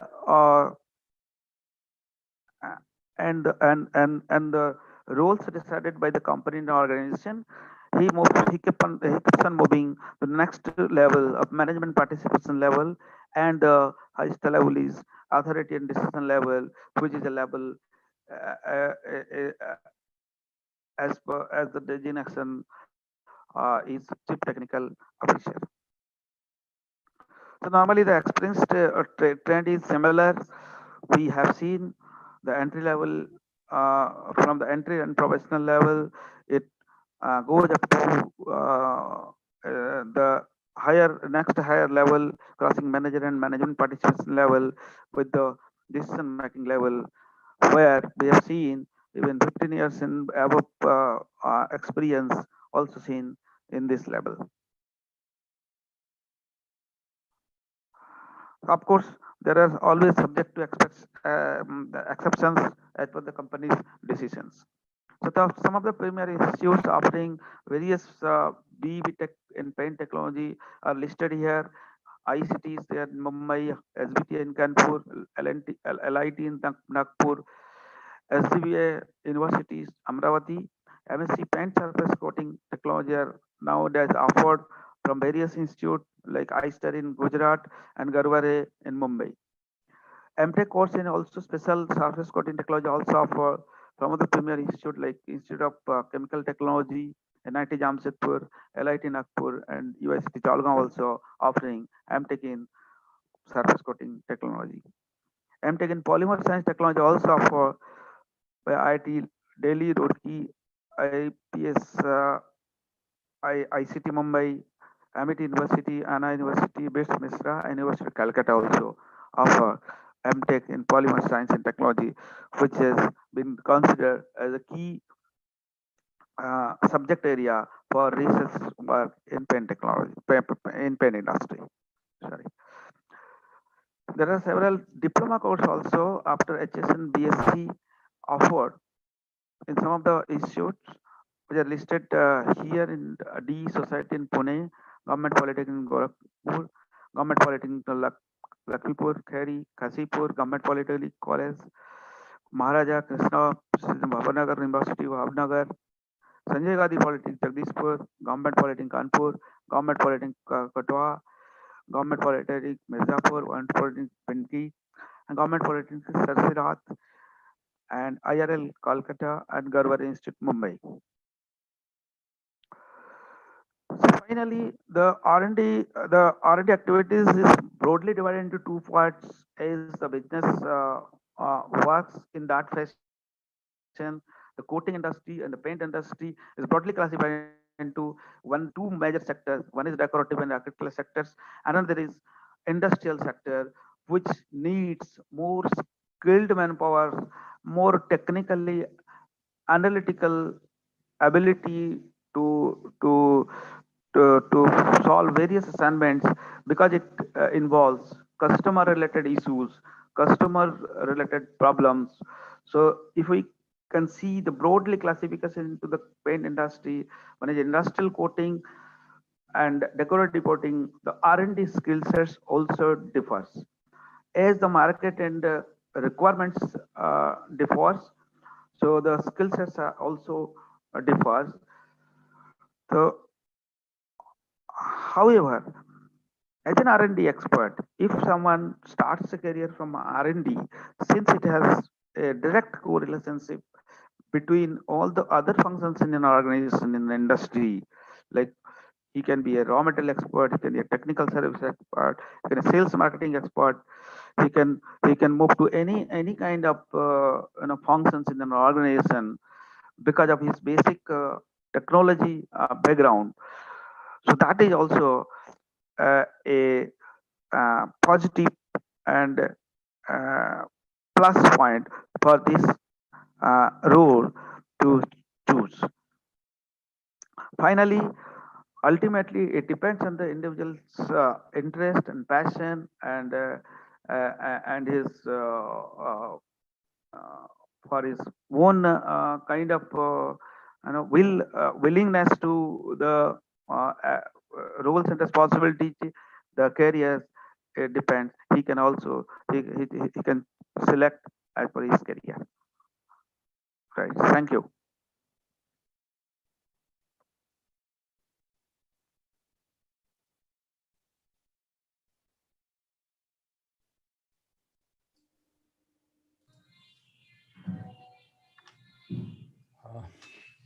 That was a great lecture. Thank you very much. In fact, this is the kind of thing that our students wanted to hear, and hopefully you could make your point. And I now have a couple of minutes inviting any questions.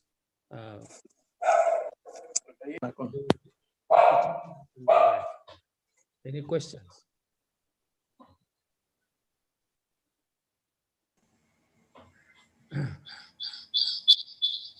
So, I have one question, Chinmay. With your background and expertise, can you see any opportunities available in eastern part, eastern region, focusing on Odisha? Now, see, as far as paint industry is concerned, Odisha has not been very. Sound company. As far as paint industry is concerned, it's basically concentrated in mostly in Calcutta, because it was an earlier city and first capital of India. The paint industry are concentrated there, and it has not been pushed into Odisha side.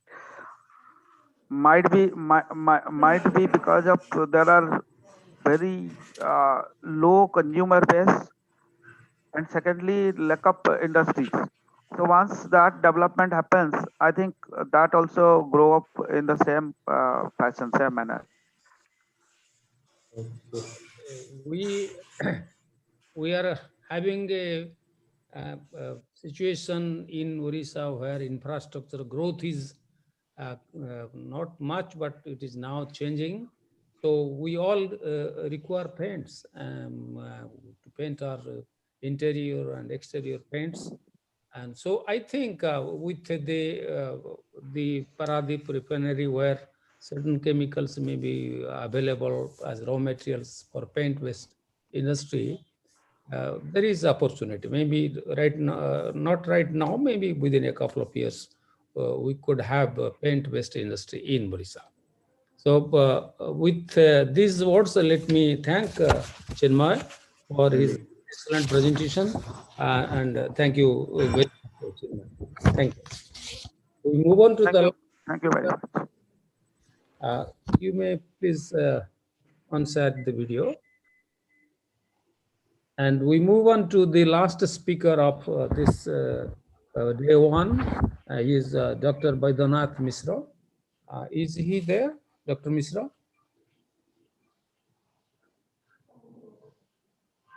Yes, he is there. Yes. So please make him co-host and Mr. Nayak, Chinmay, could you please unshare your video fast? Unshare the screen. You are still sharing it. This sincere request that kindly don't put any mark. Somebody is putting mark on the slides. I am requesting all the participants, don't put any mark. Yes. So usually kids do that. So we have Dr. Baidyanath Misra. Yes, I am here, sir. Kindly then share your video, and while you are doing so, let me introduce Dr. Baidyanath Misra to the audience. He is the Chief Executive Officer, S2 Wellness Research Private Limited, is stationed in Karnataka, Bangalore. So Dr. Misra is a senior research scientist, more than 20 years of research technologies in natural products that includes Ayurveda, nutraceuticals, cosmetics and wellness sectors, expertise in lab and field research, well-versed in implementing quality control procedures and assisting with the creation of research protocols. He is a PhD in healthcare. It was expected in 2020. And he is MD in Ayurveda from Calcutta University, PG diploma in, and so on. And he will be talking on a very interesting area, natural products, career opportunity on natural products, its discovery, standardization, and marketing. Yeah, good evening, sir, and good afternoon to all of you. I can see lot of professors, distinguished men, all people are here from the background of chemistry. And I could see my teacher also, who was supposed to be here. He is not there because I am a student from the OUT College of Basic Sciences. I have completed my PUC plus 2 science, and then I have also completed my first year in the BSc from the OUT College of Basic Sciences before moving to the study in the medical sciences and the MD from Calcutta, and then started a long journey from the service researcher scientist in government, semi-government, quasi-government, and now I'm an entrepreneur, and the Festival Wellness is of my company, which is I'm promoting now. So let me share my PPT so that we can save the timing, and I hope that we can see my PPT. Is it it is visible? Yes, visible. Okay, so maybe when Dr. Tapan has asked me regarding to present a talk, and he was such a nice gentleman and following to me. But Dr. Mishra, what the presentation you can say? I told that entire scenario is chemistry, which is one of my favorite subject, but to move to medical sciences to do some other human researches. And I tried, then we discussed both of us, and he told that why cannot we look something which is a new and basic to the student who can understand. And then we thought, okay, let us put a topic on the natural products, its importance, research, standardization, and the business. How does it happen in the next curriculum sector? Because I was listening to carefully to the few presentations happened earlier, saying that yes, students are there, but they are not employable, which I agree with him. because I am also running industry spread across India, Germany, US, and other countries, Malaysia, and Abu Dhabi. So we are also, whenever recruiting the people from medical background, also chemistry background, which are we are having different team members, we are also equally struggling to get a good candidate who can be presentable international platform, who should be knowledgeous, and who are really passionate to do the research and to bring the humanity a better thing to go ahead. So basically, this is the small brief about our company, which I just keep it out now. So now basically I need to, because as I see the many students are there, 140 students are there who are from chemistry, but there is a beautiful career is lying for the chemistry background people, for the phytochemistry, for the organic chemistry, and also for medicinal chemistry into the medicinal pharmaceutical sector. And in that pharmaceutical medicinal sector, which is a globally is recognized for natural products or the natural drugs, is available, recognized well in the whole world now. And there is a dearth of demand for the chemistry people, but basically they should be well qualified, well educated into the organic and also the phytochemistry. And second category people which we need in the industry are the basically for analytical chemistry and analytical development, quality management chemistries. These people are required into that industries, and I don't know how the education in Orissa or other parts are taken care. So whenever a student, I'm just talking to the student who are available here, the natural product is a very wide spectrum of division which is available. A chemistry candidate can join starting from the research assistant to the senior research scientist. Even he can head the R&D department based on the industry. For example, the extraction units, which is basically dominated by the chemical engineers or the people who are the organic chemistry PhD holders into the phytoceuticals, can also go to the divisional head and earn more than the 40-50 lakhs for the annum package. So the natural product industry is a upcoming, and it is already available, but it's upcoming industry globally. So this line, what I thought to make a presentation saying that a natural product is a chemical compound or a substance produced by a living organism, because we always speak about the inorganic, but the industry is what we look at the organics. So natural product, that's its chemical compound or substance produced by a living organism that is found in nature. In the broad sense, natural products include any substance produced by life. Those include the plants, minerals, fungi, animal, and derivatives. Beautiful division into allopath, ayurveda, every sector, whatever called the natural division. So what exactly is the importance is, I want to say that, like throughout our evolution, the importance of natural products in medicine and health has been enormous. Since our earliest ancestors chewed the anything like in tobacco or pan patta, whatever you can say, that contains a lot of phytonutrients, phytocompounds, phytochemicals, which gives us a immediate relief or immediate relaxation from the suffering. For example, like we say the clove containing the cinnamon, which is basically given for the tooth pain or any other topical pain, or six sagal, which is basically given for the gingival officinal extraction, usually given for the antiemetics in the pregnancy, MSCs, and the gastrointestinal cases. So basically, the chemistry people who are coming from the applied chemistry in the biochemistry and the applied chemistry, they should know that how what molecular isolation can be possible, how purification we can make, where the toxicity profile can be reduced, though the cost is coming down, and it has its own impact of the therapeutic activity, both in physiological and also pharmacological. So if you go for that little bit, more the broad definition. So what is a natural product? We say that a more restricted definition of a natural product is any organic compound that is synthesized by a living organism.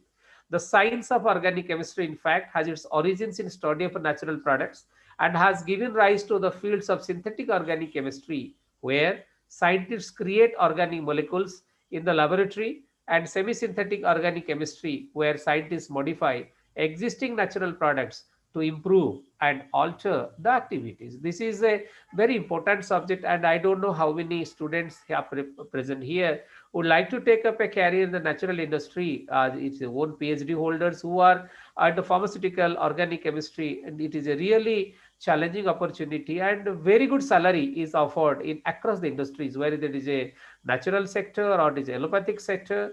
The people across the industries, across the world, I'm talking, for a lot of demand is there, where the salary ranges start from the 2.5 lakhs to 40 lakhs per annum, depending on the quality, experiences, and the progeny what the usual they carry for.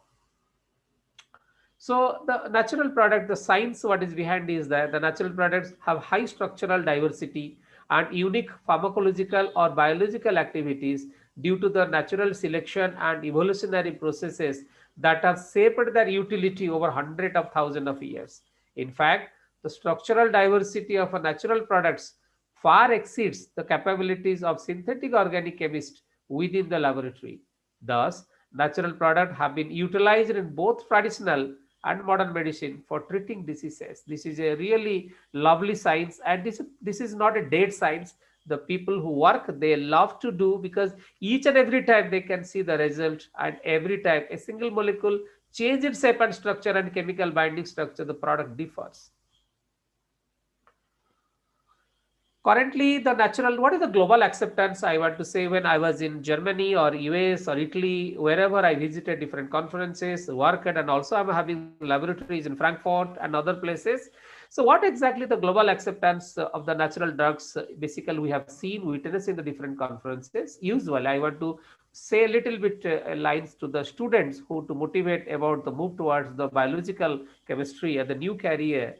So currently the natural products are often used at starting points for drug discovery, followed by the synthetic modifications to help reduce side effects and increase the bioavailability. This is a little bit of biological profile, and I hope that the student who are chemistry with a botanical, geological, and biochemical background, and having interest in the pharmaceuticals, human healthcare, and veterinary or poultry, the people are interested can take up this career, and the career is really lucrative. In fact, the natural products are the inspiration for approximately half of the US FDA approved drugs. In addition to medicine, natural products and their derivatives are commonly used as food additives in the form of spices and herbs, antibacterial agents, and antioxidant to protect the food freshness and longevity. Nowadays, you can see for the corona COVID-19, lot of companies are flooded with selling the products under the pharmaceutical sector, deriving the from the chemistry for the immunity boosters, whether drinks or the capsule or a tablet or a patch, whatever it may be. In fact, natural organic products find their way into almost every facet of our lives, from the clothes on our bags to the plastics and rubber products, health and beauty products, and even the energy to which use our automobiles. So everywhere you can find the chemistry background people to the pharmaceuticals and also these industries with the natural industries. So usually, as you are all expertise in chemistry, I want to just touch base that what are the two principles of what we deal in the chemistry in the natural products is are the primary metabolites and secondary metabolites. So usually in the pharmaceutical sector for the natural products, we usually deal the secondary metabolites, which is a contrast or organic molecules that typically have an extrinsic function that mainly affects other organisms outside the producer. Secondary metabolites are not essential to survival but to increase the competitiveness of the organism with its environment. This is what the medicine works is by the secondary metabolites, which usually we have derived, extract from the plants, minerals, and use in the medicinal formulations. So natural products, especially with the field of organic chemistry, are often defined as primary and secondary metabolites. A more restricted definition limiting natural products to secondary metabolites is commonly used within the field of medicinal chemistry and pharmacognosy, the study and use of natural products in the medicine.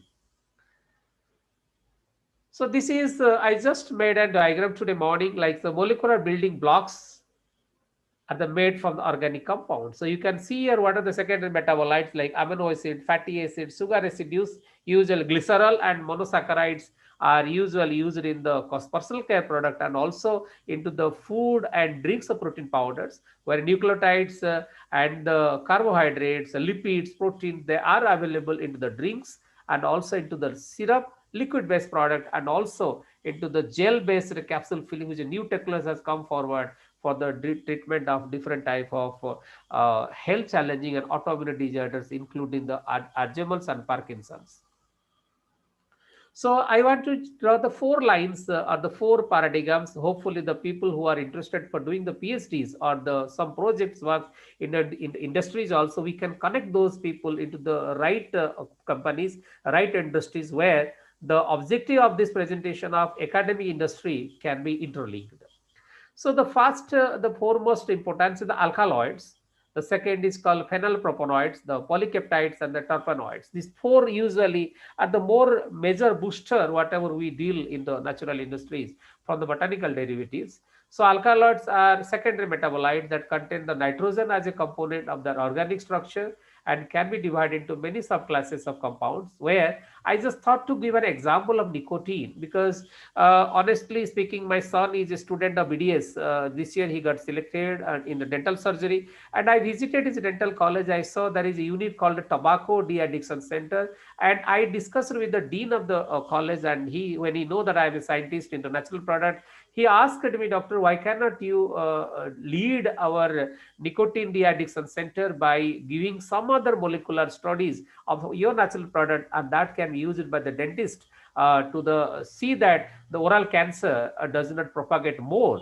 So that's why I thought to put the word nicotine, the additive substance in tobacco, is provided as an example of alkaloid, and we have to counter the anti-alkaloids of nicotine by the ways of the either patch or by the glucagon studies or by use of certain alkaloid molecules. We can decategorize the nicotine as nicotine dependent on the cancer in the oral mucosa or gingival mucosa. The second is called the phenylpropanoids, and that is diversely familiar organic compound, very vast, that is synthesized from the amino acids phenylamine and triosine. That is one example I told to the cinnamic acid, which is one of my studies, cinnamic acid. One of the volatile flavor molecule found in cinnamomum is a polypropanoid used in the sexual vigors, used in the sports energies, used in the analgesic in the different type of creams, gels, sprays. The cinnamic acid, very, very vital and very pure form. And the polyketides as an assembled from the building blocks of acetate and malonate to form the large complex structures. One of the best example I can, the toxicity, aflatoxin B1, which is highly, highly carcinogenic, and international market, aflatoxin B1 is non-tolerable. It comes under non-tolerable compound. It's a zero. Nothing should be tolerable because aflatoxin B1 to B4. The shown below is a polyketide structure produced by the fungi from the Aspergillus genus. This type of molds commonly grow in the stored food crops such as corn and peanuts, and anytime when contamination happens, aflatoxin, the food toxicity is very high and the person can lose his life also. We call the aflatoxin toxicity, and that is again categorized by the morphine inductions. Then terpenoids are another large class of natural products that are constructed from the 5 carbon monomer units called isomers, and the natural rubber is an example. As a terpenoid based structure, it is assembled from multiple repeating isoprene units, which I tried to put the figure, but I could not put it because it's a complex figure. As we explore organic structure in more detail in the next few chapters, like in the future, like any conference happening on the natural product, we will come to discuss. We will continue to evaluate examples from the diverse classes of metabolites and how they impact our lives. So this is one picture which I thought to share you, how the phenylpropanoids and the cinnamic acids and the polyketides has been taken care, and the students and the scholars and my respected teachers who are well versed that they can guide, and we industry people are the scientists, we're entrepreneurs. We need such people who can drive the different projects, and the real salary and the stipends are real lucrative, are better than a person joining in the private college lectures. So where do we find the natural products? Basically, like natural products may be extracted from the cells, tissues, secretion of microorganisms, plants, and animals. A crude unfractionated extract from any of these sources will contain a range of structurally diverse and often novel chemical compounds. Chemical diversity in nature is based on biological diversity. So researchers travel around the world obtaining samples to analyze, enable the drug discovery screens and bios. What exactly I do, traveling entire world to get it. What is the molecule happening, whether Indian plant or it is a Malaysian plant, or it is Chinese plant, or this plant is Canada, how the molecular or the structure is different than other plant, how best we can give the disease. Like I have obtained one patent on the cancer now, which is basically derived from the scorpion saliva. So scorpion which are taken care from the Amazon and near to land are being highly shown toxicity to the cancer cell, basically for the uterus and ovary. And this is my patent which is coming to the market by next year. It is coming as a product, is already approved by the DCGI as one of the first natural product, anti-cancerous product. Like that, we have also other patent for the rheumatoid arthritis and all diabetes mellitus and also anti-aging. So lot of things can happen for natural product which are already available in market and coming to market for that. And we need the people from chemistry who can support us in isological manner in the laboratory basis.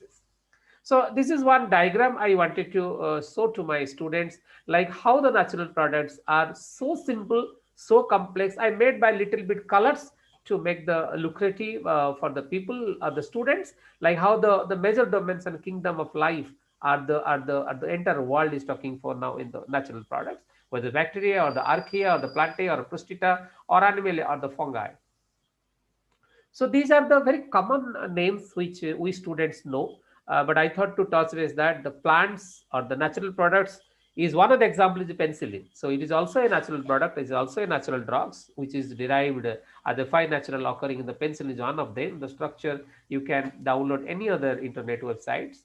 And this is all called glycopholvin. Glycopholvin is antifungal ingredient usually we use in the formulations and also to the prescription drugs, glycopholvin, and that also derived from a fungus. That also you can see it here. And the cephalosporin, it is a cephalosporin, third generation cephalosporin. Presently, we doctors are coming to cephalosporin fourth generation now, which is a highly selective antimicrobial. And that is a drug of choice in the COVID-19 period, because I am a COVID-19 expert into the government of India, and we treat the patients in different ICUs and cephalosporin. This is the structure also as derived from nature only.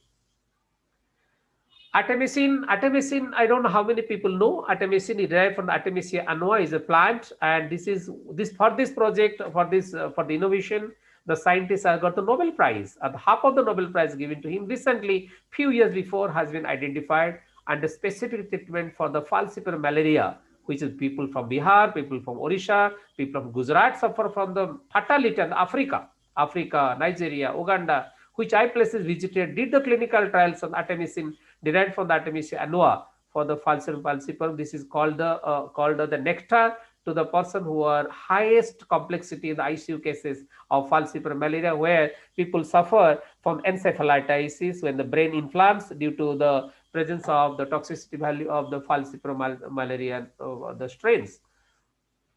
And another very beautiful organism which called morphine, and morphine is highly analgesic. It is a nectar for the people from cancer. Like when I was doing the research in cancer, worked more than 5 years in the cancer hospitals across the India, different hospitals for my project. I have seen people cry. People say, "Doctor, cut my leg, cut my." They try to die than the tolerating the pain, and the drug which is used to reduce the pain is none other is the morphine derived from the Papaver somniferum. Is also a creation to the great scientists of chemistry who has helped it to get it. And like that, many moleculars we have to develop into the give the God gifted, because we should not stop what research has continued till now. So this is another, we can say, paclitaxel, that is called the paclitaxel is another taxus is another compound which is given for the again cancer, for basically for the skin and dermatophytic cancers, taxus brevifolia. It is a leaf and flower derived plantation, and the plant organic chemistry is a beautiful and $1 million product derived and given the God gift to the world. So this is what I wanted to say you. This is the lady which is the derived side. He is a scientist in the chemistry, in the medicinal, and also lover of biology. Has identified the artemisinin, and the recently, hardly few years before, in the 5 years before, he has got the Nobel Prize of the medicine for discovery. The artemisinin is a new compound which has come forward and a nectar to falciparum malaria, where the fatality rate has come down now to 70% because of artemisinin thanks to the lady, the scientist, the Chinese, he has made it, all these people with the nitrotherapeutics. So another I can show you in the cancer. You can see the two figures are there. Two figures. This is a cancer growth which is there in the. We have created the cancer growth in the preclinical medicine. In the it is the breast of the dog. We have created the cancer by the use of different chemicals. And but whenever this cancer we have asked a veterinarian to identify. He cannot identify which is cancer cell, because and then what we had, this is what you consider BLZ. It is one of our study, BLZ10, which is BLZ10 is again derived from a plant, and you can see the green color is giving the fluorescence, identify these are the cancer cells which need to be extracted out, and the doctor and oncologist can identify that which are the cancer cells are growing, which cancers are retarding, whether to remove or go for the oncotherapies or radiotherapies, whatever. That is expertise platform of oncologists or different category. There is a gynecologist, or it is a osteo-oncologist, or it is a hemato-oncologist, whoever may be. So we work in oncology for last 6 years. So this is another God gifted from the natural drugs. It is a natural product only, and the patent, whatever you call the BLJ10, it's a chlorotoxin derived a plant for BLJ10. So we need the scientists from the chemistry who can work and miraculously develop the products, ingredient, whether it is a treatment or diagnosis. This is diagnostic treatment, and why it is far better than the iodine or the fluorescent, because it does not create toxicity to your body.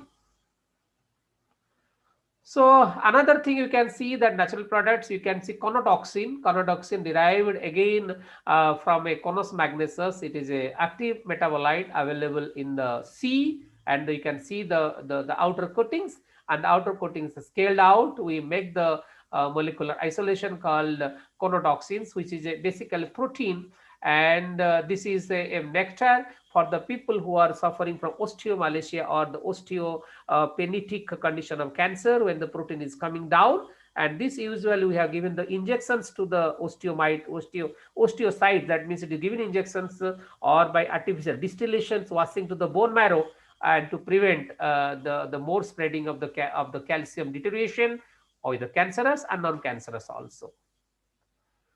So basically, if you see for that global requirement of the natural product, this is a science, and we come to the research and the businesses. You can see that is I market here by different colors. Like this is a skincare is more dominated skincare natural, whether face wash, cream, gel, lotion, whatever can you call as. Then followed by the oral care, which I told you, the oral care, the paste, lip, your face mask, mouth fresheners. And then cosmetics, pure cosmetic, basically coming from the like sunscreen lotion, sunscreen cream, acne product. So there is a difference between skincare product and cosmetics. Anybody can do the studies in the internet and something more for that. So as a result of environmental awareness trends led by the young consumers and greater knowledge about the wellness, many of today's consumers are demanding greater transparency, what I mentioned here, into the product they purchase. More consumers want to know where the products come from and what their ingredients are. The result of this lifestyle shift has been more straightforward in the food industry, as a non-GMO varieties, additive-free product have been introduced to market. So mean to say that the natural product does not restrict only the medicine. It can do food, it can go to pharmaceuticals, it can go to cosmetic, it can go to hair care product, it can go to household products. Like we have developed a few natural products for the corona, during corona, we have sold many more items to the different industries, whether it is a vegetable wash, it is a spray, it is a for non-alcoholic hand sanitizer, cream base, gel base, and also for the sanitizing your hair, sanitizing your whole body, sanitizing utensils. So what now do we develop for naturally on mountable, and the product are available now Abu Dhabi, UAE, Malaysia, and many parts of India. Various companies are taking the product from us, adding the ingredient and selling into the markets, and that is what we call natural products domain. In everywhere you can get it done. I should say thank you for giving this opportunity. This is a new area. I hope the students come up, the teachers can educate, and we need the good student to come up to lead this natural product, a endless journey and very more lucrative by the profession, by the salary, increment, promotion, unmatchable. Thank you. Thank you, Dr. Mishra. Though we are late and many of us are very hungry, I'm sure this lecture was highly stimulating, and I'm sure there will be some questions. So if you have any questions, Dr. Mishra is here. Please feel free to ask. Sir, I have one question to Dr. Mishra. Dr. Mishra, first of all, I want to thank you for a nice presentation about natural products and natural products importance in pharmaceutical. My question is that now, you know, nature is so beautiful. Nature has given all the cures that for all kinds of diseases that we have. Only problem is that my problem is that to understand what is the active ingredients in a nutraceutical. I know natural products are mixture of several organic molecules, but which exact composition is working against a symptom or a disease? What is How a do good we name? know? What is a good name? Nice question. Your name Pranam, no? Pranab. Yeah. Which part of India you are from? I am from Baleswar. Okay, you are from my home state only, but I stayed in Bangalore now. So the very nice question, Mr. Pranam, you have raised, and I should say in the two lines because as told by sir that students are hungry. I do not want to make them hungry more, and I request our the organizers can organize a separate session on natural produce emerging now. But coming to your questions reply, the first question you asked that what are the active molecules present in nutraceutical? I should say that active molecules are endless. And to give an example, I should say that for one example, you people can understand is called withanolides. Withanolides in the 1, 2, 3, 4. So we say the with withanolides, the group of withanolides, specific we cannot say to nutraceuticals, which is given for the stress reliever and also adaptogenic. Same way we can say that another active molecules which we can denominate is called carbohydrates is another active molecule derived from the like rice bran or maybe from the different wheat and giving anti-aging product for both cosmetic application and also for orally. And number two, I should say that nutraceutical is not a complex of the phytoceuticals or the natural ingredients or the plant melon. No, it can be also single. Like if we are going to make a single capsule of with an somnifera with 550 milligram of ethanolides 4, it comes under the now the drugs category. So that can go as a single. So nutraceutical is not single, not multiple always. It can be single. And the plant metabolites or nutraceutical is not only limited to one, that can multiple can happen. So pleasantly 743 plants has been approved by Government of India where the nutraceutical formulation can be done. This is regulated by Food Safety Standard Authority of India and the chapter number is 24. Yes, sir. But the question is, you know, when I have to manufacture this in exact composition.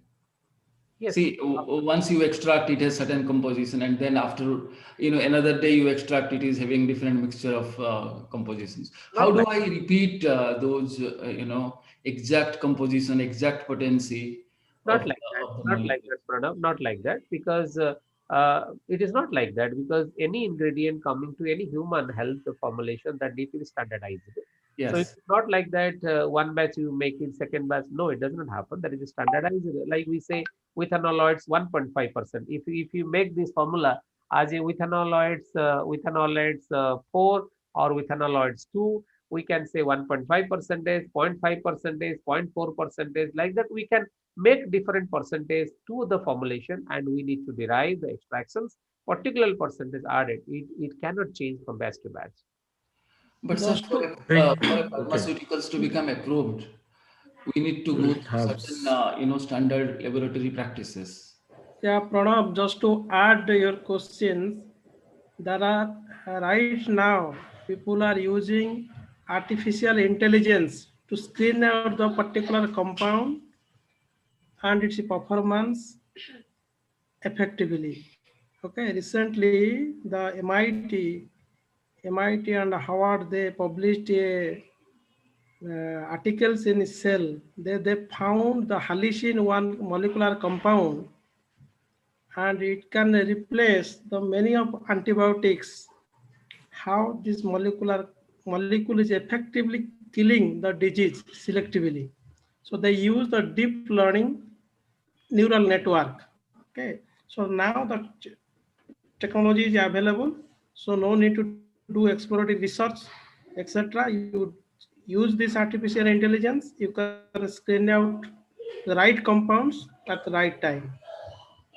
Okay, so to sum it up, may I just uh, ask this question, like the concern with natural product usage, large scale medical practice, is arising out of lack of coordinated research and um, exemplified by this Patanjali products. Very recently, honey, Indian honey, several products were contaminated with several kinds of things. So any natural product or any directly used or some extraction, people have this kind of questions that Pranav is asking. So like in turmeric curcumin, we have about more than 500 chemicals, and only few of them are active ingredients. And Pranav, World Health Organization has a huge catalog of natural products and research-based catalog, which are active components, which are not so active components, which chiral one is active, which chiral one is not active. They're all well documented and the literature are available. And nevertheless, it is a great job listening to Dr. Baidyanath Mishra. Thank you, sir. Thank you, doctor. So I would request you to continue your effort and make human life easier. We certainly remember, will remember your point in holding an exclusive.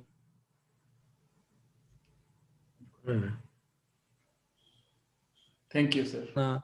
At that time also together, and hopefully we can have it sometime in 2021. Thank you very much, sir. And if there are no questions, I would hand over the session to Dr. Priyaranjan Mahapatra to close the session, and then he has some program to make. Dr. Mahapatra, please. Dr. Mahapatra, please. Okay, the session is closed, and I thank all the speakers in the session, and then he has some closing points to make. You have some announcements for tomorrow. At what time we are going to start? So tomorrow 10 o'clock, 9:30 the link will be active, and Yes. tomorrow we'll start our session. So I request all of you, please join at least 5 minutes before, so that we can finish in time, because tomorrow we have a panel discussion. So all the speaker has to complete before the time, so that we can have a good panel discussion, and the output of the panel discussion we will try to implement in near future. And now I request our president to announce about the sad demise of our teacher. I think I have announced already, and we had a minute of silence. So thank you. Just to add, Priyaranjan, that one presentation we didn't start today, Dr. Subhash Chandra Malik. So tomorrow. So can we start tomorrow 9:30? We shall communicate with him. Yeah, so that we Okay, can. okay. So wish you have good lunch, and thank you everybody. Thank Bhukko kalan. Paltu palelu. No. Devashish, please close the meeting, please. Close.